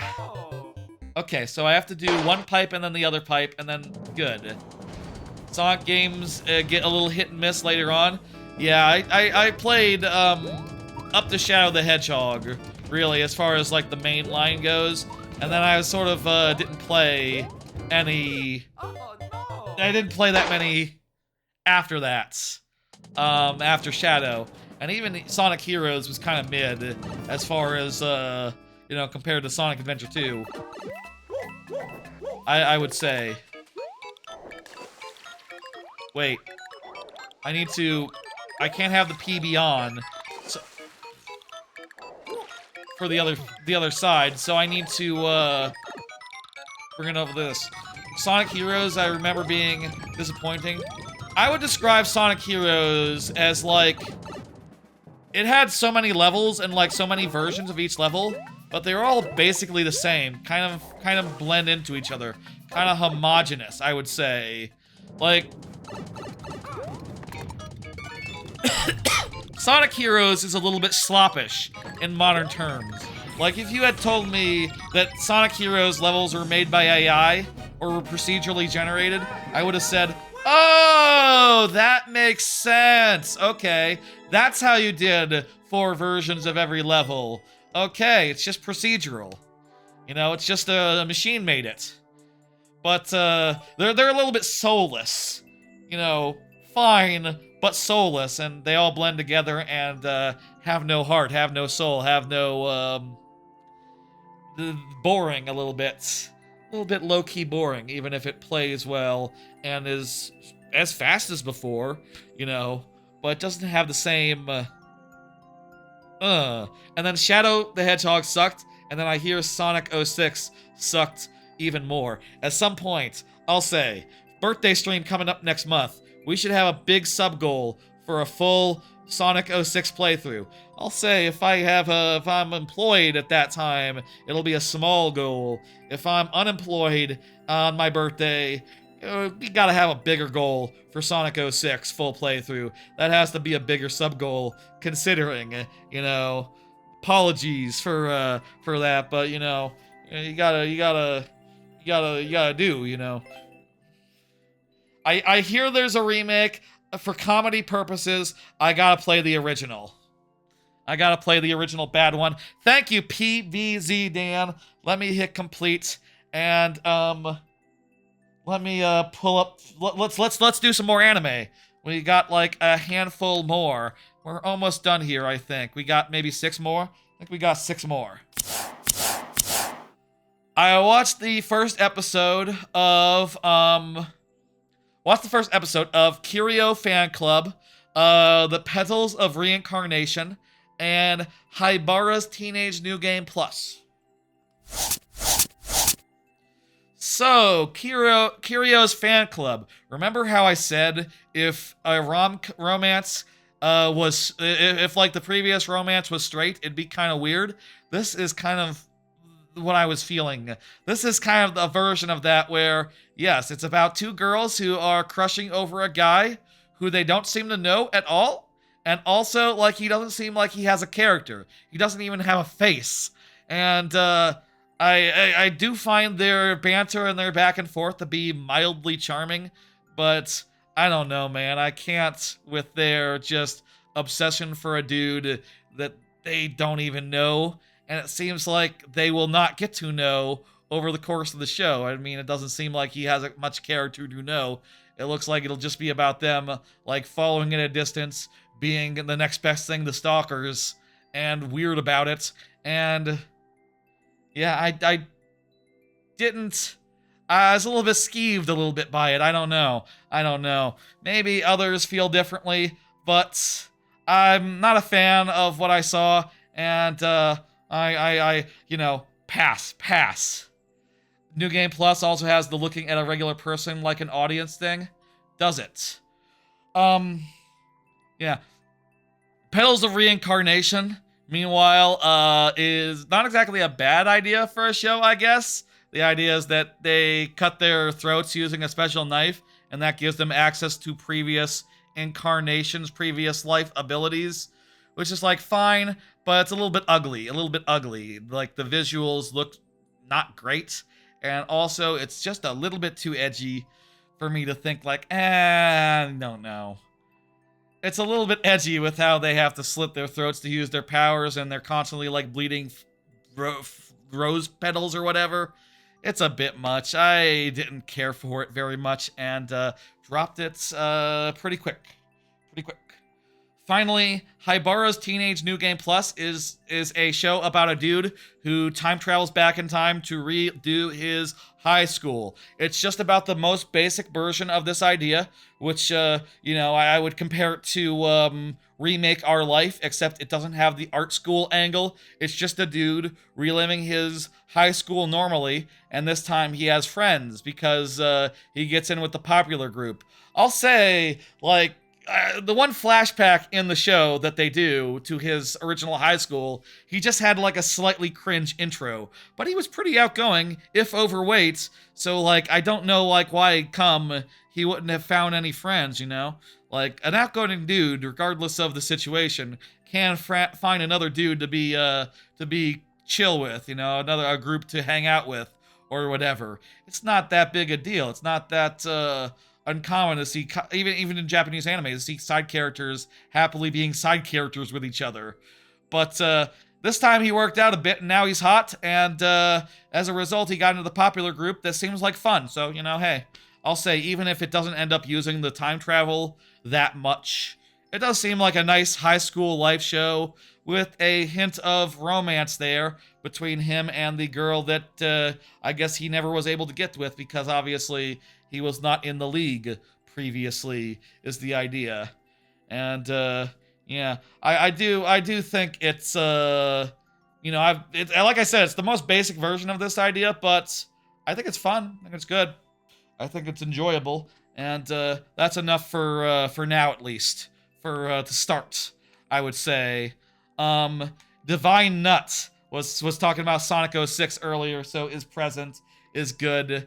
I should keep an eye on the thing so I can, call out just in case the person isn't there. I lucked out this time. It's hard to type in a code without the dashes, but I will manage. I think I did a good job. There we go. Z Cape Training. Okay, P block outline means press and hold Z. Blue block means release Z. Follow the coins. The 3D Sonic games should have some hidden gems. They do have stuff like the chows sometimes, or like hidden objectives, side missions. Okay, so yellow, hold, blue, release. Okay, in this case, we're training to... In that case, actually, it's a little easier to let go early and to land earlier than you would otherwise. Easy, let's do this. Oh, also, I assume the clear rate was, like, really high. I always should keep an eye out for that, but... Whoops. I was trying to get fancy with it. I shouldn't. I just... Drop down on the first one. It's not hard. Drop down the first one, land. And, yeah. Okay. We're almost done with the anime talk, folks, I'll say. Just have to cover last 3 last shows, including 2 that came out today. I know the coin path was there, but I just figured, like, you know what, I don't need this. I can just go whatever. I can just, chart my own path. And I do believe I can chart my own path, but, still wasn't a good idea. What am I doing wrong here?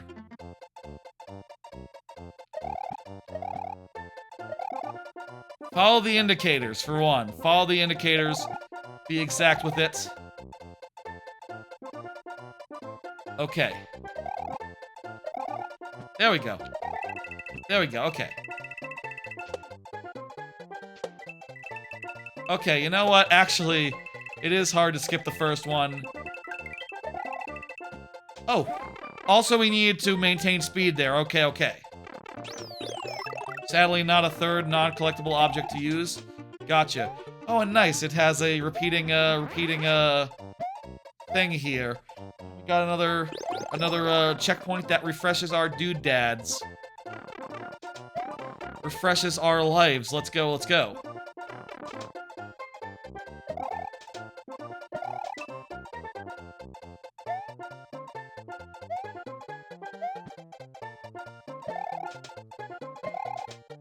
Huh. Okay, so here, there's multiple things here. We need to take flight, then we need to, like, return to the middle. I see. We need to return to the wall. And then come out from there and release the button when we're, such and so forth.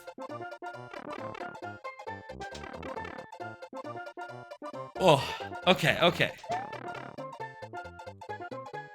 We got this, folks. Ugh. Getting a little bit disoriented. Getting a little disoriented. Okay.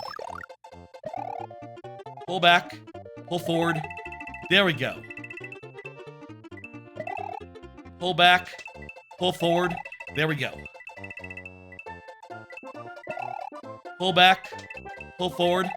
There we go! Of course the last try was the last try. It's always the last try. You do it. But, that was done in one once we started getting it down at all. That felt good. Now do you agree with the clear rates? What was the clear rate? Pretty fair. Pretty balanced. 20%. I do agree with the clear rate. That's fair. You know, the only people who would, people who just gave up after, I think would really, be like bombing out. And it was pretty generous with the, yeah. You hate the power-up chard? You don't like the cape? I mean, I do think there are weird things about the cape insofar as, like, it can be hard to bop up an enemy using the cape. Like, if you do it early, you'll end up, like, hovering when you don't want to. That can be a bit of a problem. But, I don't know. I think it's, fun and a good, cool as hell. I like it. It's one of the better, flight power-ups, I would say. And one of the more powerful, one of the more abusable as well, which I think is, bold and big. Bold and big. Too much weird tech with the cape? Ah, well, that's fair, that's fair. 06i just said GG, so 06i is here. Meanwhile, we got one last set, I think, of the 3 cards. Let me see. Yes, I think these are the last, 3. 2 of these were today. I probably wouldn't have been able to watch the last 2 before the stream if not for a mild state of unemployment. Watch the first episode of Killed Again, Mr. Detective. Watch the first episode of Snowball Earth, and watch the first episode of An Observation Log on My Fiancée Who Calls Herself a Villainess. Where's the button? Here's the button. And here's the other thing. So, Killed Again, Mr. Detective. I don't know about this one. I would say the jury is still out. The first episode was mostly spent introducing characters, and then there's a twist at the end, and there's going to be a mystery that has to get solved by the detective in subsequent episodes. I'm waiting until the mystery stuff really comes into play before, you know, being able to know, like, how it is at its actual main job. There's also sort of a supernatural aspect, it would seem. I mean, it says so right there on the thing, doesn't it? And also, if you read the description, it actually does say what happened in the first episode at the end of the first episode, and I'm wondering what's up with that.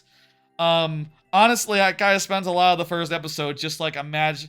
One of the first things that gets said is that one of the characters is like, I smell on your clothes that you just went to the sexy nurse person that you know and hung out with them the other day. I don't believe that this is innocent at all. And I'm just sitting there going like, oh, it's like Sei Takame or Takami or whatever her name is from Persona 5. Right, she's his he has a death confidant. And then I spent the rest of the episode going like, okay, you're the magician, you're the priestess, you're like a lawyer. Yeah, that's judgment. That's judgment right there. Ooh, a star. A star of stage and screen. You're the star. That's your arcana. And I don't know if that's a good sign or a bad sign that I was amusing myself by just like being like, is this persona coded? And yeah.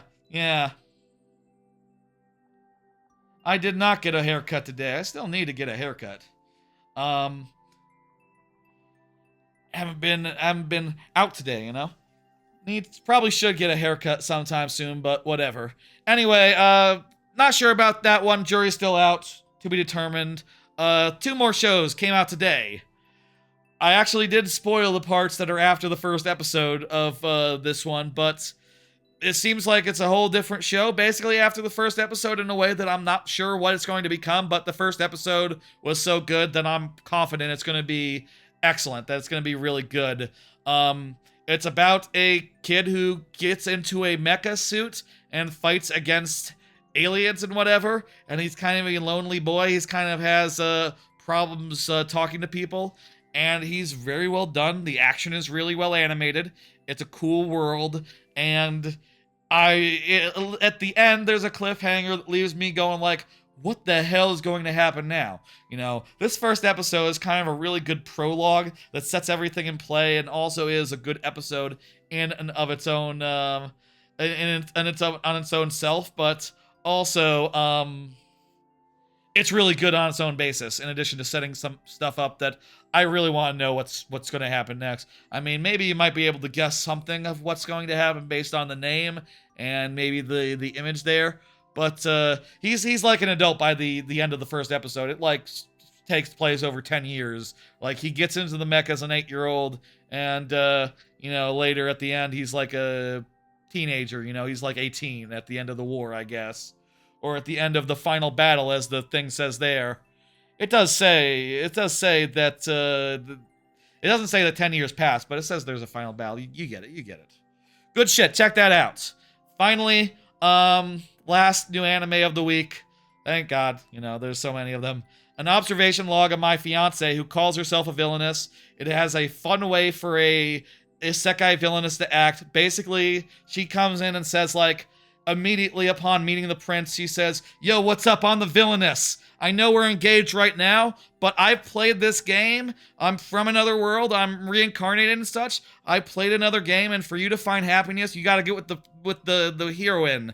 You gotta get with the heroine, and I'm gonna be really mean about it. And oh boy, I gotta tell you, I'm ready to play that role. I'm ready to go. And he's just like, you don't have to. You actually seem pretty cool. And she's like, no, I'm gonna do it. I'm going to be a real meanie. I'm going to be a real hard ass about this. And I'm going to be the worst villainess I can. It's like, okay, well, cool. She's pretty fun for a villainess, and he's like a smart boy, and who's like a super prodigy or something. And basically the dynamic seems to be that she knows things about the future, and he is like smart enough where with a little bit of foreknowledge he can do things like, you know, prevent bad things from happening, you know, using science and math and all the skills and stuff that he has. And that seems fun and good. I think that they will change the future and change the fate of the story, even if she just doesn't want that and is actually low-key trying to sabotage that and get things back on track. And she's doing it so outwardly that, like, he can stop it and be like, yo, chill. I'm not gonna fall in love with her. It's cool. It's cool and good. I like it. And that was the last one. Shit. Okay. That's 3. That's the last one. Okay. Some real good shows. Some, you know, I'll say final thoughts on like the season so far. I don't know that we've seen much that is like top of the season worthy, that can really line up with like stuff like the biggest stuff last season, for instance. But I do think that there's been some good shit, and there's a couple real promising ones that are at least cute and good and lovely, and that I really like so far. That if they get more so lovely, if like more characters come in and it gets more cozy and more fun and whatever, or like in the case of like Snowball Orth, if the show that it becomes is expansive and weird and cool and neat, I could see some of them being the best, but honestly, right now, I'm kind of hoping that, like, there's a bunch more to come, and I'm hoping that a lot of those ones to come will be some of the best of the season. Like, low-key, like, look at the lineup for the next 4 or 5 days. Like, there's a bunch of stuff coming out, returning as well, including Witch Hat Atelier, which I feel like has had so much, that's one I recognize because people have been talking about it, the manga, for like 5 years now, maybe more than that, as being like a Spy X Family style scale of hit. Like, that might be the one to beat, honestly, and I'm excited to see all those additional ones in the next week, and I'll talk about them on the next Friday stream, as I do. Okay, let's play this level. Very good. Where are we at with cards? Like, how many are after this? Kind of a lot. So, we're not going to close the queue. We're not, at present, ready to start wrapping up. We're going to continue chugging along. And, I also still have one anime card left as far as, I gotta talk real quick on the returning shows. And, I can do that fast, and I'm not even going to have an image for it, because one of the reasons why I took those out of the 3 card slot is that making all those images takes a bit of time. It's a bit of overhead, and if I can do that for less, that saves me a bit of time on my Thursday, which is nice. I mean, I'll say, like, I'm not especially busy right now, but I was able to use the time I saved somewhat to go see Mario Galaxy. I probably wouldn't have seen it if I had been, if I hadn't had the stream prepared and all those images ready to go by the time I was going out to the theater last night. I had to make sure all that was ready. I mean, I know, literally, I can't have had the ones that came after that, the ones that aired today. I did those ones today. And I was made sure to do it quick. There were just a few of them. Alright. I didn't need to jump that early, but it's fine.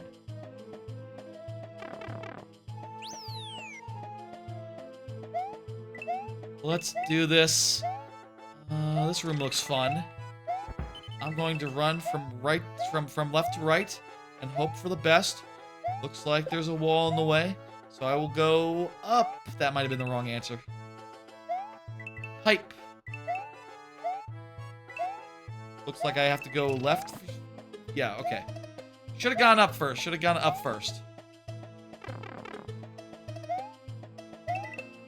Well, now I know, so I can do that.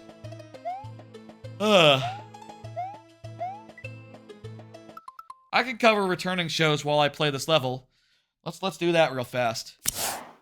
So, bunch of returning shows as well. Worth noting that Vendigasekai returned. Classroom of the Elite returned with 4 episodes. Doro Hedoro returned with 3 episodes. Dr. Stone returned. Angel Spoiled Me Rotten returned. And Slime Isekai returned. I guess that's 6 shows? 6 shows so far this season. I will say, Vendigasekai, I'm not sure if I feel like that's kind of gone off a cliff, kind of fallen off. I'm not sure I'm gonna stick with that. I might drop it. I'm gonna think on that. Classroom of the Elites had 4 episodes up front. Kind of makes sense because it was able to have a complete arc in those 4 episodes, and that was nice because we got to see the payoff right away. That show's good. Hedoro. It's been so long since the first scene of that. I've mostly forgotten what the hell was going on, and it's all very, very weird, very, very well animated, and very, very violent in a way that is cool. I'm interested in knowing where that's going, even if I don't quite remember what the fuck happened last time. I should check a recap or something. Dr. Stone continues to be peak. Dr. Stone fucking rules. Really loving where this season is going so far. It is just exploding off the starting line. I love it. Angel spoils next door spoils me rotten. I forgot that first season ended with spoilers for that first season. But it's one of those rom-com shows where it's a boy and a girl, and they're closer than they would usually be if they're not dating. And I started watching it again, going like, they should date already. And then they said like, oh, at the end of last season, we started dating, and it's like, oh, okay, shit, they're ahead of me. Okay, I forgot that happened. I thought they were in classic holding pattern that's cute and good the whole time, but that's cute and good. That'll be fine. And finally, as far as Slime Isekai, I'm honestly not sure what I want from Slime Isekai anymore. Like, where I want it to go. I feel like it's fun when it's like cute and good stuff, but its big long action arcs get a little bit silly, especially as like power levels are out of control and all that. And I don't know. I don't really know what I want anymore from that. And the first episode was fine. With 7 episodes of returning at anime on Wednesday, after I finished the Meat Boy stream, I had to watch all of them in a row. Kind of a lot. That, was a lot to go through, but I enjoyed having that many episodes of both, and again, I feel like I got the... it's off to a more exciting start since they have gotten things off running. You love the Classroom of the Elite arc? Yeah, I'll say, to give more detail, it's a good arc. Basically, I guess they've gone up a grade, which means that there's a bunch of like younger characters now. There's a new grade 1, and like there's some neat Classroom of the Elite is sort of about like psychological, reality show type things, but in like a high stakes educational context, like a school and stuff. And it's basically do or die, and every single competition comes with, oh, if you fail this, you get expelled. So that's fun. There's some good stuff going on there. And yeah, the previous Slime seasons would spend a few episodes building things up before the big fights. That's true. I don't know. I feel like Slime Isekai has had sort of diminishing returns for me. I feel like it has so many characters, it's hard for it to find time for all of them to get pushed, if that makes sense. But I do really love... I will say I did really love the spin-off. I do really enjoy the show. I think the first season was great, and I did really enjoy the spin-off Slime Diaries. Just pure slice of life of that was lovely and good. So if they could keep that good ratio or whatever, it'd be good. Season 4 is going... What? Season 4 is going to be like 5 cours or something? Wait, what? The season that's just started is going to be like a year long? What? Oh, 5 cores, but split cores. So 24 episodes this season, though. Wow, okay, shit. I mean, I feel like at that point you should really just make a season 5 or something, But I guess if they're splitting them by like a season each or something, I guess that's fine. Yeah. Gonna have like 5 parts. What is this, Attack on Titan? I don't know, maybe it worked for Attack on Titan, being able to... I mean, there's nothing special about the 4th season. They could easily just come back next year and be like, Season 5, here we go. Like, we're on Season 3 of, 100 Girlfriends. That's next season, right? That's next season? Looking forward to that a whole lot. Not this season, but next season. Yeah. Nice, traditional, fun, level 06i. Thank you. I don't know. Anyway, that's anime. It's off to a good start this season. I'm looking forward to see all the stuff over the weekend. I always feel like this is sort of how I tend to split up my time and split up the week. I always feel like every time I do the Friday stream, it's like I can start looking ahead. I can start looking ahead to the next week because I don't have to, I've now talked about everything in the previous week, and now I have to look ahead to figure out, like, okay, what am I watching before the next week? Like, I feel like my life is partitioned by, like, the Friday stream being being like like the bookmarks of, like, the chapters, as far as, like, okay, now that that's done, I can look forward to what's happening next week. I tend not to think too heavily about the weekend until, like, Friday is done and I'm done talking about whatever the fuck I got up to the previous week. And, well, other than prep for, like, streams that are coming up, or otherwise, like, trying to figure out, like, okay, this short should go up on this day. But, like, as far as, like, thinking about the shows that are coming out this weekend, and things like Witch Hat Atelier, I'm basically just starting thinking about it now, and, that's fun. Thank you for the level. I'm hitting, complete now, and, we got some non-anime cards coming up, so, let's do them. Prexton, go ahead and confirm. But Final Season Part 2, Final Season Part 3, sounds like someone couldn't think of an arc name. Yeah, totally. I mean, I think this Final Season Part 2 of Golden Kamuy is called, like, the Runaway Train arc. So they could have come up with a name for this one for the last season of Golden Kamuy last season, if they wanted to just indicate, hey, this is the final season, this is we're getting to the end, but it's not the final season. There's one next year as well, in like 9 months. So get ready. It's ending, but not now. I'll say, I feel it's weird even with stuff like Breaking Bad and whatever. Just have each season be a season. Unless, like, you're split up by, like, one season. If it's, like, one season apart, that's fine, I guess, but still, Season 2 Part 1, Season 2 Part 2 is weird to me. Is weird to me. I'd rather it be just, different seasons. Card! Prexton is up, Prexton is here. It's kind of dull in between things. I'll say, here's something I wanted to talk about, which is that I find... This might sound weird, considering that it is a shame that we spend our whole life working, and, like I said up top, I'm sort of in between stuff right now.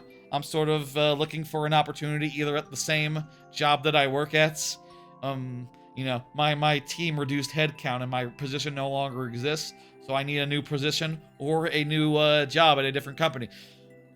So I'm sort of in between things, and I'll say, it's kind of dull, It's nice having all that time back and, having to just do applications, which, if honestly, doesn't take that long to do an application and to even apply to more places than realistically you could deal with if they started, like, calling back on you, or, you'll run dry pretty quickly if you really try. It's nice having extra time and all that, but also, it's kind of dull. It's kind of nothing going on. It's kind of, what the hell do I even do? What the hell do I even watch? A vacation is nice, I feel like. Partially because you can plan for it. And like, how long it's going to be. You can start queuing up and going like, okay, if it's a staycation, I'm gonna watch some stuff, I'm gonna play some games, I'm getting it all together, and if it's a vacation proper, like, you're going someplace and you're booking a bunch of fun things to do. And, in between is sort of like a weird middle area of just like, okay, well, I can't go travel right now because I need to make sure I'm not spending too much money until I know there's more money coming in to replace that money, And also, like, I probably should be, like, focused on doing a few applications and trying to line up interviews and all that. And as a result, like, you can't really just as easily go like, okay, let's go to Cedar Point right now, until such time as you're, like, ready to, or maybe you can. I mean, I'll say I did when I I left the previous job. I did take a weekend and went to to you know, Orlando and did like a theme park week, 4 days, and went to all the parks in those 4 days.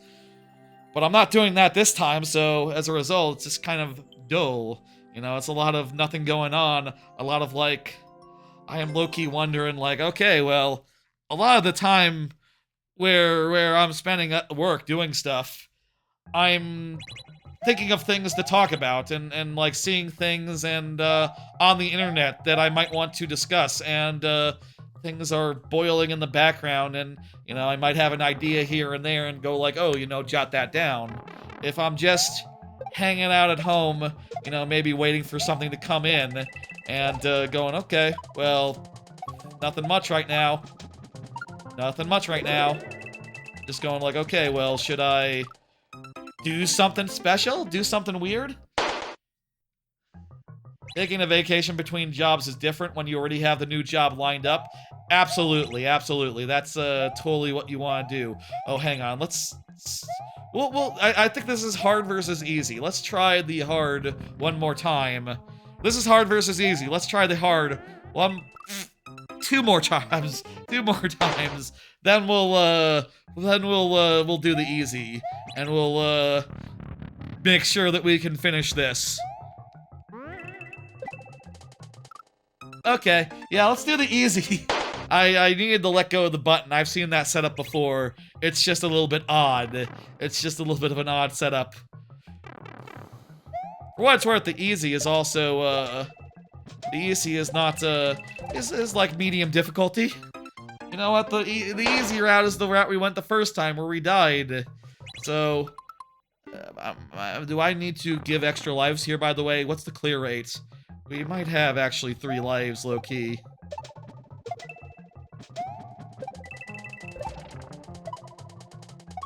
We won't need them. We got this. Okay, okay. Yeah! We didn't need it! Alright, alright. Okay, that guy got fucked up by me waiting. I'm not gonna count that. Let's start from the checkpoint, and now we gotta count it, and go from there.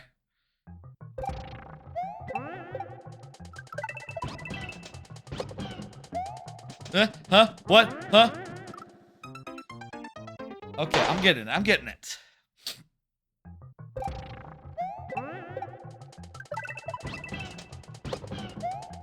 I gotta hold down the button. That's just to save Yoshi? Oh, I gotcha. Oh, also I can't get out of here. There's like, stuff in the way. Okay. A thing that prevents you from, cheesing it there. Okay, cool. We got 2 tries left. 1 try left. Tell me what the clear rate is. Maybe we are entitled to extra heads. I bet we are. 2%? Okay, 2.5. We are entitled actually to 2 more heads. We actually are entitled to the bonus head, so we got 2 more of them. 1 more of them. Oh boy. Last try, let's do this. And this is the easy route, by the way. Shit, fuck, ass. I held too far. Well, I'll say the queue is still open. Feel free to get that back in if you please. Clearly this deserves an extra 10 lives. I will say, I am considering a system wherein, like, levels under 0.4% get an extra 5 lives, represented by, like, helmets on the heads, but haven't implemented that yet. I should. I got plenty of time. Now is the time to get that working and get that all set up.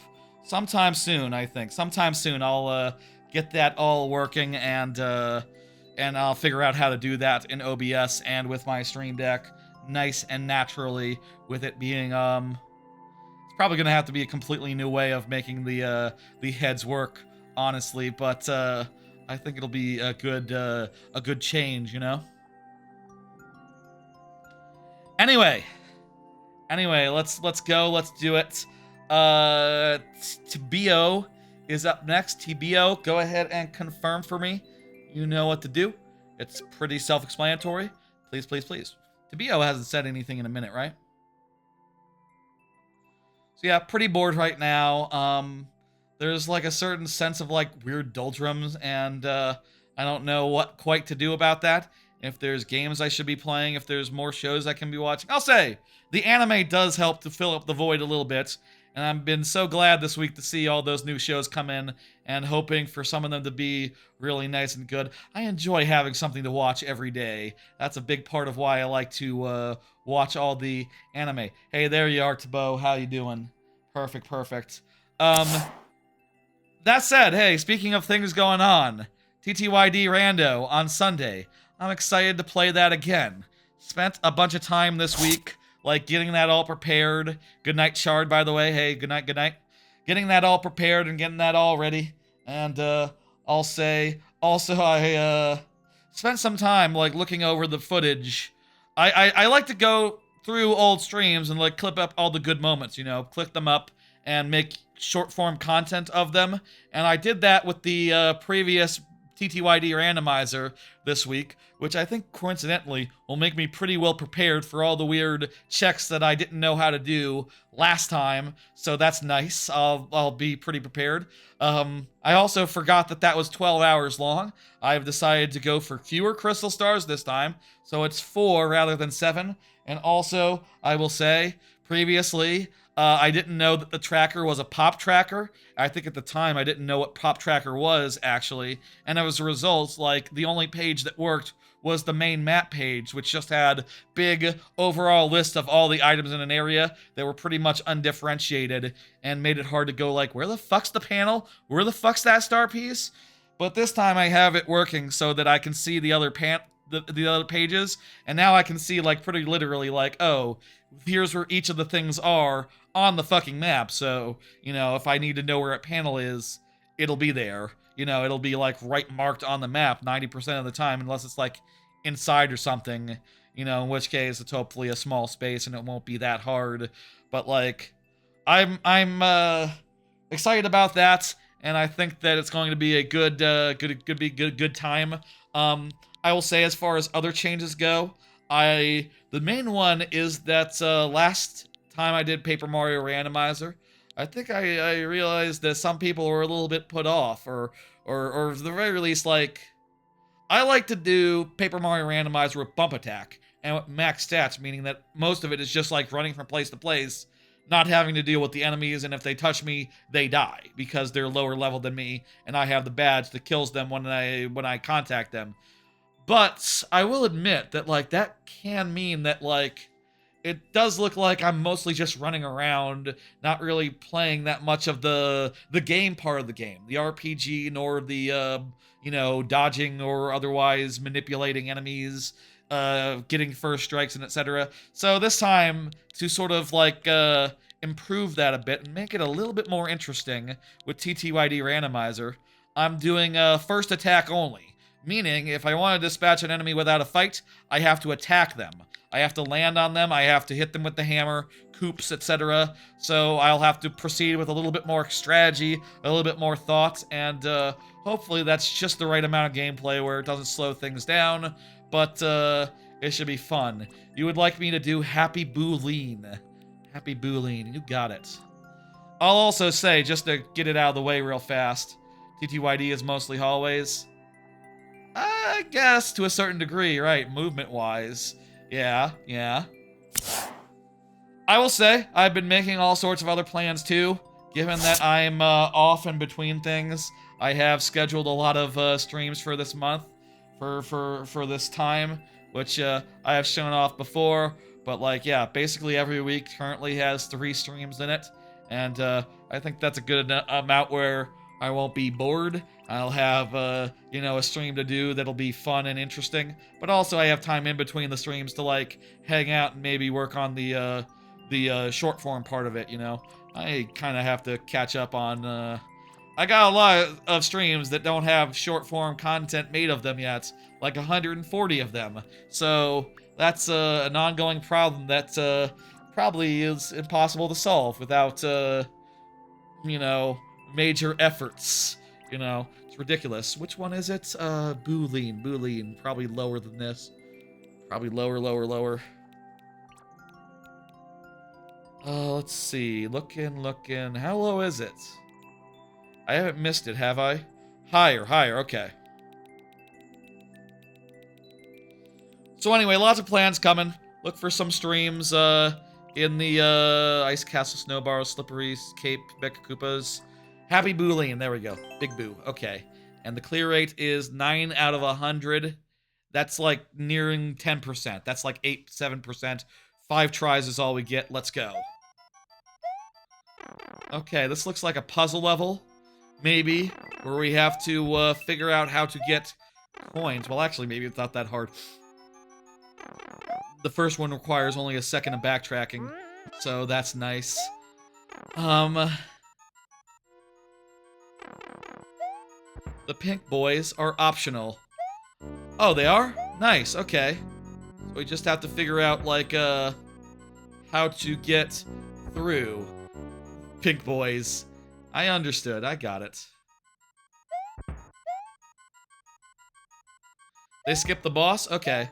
I can do a boss. I think we got it. What else is new? I always feel like I'm looking for content, you know, stuff to watch. I always feel like it's hard to find good shit to do. I watched that, y'all know Red Letter Media? I love the videos they do.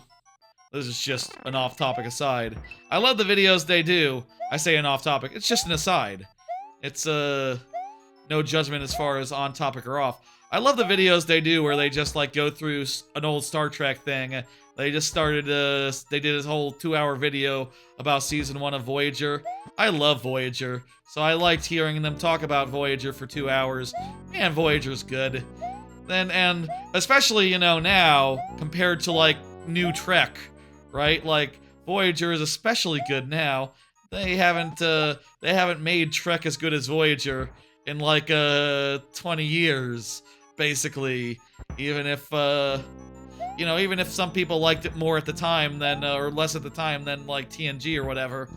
It's like, man, well, nothing resembles TNG anymore, so, you know, consider that. I can always go for some Voyager, honestly. I could always go for some Star Trek. These are additional thoughts that I'm having randomly that aren't on cards.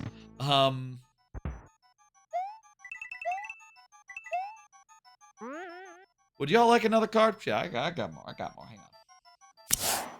I'm looking forward to whenever I can get back on stable ground. Yeah. So that was something that was sort of alluded to earlier with, like, planning a vacation. Yes, absolutely. Whenever I do get back on stable ground, there's so many things that'll get back into fucking shape, hopefully.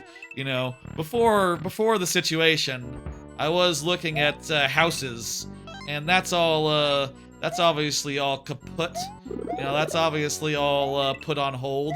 But also, like, I probably have to wait until I have some time at a new job before I can apply again and get that all sorted out. So, again, that's all fun, but, you know, once I do find something, I would love to go on a trip. I would love to go on a nice big trip before something new begins.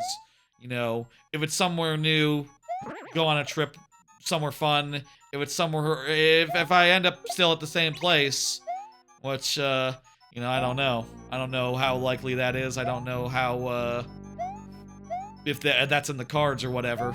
But if I do end up at the same place, I would love to just, like, you know, at that point, House would still be on, and I would still like to do House and all that. But like, assuming that that's not the case, I'm really just looking forward to the stability. And the ability to do things like the trips that I've been planning for the last, you know, year. Like, definitely, you know, I've been saying, like, end of summer for Cedar Point. I'll say, if it could be earlier than that, I don't mind anymore. Like, whenever I can do Cedar Point, I will do Cedar Point. You know? At this point, you just gotta, like, hope for the fucking best and hope that, like, it all comes together before, you know, before too long, etc., etc. That guy lost his hat, so, that's going to be... Wait, is this impossible now? Because that guy's going in a... That guy's stuck in the middle now. Yeah, that guy's stuck in the middle. There was a checkpoint, it's fine.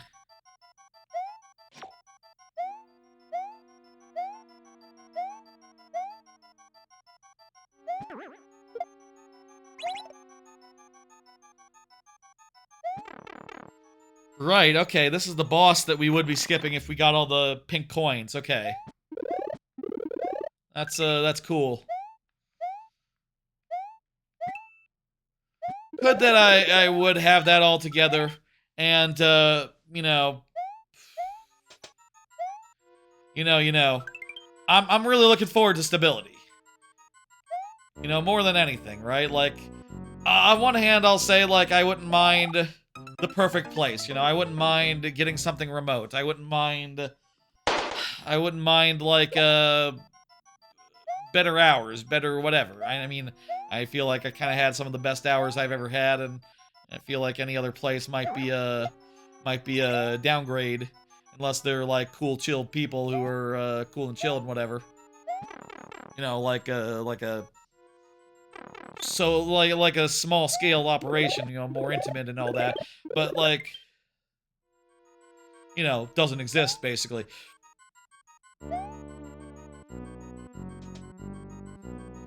But like, the thing I'm most looking forward to is just stability. It's just like having income. You know, I feel like, what the fuck? Huh? You have to, like... Huh? You gotta make sure not to get stuck in there, I guess. Okay, I will make sure not to get stuck in there.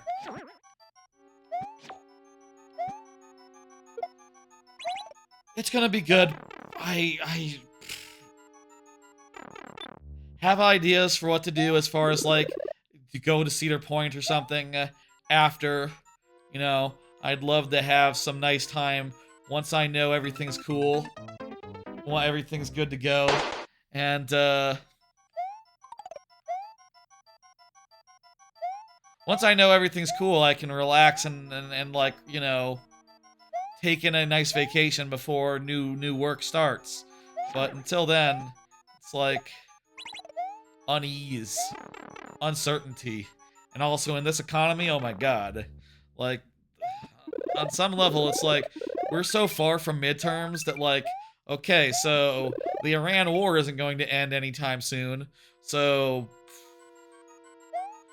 who knows if the economy will get good enough where people will be starting to get hired, you know?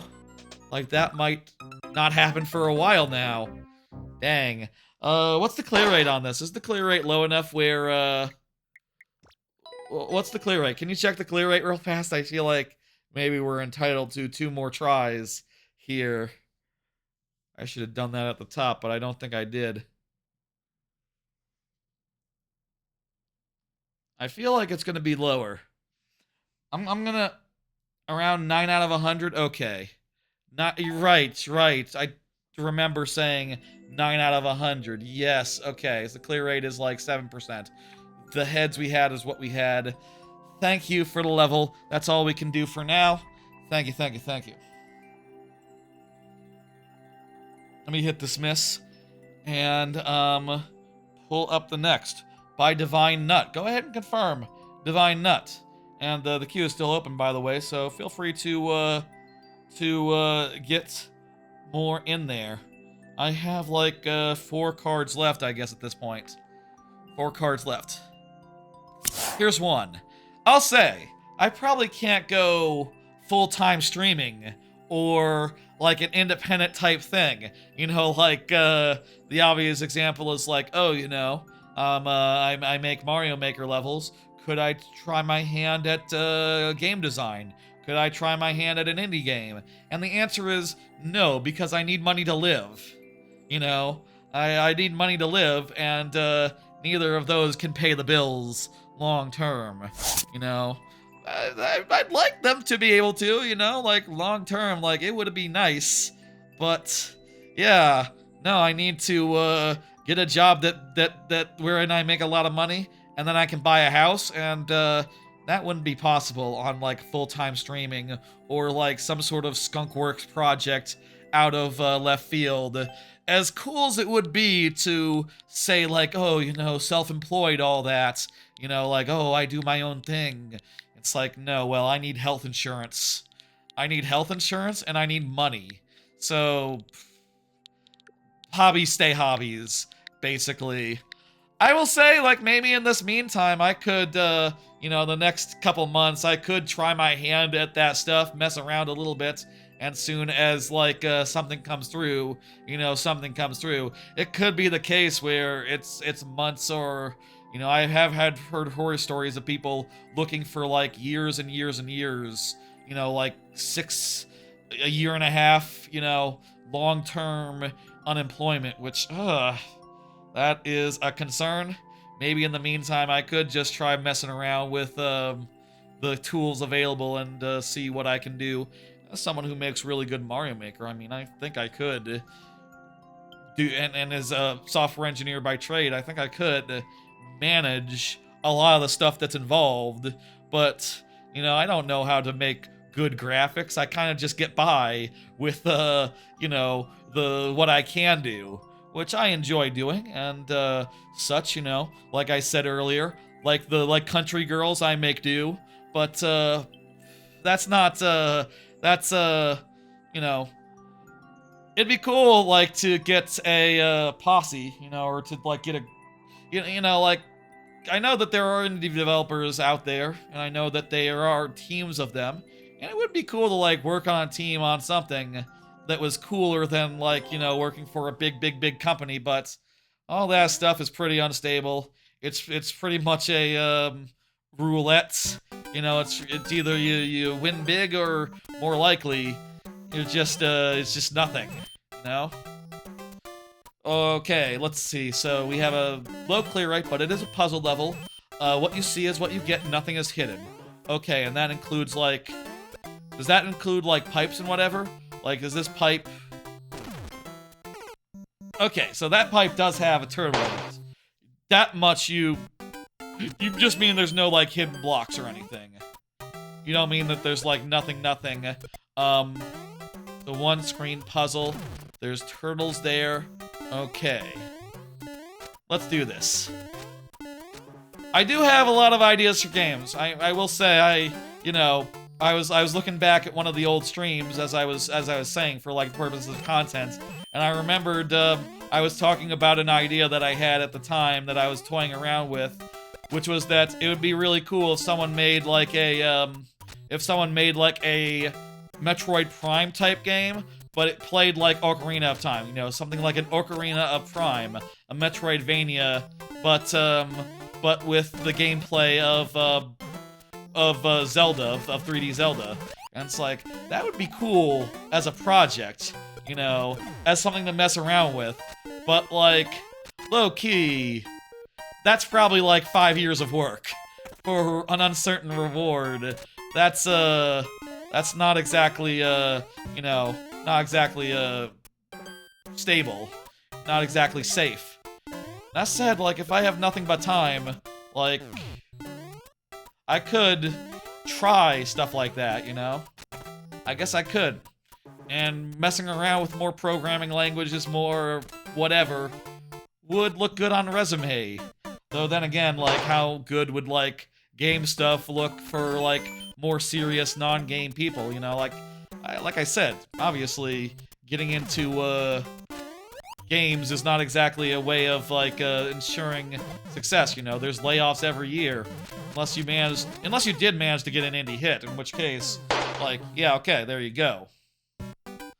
But that's so unstable, and, like, I already have a hobby, is the other thing. I already have a streaming hobby, and I already have a backlog on that streaming hobby that, is insurmountable as far as the short-form hustle goes, you know? I can't do a short-form hustle and also, at the same time do the, do a whole video game, you know? It would look better unemployment-wise. That's true. That's true. Definitely would be a cool thing to be able to say, like, yeah, I'm messing around with Game Maker or whatever. I'm messing around with Unreal. That would be like or Godot or something. But also, that's like such a different discipline from like anything I've worked on before. And, you know, probably the safer bet as far as like, wait, do I have to kill these guys or something? Wait, do I have to like... No, that's not how it would work, right? That just robs you of a shell. That just robs you of a shell every time you pass through there. Okay. Could you ask for shorts from friends or so on? I guess. I'm kind of a perfectionist about that, I feel like, you know? I've been thinking about that in terms of AI, right? There's plenty of services that will, you know, do your short stuff for you. You know what I mean? They'll make your shorts for you and like, clip up all the stuff. But, like, I'm trying to do editing right. I'm trying to, like, you know, I have my own taste in how I like to do things. And, like, I wouldn't trust an AI with that. And honestly, I don't know, like, I would necessarily trust someone else to have the same results that I would. You know, that I would just, going through. But yeah, that's obviously a possibility. Well, the other part is that, I wouldn't be able to pay, you know. The shorts don't make money. It just makes me feel good, you know? So, it's just a hobby. I'm not monetized on YouTube, so it wouldn't be, like, oh, you know, here, you take care of this, you know. I mean, I do think I should probably, like, low-key, I've been making do without, any sort of mods on this channel. I probably should, make some moderators eventually. You know, that probably would be a good idea, just insofar as, like, me not having to reach over every time to ban a bots or whatever. And, also moderators could run polls and stuff. The idea has occurred to me. But, you know, I like to make do. I like to just try my hardest with the tools that I have available and make up the gap. And I would think that any employer would find that to be a quite admirable thing. Making do, figuring out what you can do, and trying to manage. Honestly, it's the kind of crap that would be good at a place where you wear many hats. Whereas, like, the places I do work, I, you know, tend to wear just the one hat. Or, you know, a couple of correlated hats, closely correlated hats. You know what I mean? Anyway, this is almost, in some ways, sometimes the stream kind of feels a little bit, therapeutic, you know? A little bit like I'm just getting things off my chest. I don't do therapy, but if I did, it wouldn't be that dissimilar to this, no? Anyway, that's just how I'm feeling right now about all this. Definitely could think about, like, the possibility of additional hobby. Oh, I think I realized what I need to... No, wait, that P block has a thing above. You can't get down that way. Hey, how about we start thinking about this level on the, on this try. In fact, let me just reset to get the timer good, and I won't count that against. We got one try left. We should probably think about what we're doing and what we can do, and, etcetera, before we, just die without, you know. So, what do we have available? What are our options? If we get the P switch, we can come over here and go in this P door, which will lead over to the right side? Why would we want to go there, actually? These two doors are related, but why, though? This door lets you go from the left side to the right side, while the on-off is the other way. I guess that's interesting to note. You're on the lightning round already? Oh, it's like 11 p.m. We've been on the lightning round for like 3 hours, Sugama. The stream starts at like 6 p.m., you know? So, seems like it would be useful to be able to go from this side to the other side.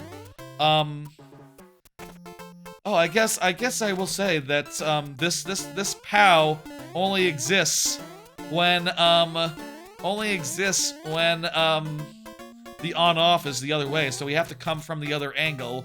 We have to come from the other side when the on-off is the other way. So one thing we can do is we can hit the on-off here with a bomb, and that will activate it. But it will leave me alone and isolated in a part of the level without a shell or without anything. And we can't bring our shell back to that side.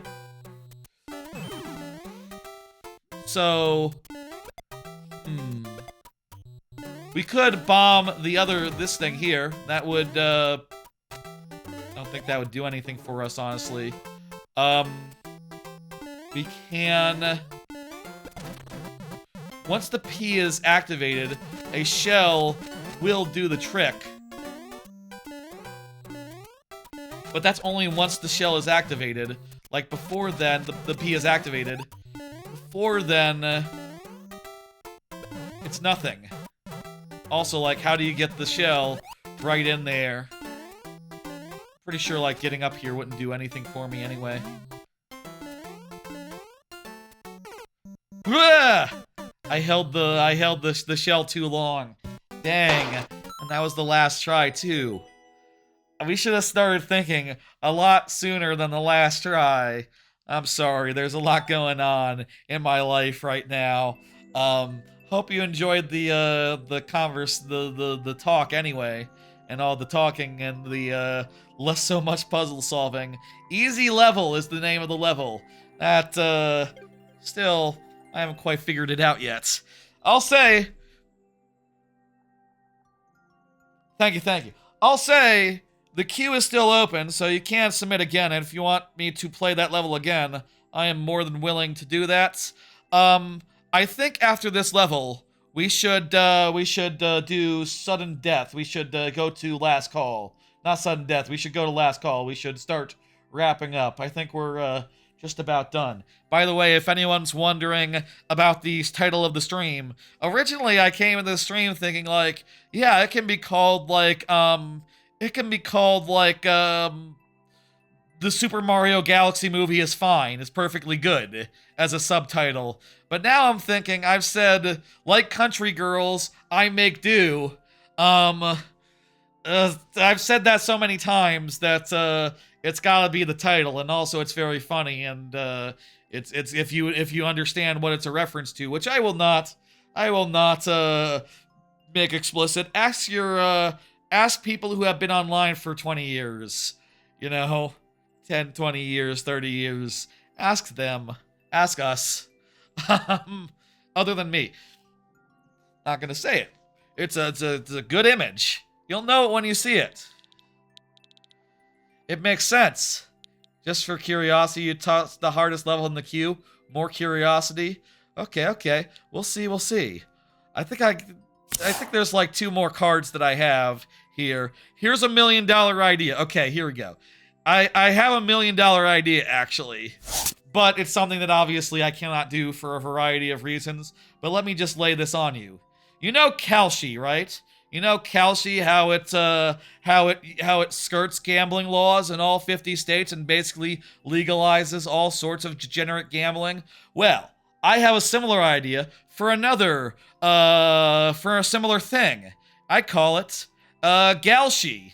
It's a loophole for the world's oldest profession. And here's I think the loophole.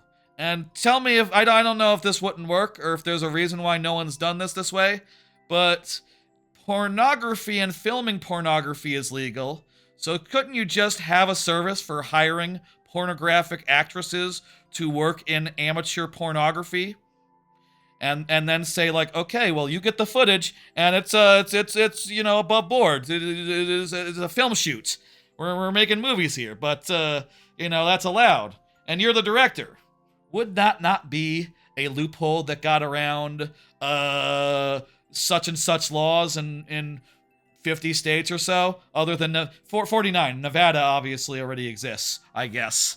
That is a thought that I've had, and I'll say for what it's worth, it's a bad idea, and really Galshi shouldn't be legal either. I will say I think this would be less societally damaging than Galshi is presently in the present, but you know, I wonder if someone's gonna actually do that and actually figure that out, and if like certain administrations would be all over that. It's like, oh, money! We like money! You found a loophole? That's great! Give us some of it. And then suddenly it's legal forever in all 50 states, and what the fuck. Anyway, that's an idea I had. I came up with Galshi yesterday as the name for it, and I started laughing very hard. Maybe I should have saved that for the punchline rather than at first. It's called it should be called Galshi. Get it? Get it? It's a pun. Off obviously you could also use it for dudes as well, you know. That would be obviously a use case. Nothing wrong with that. In fact, I'm sure you could hire multiple to do you know, the acting with each other if you wanted to. Though, you know, yeah. I guess it would be like gig pornography, I guess. Is gig pornography a thing already? I wouldn't be surprised. The gig economy is so something or other. Gig work is everywhere. I guess I will say that if worse come to worse, I could drive an Uber or something. Feels undignified for a software engineer to drive an Uber, but apparently that's the world we live in and have done for a bit. I've heard that, like, yeah, no, other people with equally prestigious careers have had to, you know, make do in the middle of, you know, bouts of unemployment in this fucking economy. It's not good. Anyway, that's, someone would try that, I bet. In this fucking world, like, yeah, no, it's weird. People are doing weird loopholes and getting away with it. Why wouldn't you try something like that? Other than, well, you might get arrested for pimping. That, you know, damned anti-pimping laws, as Bender put it. I got an idea so devious that, you know, cut to the judge. Damned anti-pimping laws. That's a good episode of Futurama. That's a good bit. And where he does his pimp walk, you know, with Bender pimp walk. That's a good bit of animation. And they say, Bender, honey, we love you. Shut up, baby, I know it. That's the line. It's a good line. Man, Futurama's great. I love Futurama. Always a good show. Gotta watch out for those anti-pimping laws. I'll say that much. But, it's a good idea. Someone's going to try it in the next 5 years. I'm gonna say it right here, right now. If gambling has been made legal and it's, makes for one of the biggest companies in the world, in America, like, yeah, why not the other one? I think it'd be funny if, you know, obviously in all the ad material you have to deny, right? You have to deny what it is. But what you should do is say it's the world's newest profession. You know, it's the world's newest profession. An obvious homage to the term, the world's youngest profession, oldest profession. You know, like, people would get it. People would understand and go like, oh, hello. And I realistically just think that if you had all this stuff on the up and up, it would be safer. I mean, I think that about drugs as well. I mean, I guess that's another thing that someone will try to figure out. Would like to figure out, like, legalizing a loophole for that. With drugs as well, if there was a legal way to do those, there would be a lot fewer health consequences. You know, rehab would be a lot more accessible and less stigmatized. You'd be able to treat it as an addiction rather than as a criminal offense. There's a lot of good things there. Don't make using it legal, make selling it illegal. I mean, I think just do both. And also I think once you do both, like, all the violence leaves the ecosystem immediately. You know, any sort of violence, any sort of, like, drug drug trafficking. Like, Pfizer and shit are gonna be all over that the immediate, the immediate second that it's legal. Or at the very least, like some sort of crypto bro startup guy who has a lot of money will go like, oh shit, I'm getting in. And then Pfizer will say, no you don't!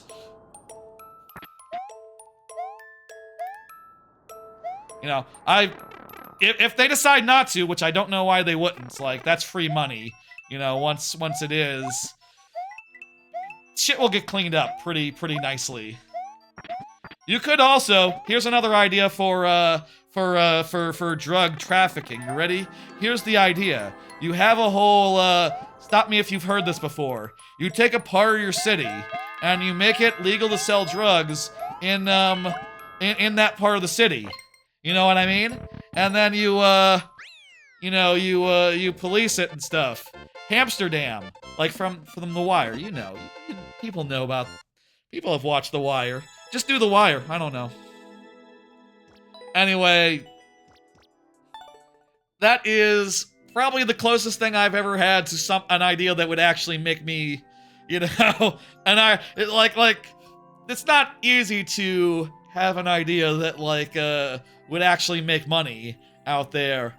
That would also possibly be a crime, though, so, I wouldn't, and also I don't have experience pimping, so, that's, honestly, not really feasible in a lot of ways either, but, I feel like that's, as someone basically in the unemployed state, it's like, oh man, that's the closest I've ever come to, that sort of startup idea. Ooh, break the law. Great idea. It's better than anything else that you can think of, off the top of your head. You can't make money just making a good product and, or a good website anymore. That doesn't work. You can't just say, oh, I'll be the best in what if website, but best in category. Nope, not how it works.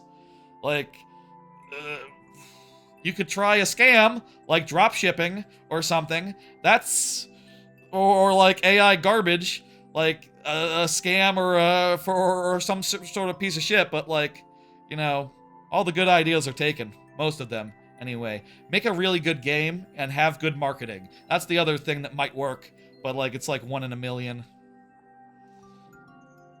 Thank you, 06i. I'm hitting complete, and Prexton. Let's go.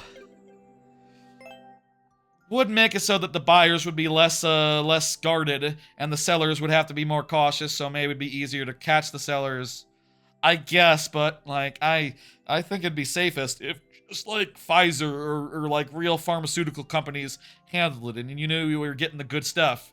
And that would drive prices down as well, which would, mean they would have to do less to fund their habits.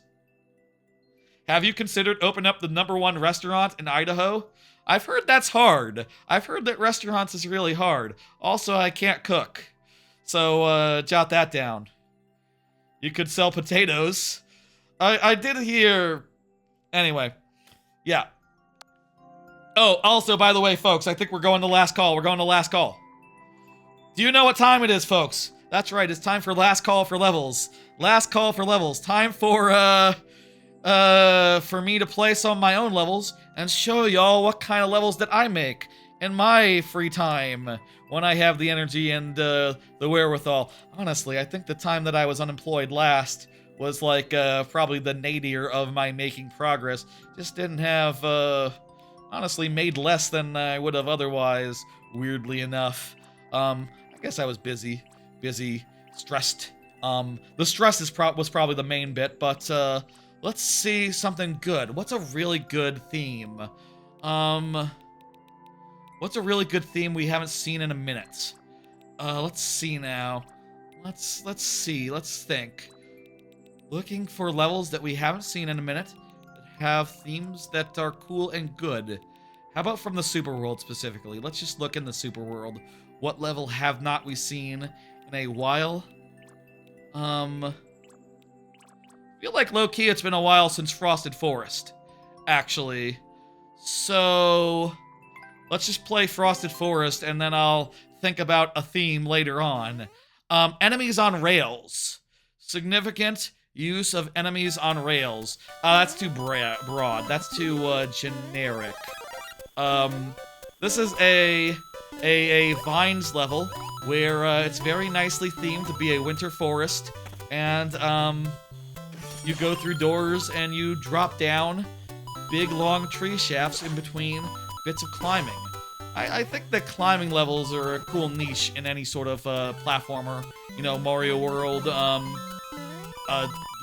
Donkey Kong countries. I'll say I feel like Mario World doesn't have enough climbing levels. It's a cool gimmick and a cool thing, and you know, I'll say they're not the easiest type of levels to make. So I understand, like, you know, when you can climb in any direction, it's hard to make that into platforming necessarily, but I think this level does a great job of it, and I think this level is quite lovely. Some blue plat stuff as well, where in between the things, you do some blue plat garbage. How about blue plats? Blue plat is like a standard, good thing to, standard good element. You can't go wrong with blue plats. I feel like I've probably done blue plats before, but at this point, you know, I've been doing this sort of themed last call for probably like 2 years or so at least, so odds are we can't always have something that hasn't been done before. Oh, and also, by the way, at this point, there's a twist, which is that the final drop sequence is extra long, and it's been a vertical level the whole time in the subworld. I did some tricks as far as disguising one part of the level for another part of the level, and tried to make it look like the subworld was wider than it actually is, by like recreating parts of the world on the other side of a door transition, and otherwise disguising the top and bottom so that you can't tell. But at that point, it becomes clear that you are in a thing. Nice little finale thing. I could also do tricks like that, if not blue plats. Blue plats are common. Let's do the weirdest, the weird perspective tricks, actually. And let's literally show them as well. Yeah, okay, that's it. Weird perspective tricks. There's only a couple of them with that, but you can see here that, like, this area here is built out so that, so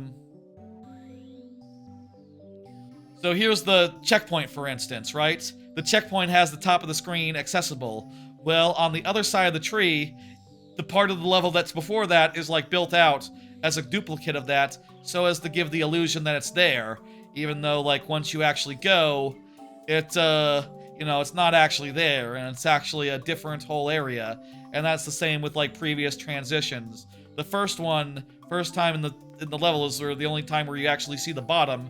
The rest of it is just, you know, vines disguising the bottom, which I thought was a neat effect, and leads to a neat sort of reveal. Neat sort of reveal at the end there. Meanwhile, another good example of that. Let me see, did I have any neat examples of that before the Super World? Or was that the first sort of example of a neat illusion of that sort? It might have been. I'm looking. Oh, I guess the first example of that, as far as like a neat illusion, is a level that I showed off last time, Fair and Floodway, wherein the trick was that it sort of was just to disguise it as one contiguous space, rather than to do anything like particularly tricky with it. You know, obviously, in this level, you can tell that you're going into the pipe, and the pipe is a different world, but it maintains the illusion anyway, so that, like, when you go into the pipe, and the water level starts rising, it feels like it's the water level from before that's rising to the top, and then when you switch back from the one world to the other world, it switches back the other way. Also, this is a Link level where the Spike Hats gives you additional options if you lose your Link, and vice versa, which I think is cool. This is one of my most liked levels for a lot of obvious reasons, insofar as it's really cool and good. And basically does the type of like level that DKC2 does with its water levels, a trigger-based water level, in so many words. Very ambitious, very tricky to get together to build out both areas on either side to make the illusion work, to route it in interesting ways, like at this point where you go through the space that you just passed through, but, you know, on-offs being the other way and all. You get some cool stuff like this where you go up through, guys. Get some cool parts like this where you go up through, guys.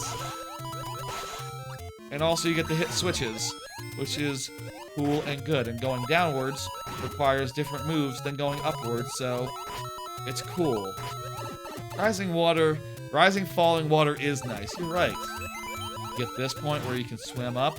Ooh, it's a lovely level. I showed this off last week, so, you know, it's, back again, huh? But, it's just happens to be a great example of exactly this, this theme.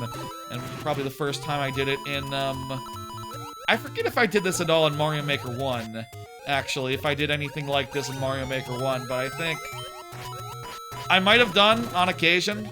There was one level in Mario Maker 1 where I made it look like a pipe connected to the very end from the map screen, sort of. And sort of rebuilt that environment on the subworld to make the illusion if you looked on the whole thing. Did Mario Maker have the forest theme? No, that was introduced in 2. That was new to, 2. I wonder, how many people here played Mario Maker 1 back in the day? I mean, you have to have a Wii U, of course, but a lot of people did. 06i, did you start with Mario Maker 2? I didn't know that about you. Maybe you just don't remember because it's been a minute. Either way, that's, I didn't know that.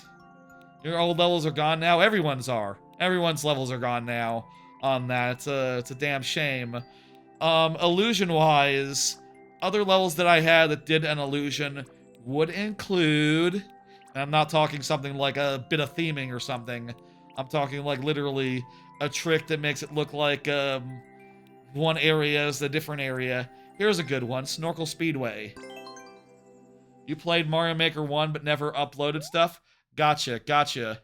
You played Mario Maker 1 a good bit, Tia-Boo did not, Yoki did. Huh. I feel like more yes than no. I guess if you've been playing Mario Maker 2 for so long, maybe you started on Mario Maker 1 where it was easier to cut the teeth. Here's the illusion here. And I guess I didn't show the illusion. Hang on. Shit.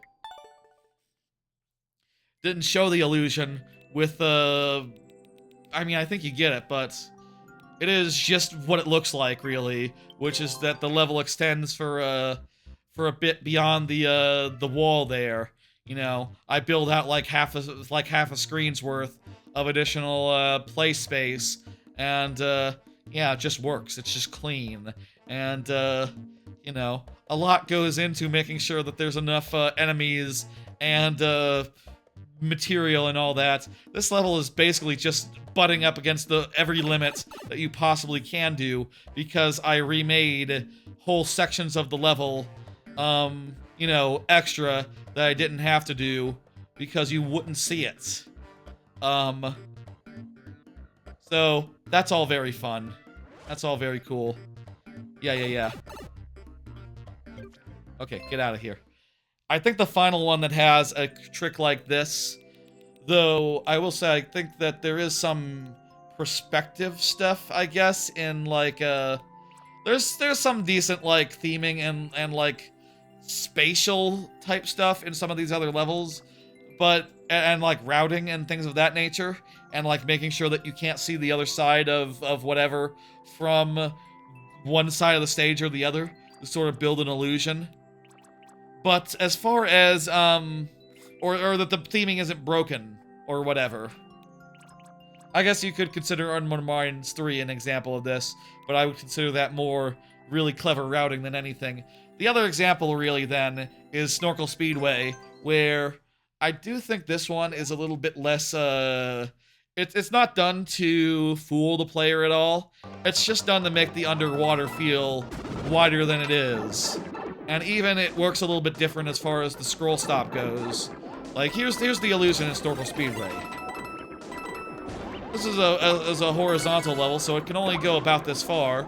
But I sort of make it look like you're going down there, but you actually go to a different screen, and you can see that screen is as far onto the side as you can. So in this case, you literally can't see where you came from because it doesn't exist, and I just did it to make it so I had a whole 2 screens to work with on the other side of the thing, and to sort of make it so that I could route the player around in ways that felt organic and cool, without being confined into the vertical box that the format implies, you know. Like it's very much inspired by DKC3, like the Barracuda level, whatever, blitzing barracudas, blazing barracudas, whatever that level is, was a big inspiration here. And those levels tend to be more boxy, so I wanted to build it more boxy. Here you can see that there's like a another chamber down there again. By making it so that it warps you to a different area, this little run can just be a little bit longer, which I think is cool. This also is right against the limit, at least for the subworld, especially because the whole level is basically in the subworld. A couple of little barrel blast equivalent spaces notwithstanding, and made it a difficult challenge, but I'll say I'm really proud of this level, and I really like it. It's just like an example of a water level that's fast and cool, where it's very accelerated a little bit. I feel like that's always the issue with, often the issue with water levels, and my usual solution is to try to accelerate them somehow, with some trick or something, and that's what that is. But yeah, that one, the illusion, is more of a minor thing, more of just okay, let's just make it so that the core, that feels like a physical space, and also that, you know, I have more room to work with. But, it's cool nonetheless. You see here, fake area, below it, real area. Just allows me to have extra width, basically. Just basically allows me to have extra width in the real area. Here again, fake area, real area up here, a little bit wider, a little bit wider. There's a little bit of extra real estate on the top. Nothing really going on in the overworld, just everything hooked together. It's shorter than your average overworld, you know? Can't think of a good level for him to play, so think of one soon. Gotcha. I think we're just about done with Last Call. We're about to close the queue. Is there any other illusions here? Any other use of this? I feel like, you know, I do have solid theming throughout, where I try to make sure that you can't see one area from the next, and to, like, plug up gaps where appropriate. But as far as, like, illusions go, you know what? I'm gonna say... Well, first off, there's a trick in this. I don't know that counts as an illusion. There's, like, a trick in this. There is an illusion, technically, from a technical aspect. Is there an illusion in Bonus Biome 5? Not really. There's not really room for it. But there is sort of a trick in Koopaverse 5, Ne'er-Do Nebula. Okay, let's do this one, and then that'll be the last, because there is a piece of tech, a little bit of trickery here that allows for a neat little bit of something or other, and a little bit of an illusion insofar as saving progress goes. This is sort of a different sort of trick than the previous tricks, but it's a cool one nonetheless, I think. This is like the first K. Rool fight on my Super World, by the way, which is to say, it's like the fuck. This is like the boss level where you fight Bowser properly, and then the last world is like a lost world, so it's like where you fight Bowser finally. You know, it's like the final Bowser fight and final levels, whereas this is like the end to the Super World any percent, I would say. And there's already some neat stuff here. Like, you can see that I've embedded the Koopalings in the wall, and that makes it so that you jump on them once and they die, which is a cool thing to be able to do, and also makes it into a little bit of a, you know, this part of the level you're going through all 7 Koopalings and saying hello. Hello, Roy. How you doing? While also climbing and avoiding ghosts, and it's set in a nebula. It's a Ne'er-Do Nebula is the name of the level, and it's cool. Traditional levels I would say are my favorites, generally, but I'm down for whatever. You got like Kaizo, puzzle, troll. Any level can be good content and fun to play, etc. And I would like to see them in any case. So this part is inspired by Baron K. Rulenstein, insofar as like you have basically no way to damage Bowser, and you have to go back and forth while hitting switches to proceed farther and farther downward. The illusion has yet to come, by the way, if you're wondering.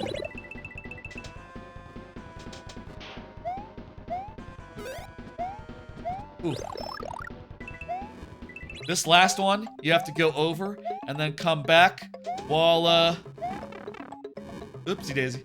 While, going with a P-switch situation. Now, so, at this point, you get into a Bowser fight, right? You drop Bowser down to the actual arena where you will fight him properly. And once again, you're going back and forth to, get shells to send at him. But, let's say that you die. Let's say that you die. Here's the illusion. Here's the trick. The trick is that when you first pass by the checkpoint, there's a Bowser that is stopped by spawning by the on-offs being in the right position, and then when you respawn from the checkpoint, that Bowser is spawned, so you get a second Bowser that, you know, gets to do the boss fight with you. So that is the way of basically having a big, long, two-phase boss fight, wherein it appears to be the same Bowser for both stages, but actually, if you die, a second Bowser tags in. And if you don't die, that Bowser just doesn't get to spawn. And I think that's a damn good way to do it. Also, you can see that the better you do the Koopas, the more damage you do. And then after 3 passes, you get a Yoshi and a Fire Flower. And then you can just kill him that way. Ooh. And then below the lava, there's a little escape sequence real fast. Just for fun. Just for fun. It's not hard. It's below the lava, though. And that's fun.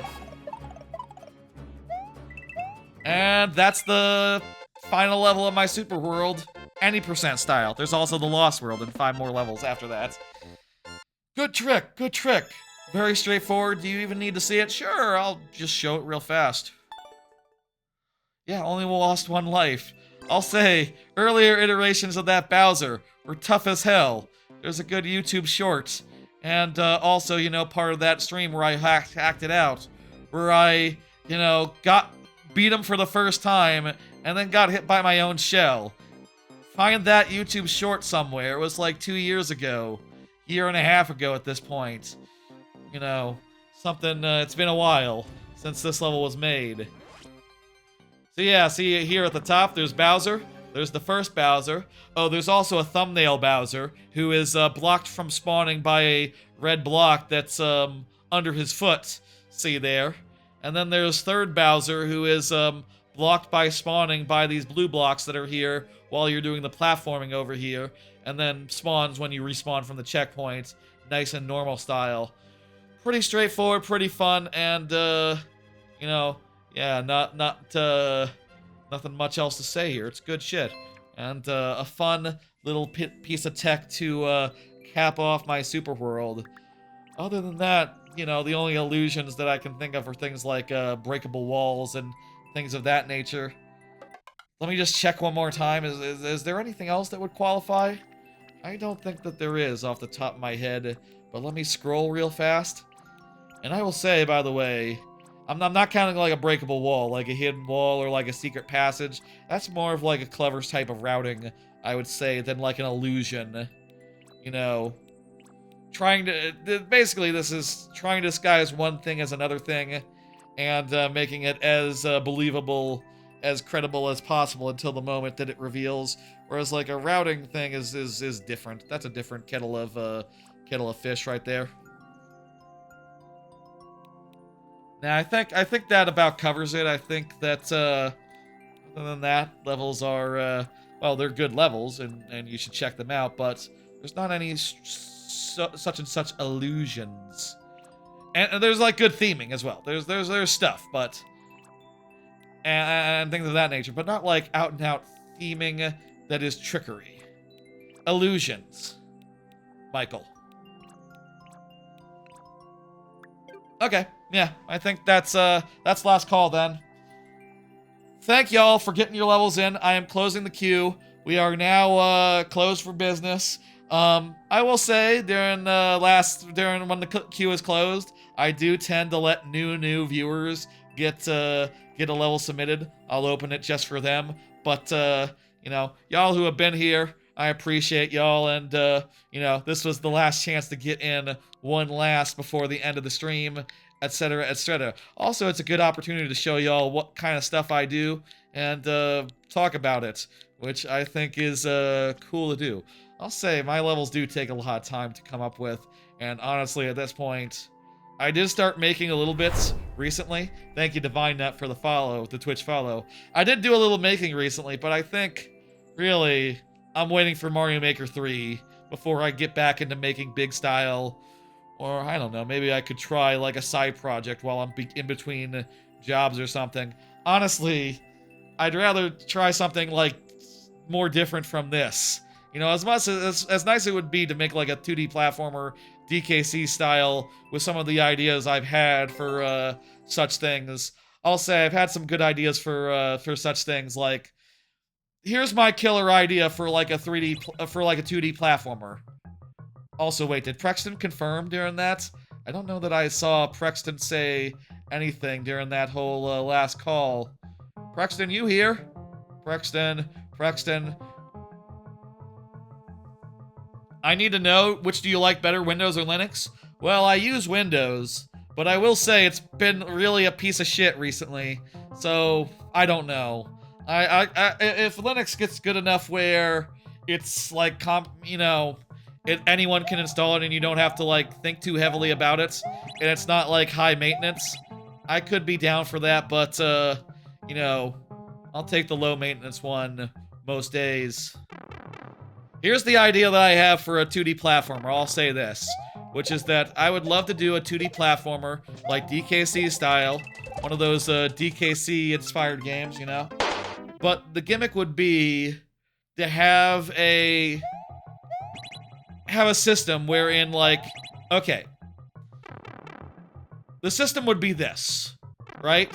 It would be DKC style with lots of collectibles and stuff that you could collect, and you need a certain amount of them to unlock the next world properly.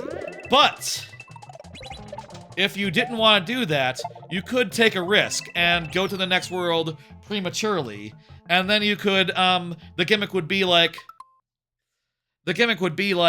lives are back. You know, you can, let me just reset so that I won't count this, by the way. I just need to reset the guy so he doesn't, like, expire. The way that it would work would be that, you know, you can go on to the next world, but you have to complete all of the next world in, like, 5 to 20 lives or something. Maybe with the opportunity to gain more through, like, getting coins and all that. Damn it. Hey, we have another chance at this. Let's do this. This, killed us earlier. Ah! But we're in last try. We're in sudden death now, so 2 tries is all we got. And those were the 2 tries. I'll say if Prexton can confirm right now, we will have a bunch more attempts. I think like 5 more attempts. Or if someone were to refresh, you know, if a Twitch sub were to refresh our heads right now, either way would get us back onto to get more attempts. Failing that, we have to move on. But yeah, my idea would be to make it so that lives and that risk reward was a consequence you paid for, like, not going and doing like alternate versions of levels, or like I would love it to be like Bowser's Fury style. Like, those would be the two things of like, one, have a risk reward any percent, and two, Bowser's Fury the fuck out of it and make it so that every level has like 3 to 5 variations with different enemies and slightly different mechanics. Feel like that would be an interesting design challenge, and honestly, I'd love to. I have had a few Mario Maker levels that have toyed around with similar ideas, but like same time zone, same or like same areas, different time. But well, not in Mario Maker 2, 1. Those 4 levels were all in Mario Maker 1, but probably would be a bit harder to do that like 5-6 times, and go beyond like even like Super Meat Boy goes as far as like recasting levels in different ways. More games need to be like Bowser's Fury. Yeah, that'd be my idea for a 2D platformer. Honestly, though, I'd probably rather like try like a Zelda, like a 3D Zelda or something. Like a Zelda Metroidvania, I think would be really cool, and it could have a randomizer. And my other idea, as far as like a 3D Metroidvania like Metroidvania Zelda type game would go, is like, well, you make it so it's got a dark world like Metroid Prime 2. And then you make the dark world more interesting than Metroid Prime 2. Like, you make the light world like a space, sci-fi like zone.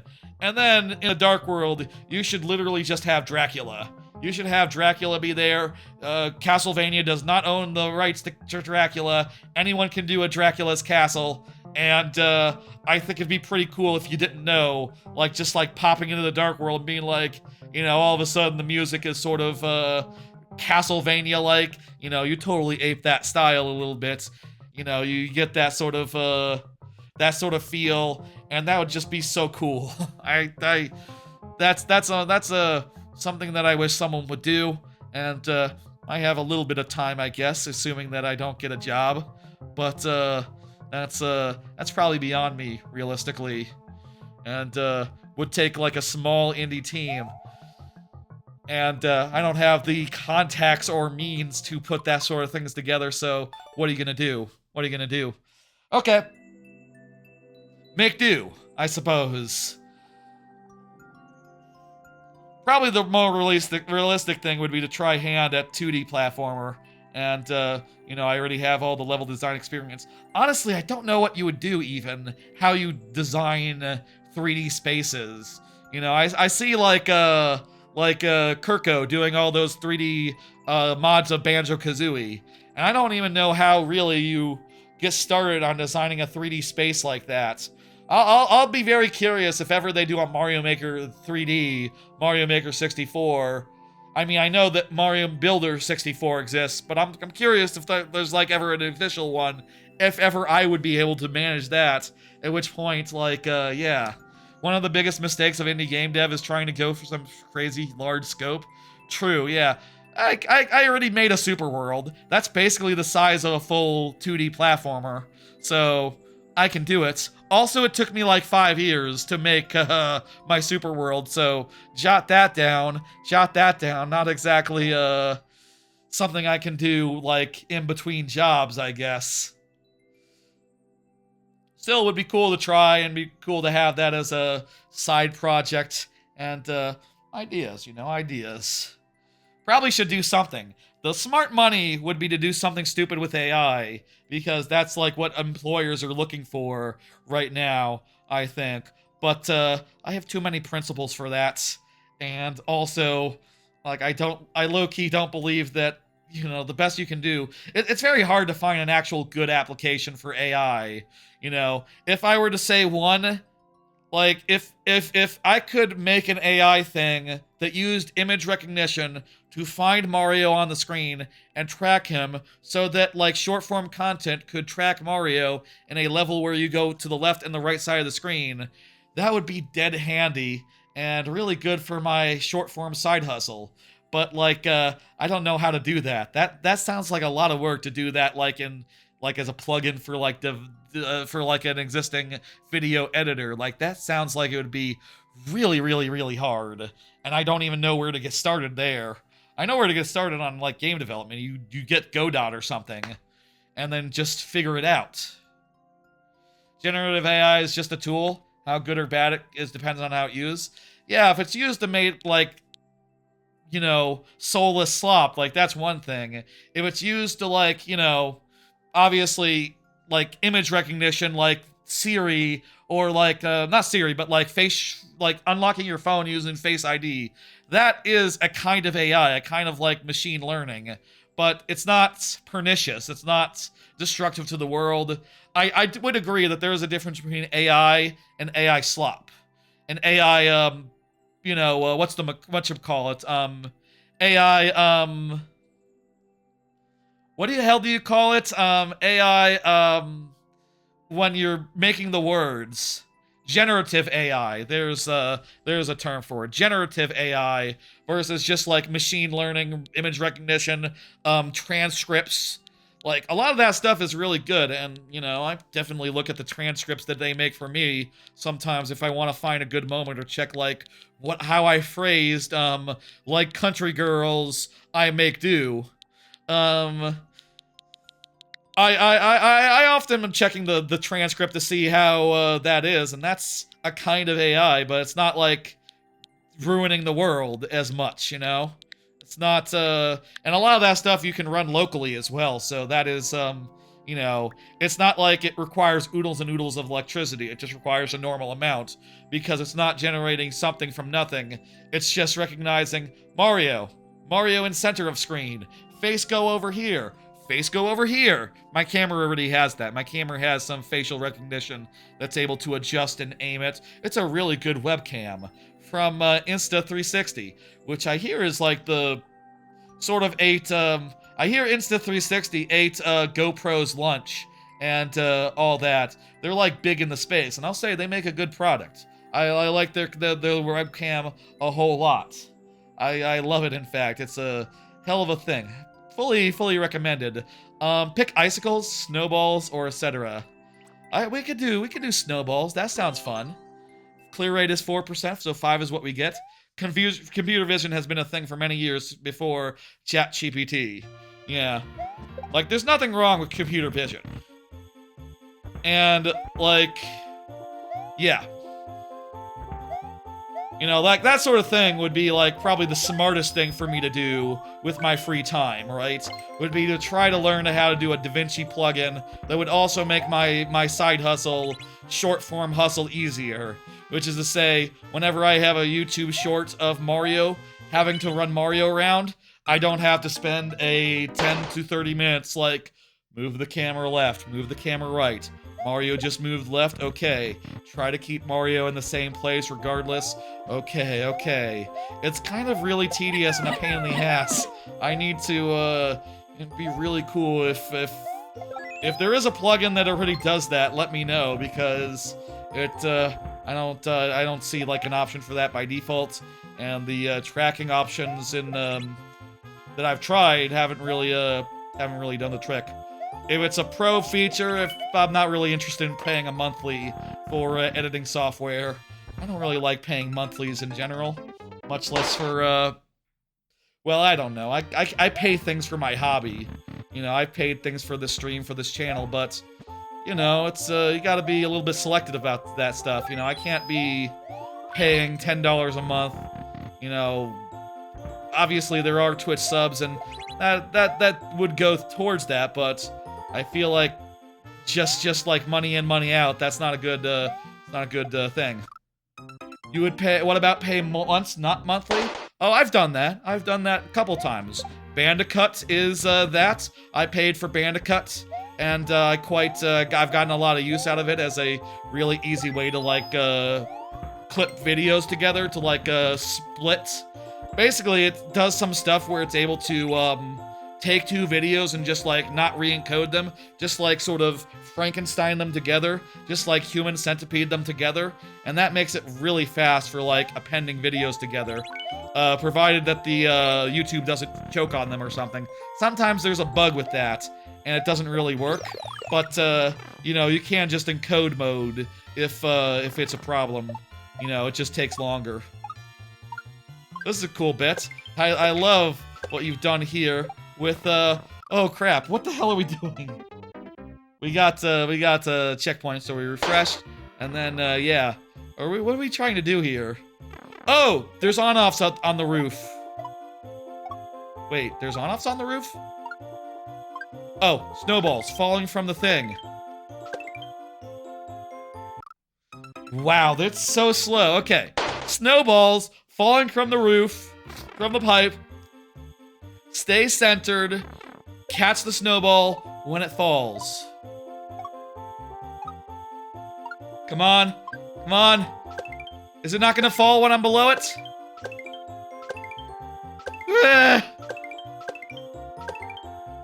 Definitely not gonna fall when I'm not on screen, and it's definitely not gonna fall when I'm dead.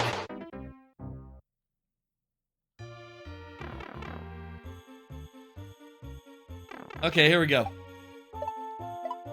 The camera has to stay high enough so that it spawns, and low enough such that yeah, we did it. Let's just get rid of the rest of these guys real fast. Fuck! So that we'll be safe. The door is on the right side. We can fall off to the right once we're done. We can fall off to the right once we're done. Oh, fuck. Gotta stay low enough so it spawns. Damn!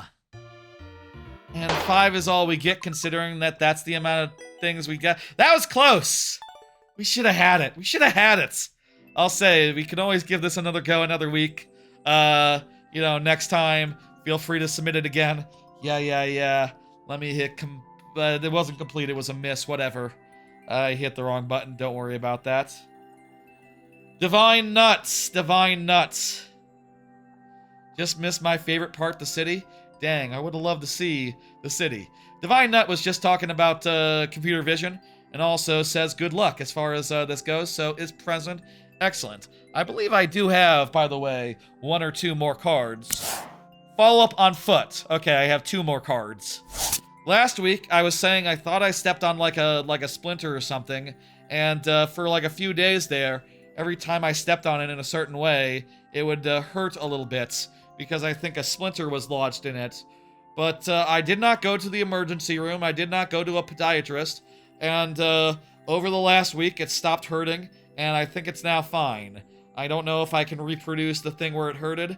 Either there was nothing and it was just like a small cut that was being all weird and sensitive, or my foot has gotten a nerd to the point where it's, you know, maybe a callus grew around it or something, and it's able to deal with that now. No problem, no problem. I will say, while it was hurting, I felt I understood the lion with the thorn in the paw, and I guess now that it seems to have gotten better on its own, I guess I understand why thorn in paw is not seemingly a death sentence for animals out there doing you know, digging around in thorn bushes or whatever. That's not apparently a death sentence or whatnot. They are able to manage it, etc. So, feeling better there. So, there is at least a little good news on my front this week. My foot does not pain me when I walk anymore. And I'm not limping in it any much since it has stopped being sensitive or something. I'm touching it now and I'm not feeling anything, so any pain or whatever. So I think it's just better. I think it's just better. Whatever. I'll just leave it and live on my life. That's the American way right now. Don't get medical help. That's too expensive. No, just hope to get better. Okay, so this level, I need to be holding a P switch, and also the end of the level is behind some P blocks, so I need to activate a P switch to get to the end. There's an on-off on the left side there. There's a door that leads, I'm not sure where, but one of these doors. Not sure if it's like some sort of reset door or what. There's a POW that we can work with. That doesn't let us get into the door until we get the second, which is actually pretty easy. Hang on. I can get this.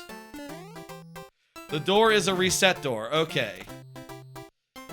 So, yeah. So that'll reset everything. Why are there 2 doors? Oh, that was the entrance, the one where he came in on. This is a vine. Vine goes up. Let's just get the POW. I think using either of the POWs is going to be bad for the purposes of, using the POW would make it so that, that kills the, shell, it kills, things that you might need. The on-off, on the other hand... Blah. It requires both POWs to be thrown as anti-cheese. Oh, okay, so we can't use the POWs, we can't save a POW. And we can't, like, bring it to a reset.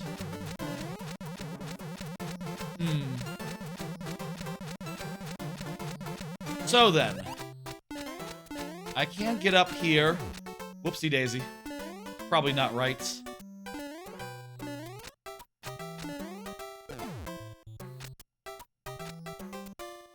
Trying to think. Let's think. What?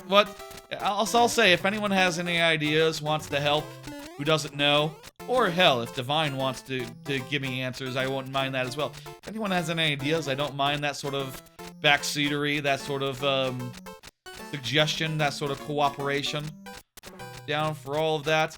It's cool and good. Does this P-switch... Okay, so, there's a P-switch over there. I don't know if I can activate it, though. I mean, if I can't actually... Hang on, I can do this. So, if I do the on-off here... If I do the on-off here... Actually, the P-switch does not fall down. It's on top of a thing. It's on top of a thing there, so... How the hell would you get over there? What the hell is the point of that P-switch? You drop it off a thing. If you, like, get a shell over there, and that dropped on top of the... Maybe you can use the P-switch, like, trigger... Maybe you can trigger the P-switch somehow, but you would need a P-switch in reserve, so... You need the P-switch to be active already, so that would just give you an extension. What would be the point of that? Also, you can't use the reset doors while the P-switch is in motion. I can set down this turtle, and that turtle will walk on that platform, and that will give me a little bit more height, which I can use to get up to here, where the P-switches are. Okay. Now then. Blah. Fuck. Okay, we're figuring something out. I don't know why there's two up there. How do you get to hold one of those P-switches? I don't think you can hold either of them.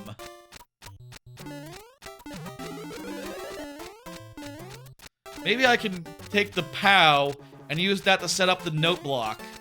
Use the POW to set up the note block. I have two POWs, so, like, I have... Wait a minute. The Koopa shell. The Koopa shell can be set up there. I use both POWs to climb up. What if I use both POWs to climb up? Then I use the Koopa. I set him up there, and he can walk back and forth. He can walk back and forth and activate the P, as well as, wait, no, he doesn't activate the P. But he does give me a bomb, which...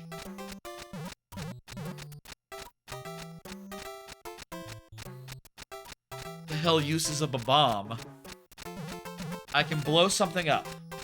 What can I blow up? The on-off.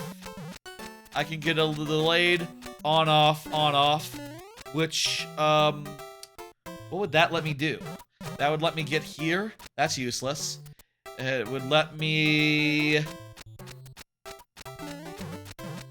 With the P block, I could get into there, at which point I could go up... No, I can't go up through the thing. I would have to use... I'd have to use a bomb or a shell to get into that tire and get that P to move. Oh, by the way, there's an on-off below me. There's an on-off below me. You can't see it. Don't worry about it. On-off right here.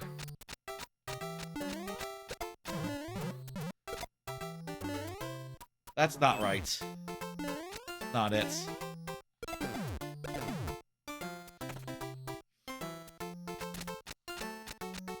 Okay, okay. Getting some ideas here, but just not sure how any of them come together.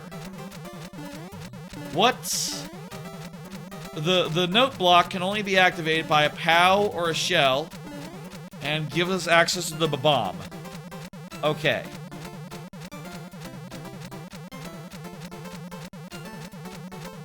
How the hell do we get the P block, any of the P blocks, accessible?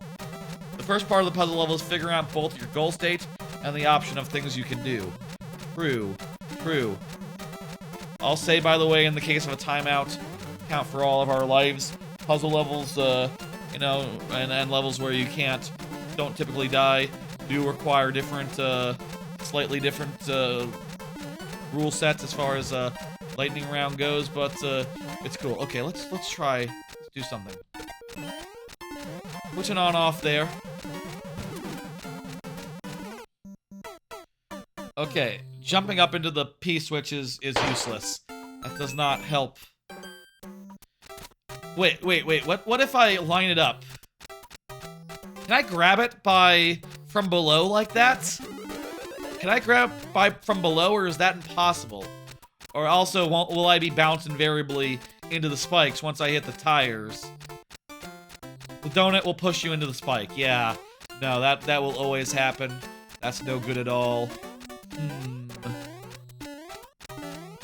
Do I want to save the... Is there any way to drag the P-switch out when it's in this position while it's in the hook? What the hell is the point of the hook?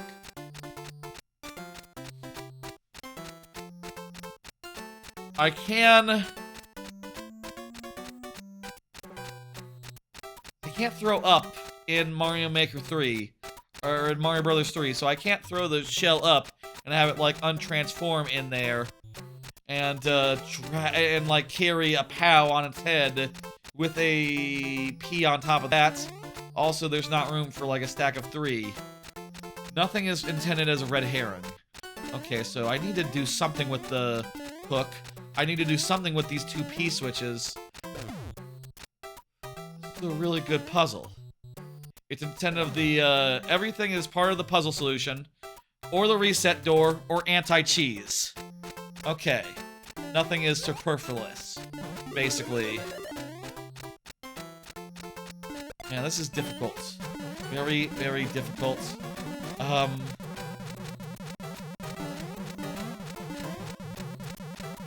We can get up there. We can also... Activating the on-off makes getting up there really, really hard. There's the P. So, I feel like I actually... One of the things I want to do...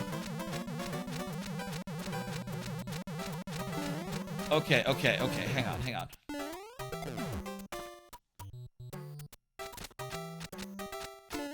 How's this for an idea? I can get this POW and this Koopa, and I can use that to activate the P's first. Wait, no. Wait, yes, okay. Put that POW there, then put the Koopa there. And then put the Koopa there.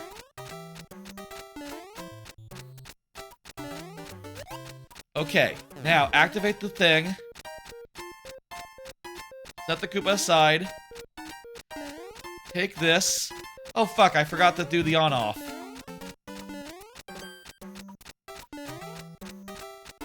Okay, hang on. Do reset door. I don't know quite how this all comes together, but I feel like this is step one. And that's why there's two P's up there, because you need to go up twice. You can't go up once and solve it. You need to activate the P's up there twice. I think that's what it is. So then... First time. We go up there. We activate the P. Come back down. Oh crap. Damn it! Okay. First, hit the on-off. with the Koopa, and then do the thing. Forgot to do the thing. Bah! Do that in a way that's safe.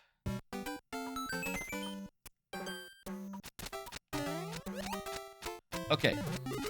Use the vine. On off right now. That red Koopa is the MVP of this. Interesting. Yes, I see. Probably has a bunch of uses, sword. Oh, you mean just insofar as he's killed me a lot of times. I thought you meant because he's a really good element of the puzzle. He accomplishes like 3-4 different things, potentially. No, he's just a killer of me. He does the on-off, he lets you get up there, he gives you the bomb. He's a pretty useful feller. What am I doing? Reset door right there. I feel like there's more than him than evil. He's a very cooperative Koopa. Definitely an MVP. Would you like a mild hint? We are on our last try. I wouldn't mind. Whatever you want to do as far as hint-wise is up to you. Whatever you want. If you'd like a mild hint, let me know. The red Koopa is truly super important. Thank you. I think I already got that much. For multiple things, yes! MVP. Very important Koopa. MVK, I guess. That there. And I think what I want to do right now is go here. And wait a minute, I can't throw upwards.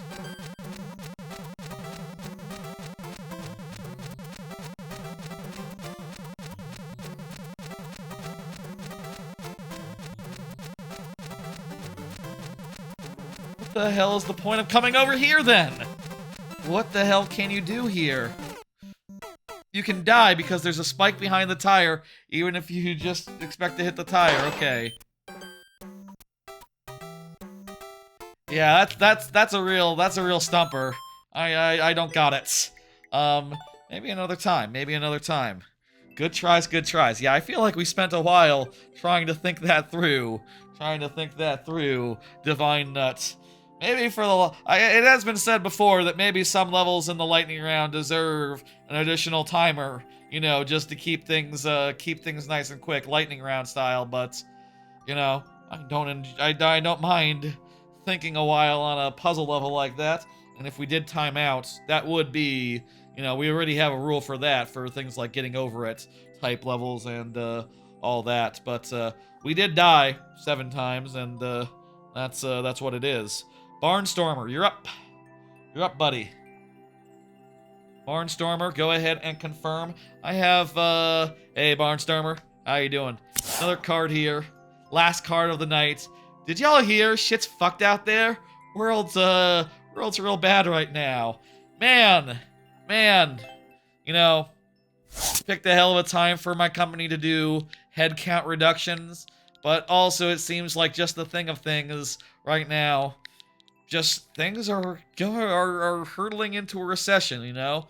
AI aside, there have been like big recession indicators all over the last year or two as like tariffs and other crap has wreaked havoc, and now that oil is, you know, going up, and Iran is like doing you know, what you do when you're attacked by, you know, America, except they're doing it better than anyone else has ever done and actually having an effect on the world economy in a way that, like, really, we're not built to deal with.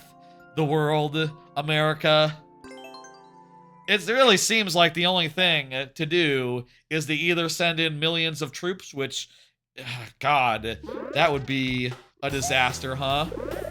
Or to, you know, fucking go hot and heavy with, yeah,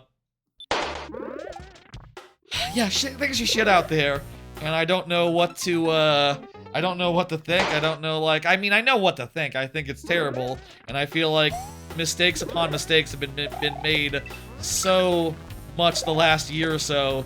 It's astounding, and also just like, we need impeachment next year. We need impeachment next year. You know what I mean? Or else, like, things are gonna be fucked, and, like, you know, like, as far as job prospects go, I really hope that you know, the economy starts to recover, or at the very least I'm able to find something before impeachment happens, because, like, who fucking knows how long that'll take. That's gonna be next year at the earliest, and, you know, who knows if they'll actually, do the thing immediately.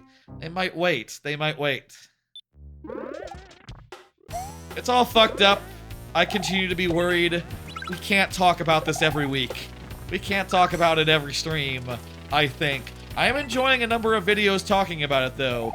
You know, when I see I've been watching a number of, like, serious videos by serious news people, you know, talking about the whole situation, analysis, and all that, and, like, going, huh, okay. So that's what's going on with that. Drones, huh?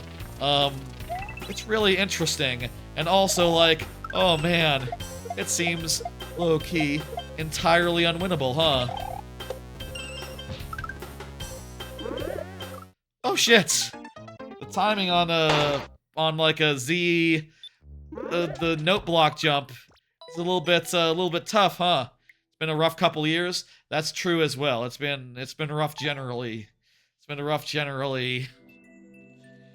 And now, more than ever, and not getting better. Dude seems, you know, thank you for the love, Barnstormer. I'm gonna hit this miss.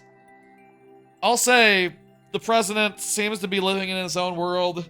He seems like he's losing support left and right. I'll say, you know, attempt to steal the election aside, which, you know, he's gonna try to do that, but, like, he is bleeding so much support. I don't think he even has the institutional power to steal the election anymore. So, like, good luck with that. You know, he already lost Elon, who would have, you know, if he, like, he needed to steal it through, like, technical means, it would be probably through tech, you know, Silicon Valley and connections like that. He lost them already. He lost Alex Jones this week. You gotta be pretty fucked up to lose the conspiracy votes. Honestly, Alex Jones is saying something has to be done.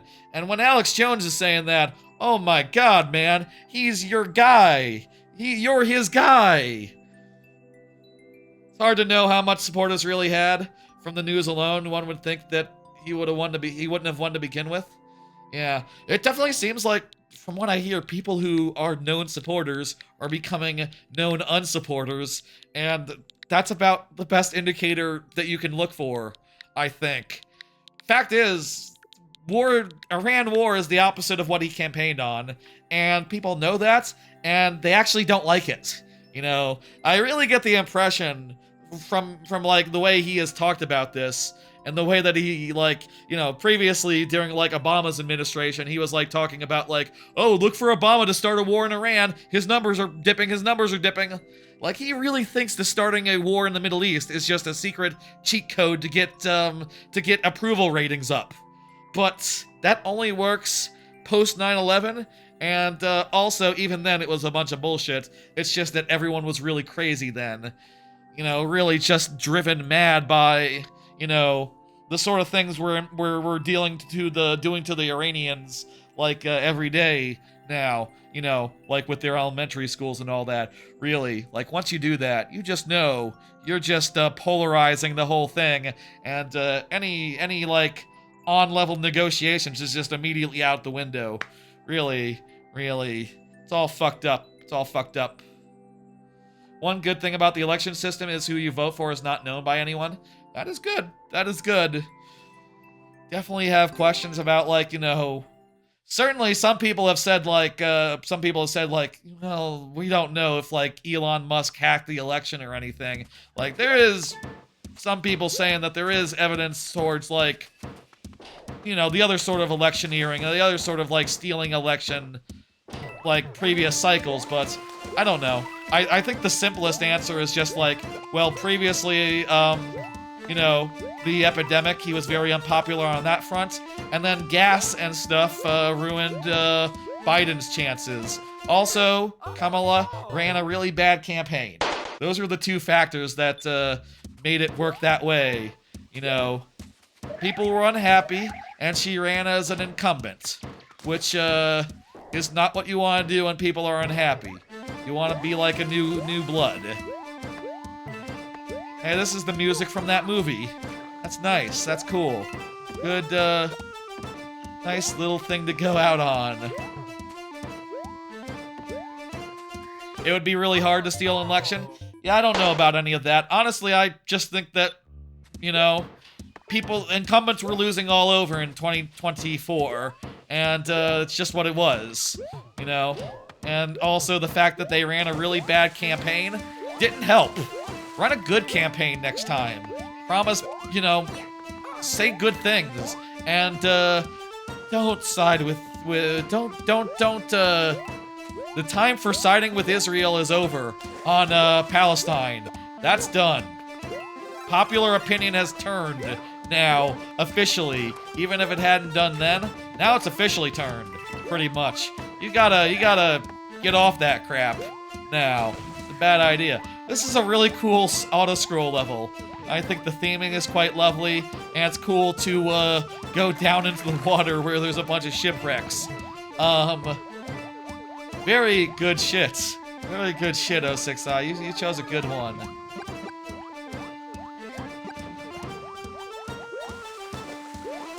I mean... Wait, what's going on here? Whoa, oh, okay. We're just, it's just a boss fight, and I'm just waiting for the thing to open, okay. I thought I was being squeezed out for a second. Very cool, very cool. This whole level is very cool for an auto-scroller. Very cool. Also, there was an extra power-up after we used the first one prematurely. Let's go. Very nice. Very cool themed, heavily themed auto-scroller right there. Oh yeah, Mario time. I'll say, in other countries, they do steal elections all the time, but our elections are pretty decentralized. It's harder to steal. And, well, that's part of why it's important to not let him pass acts that let him centrally control the election. But, you know, he's pretty much cooked. That's not gonna happen. And, you know, good luck to him. Good luck. I wish that he recanted and like, just, you know, gave Iran what they wanted. End the Iran war immediately. If this drags on for 6 months, fucking who knows, man. Like, it's really bad for everyone. Everyone. Fucking nuts. Fucking nuts. Great level. Thank you. Let me hit complete. We have one more left after this. Hell yeah. It's from Yoki, who has been chatting, has been confirming. Anyway, again, I feel like we can't talk about this every week. I feel like it does bring the vibes down to be like, you know, well, first off, the unemployment stuff. I probably want to, like, you know, keep a, you know, maybe focus more on, like, the positive stuff of having time and, you know, maybe pursuing a side project or two and, you know, focus more on that rather than, like, the stress of all of it, you know, as, weeks turn to months, depending on, like, how well or badly the search goes. Again, things are fucked out there. I hear people looking for, like, 9 months these days, and cases where, like, you know, a company having, like, a year of severance, like in the case of, like, Fortnite or whatever. It just takes people that long to find a job nowadays, which is alarming and concerning. Also, I can't, like, move apartments now because I'm pretty sure, like, all I can do is renew and coast on the money that I have, or I can move in with folks or something, which I don't want to do for all sorts of plenty good reasons, like it being really hard to stream in a, and I don't think I would have the space to stream, or the privacy required for it, you know, if that came to that. I suppose as far as, like, options go, the best thing would be, like, well, it is the gig economy and all, you can always, you know, drive an Uber in your free time as you're between things. I don't want to do that. I don't want to do that. That's like a last resort. And, shit. You know, if it comes to that, I'll be very bummed. Never had a service job or anything of that sort. So like just you know, went straight from internship to like full job back in the day, you know.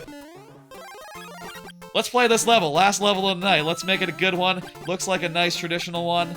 Oh, you would recommend any of the bottom 3 since you like... We'll do this. We'll do the, We don't have to do the Super World. Let's do... You did recommend. Let's go with the recommendations. Yes. I got you. The goals have always been stating they don't waste, us lives or money there. They have always been the same insofar as, like, for Petro and for, like, Oh, do you only have 5? So I guess all the levels are in the Super World then. Gotcha. Yeah, we'll do the bottom one. Yeah, let's do that. All the recent wars have also been bad, to be clear, but all the recent wars never had consequences like this. You know, like, say what you will, the Iraq War was evil, and it had huge repercussions as far as, like, Iraq goes, right? It didn't have repercussions as far as us goes, you know? We didn't lose anything. Some soldier, you know, some casualties and all that, relatively minor compared to the million Iraqis, Iraqis? A million Iraqis lost, you know, a million Iraqis killed in the conflict.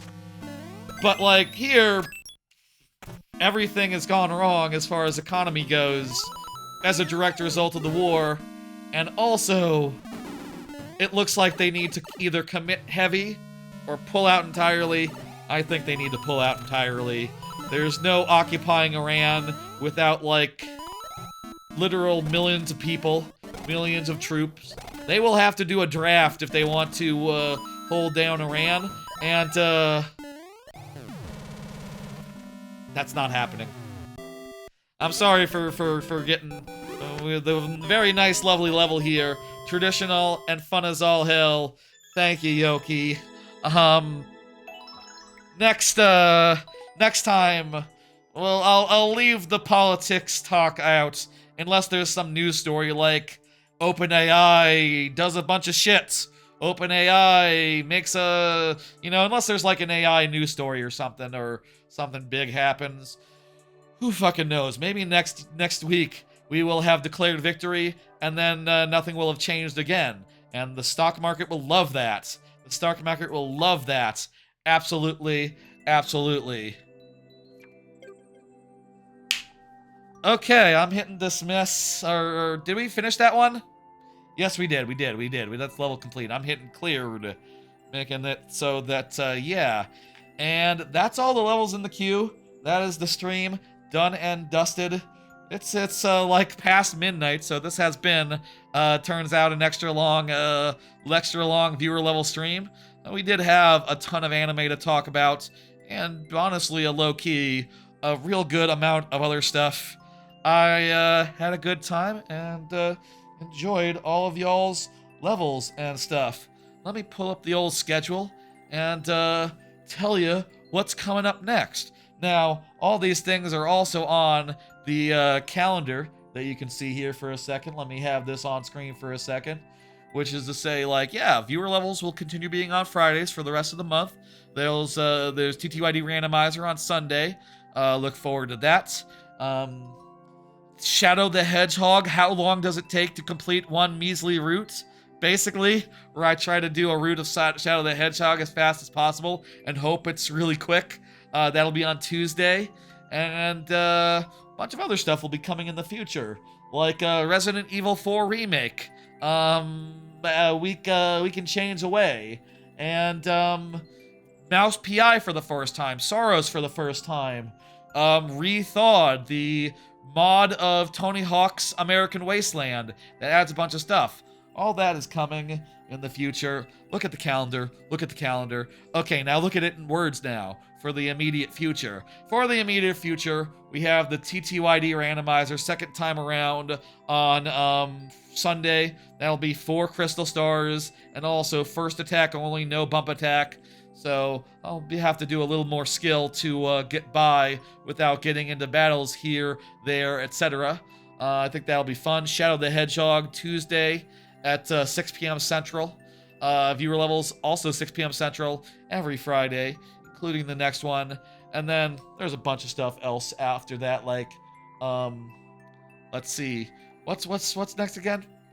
The YouTube chat is blocking my thing. RE4 Remake will start like the Monday after that, after the next viewer levels. So look forward to that. I've never played RE4. I've never played RE4 Remake.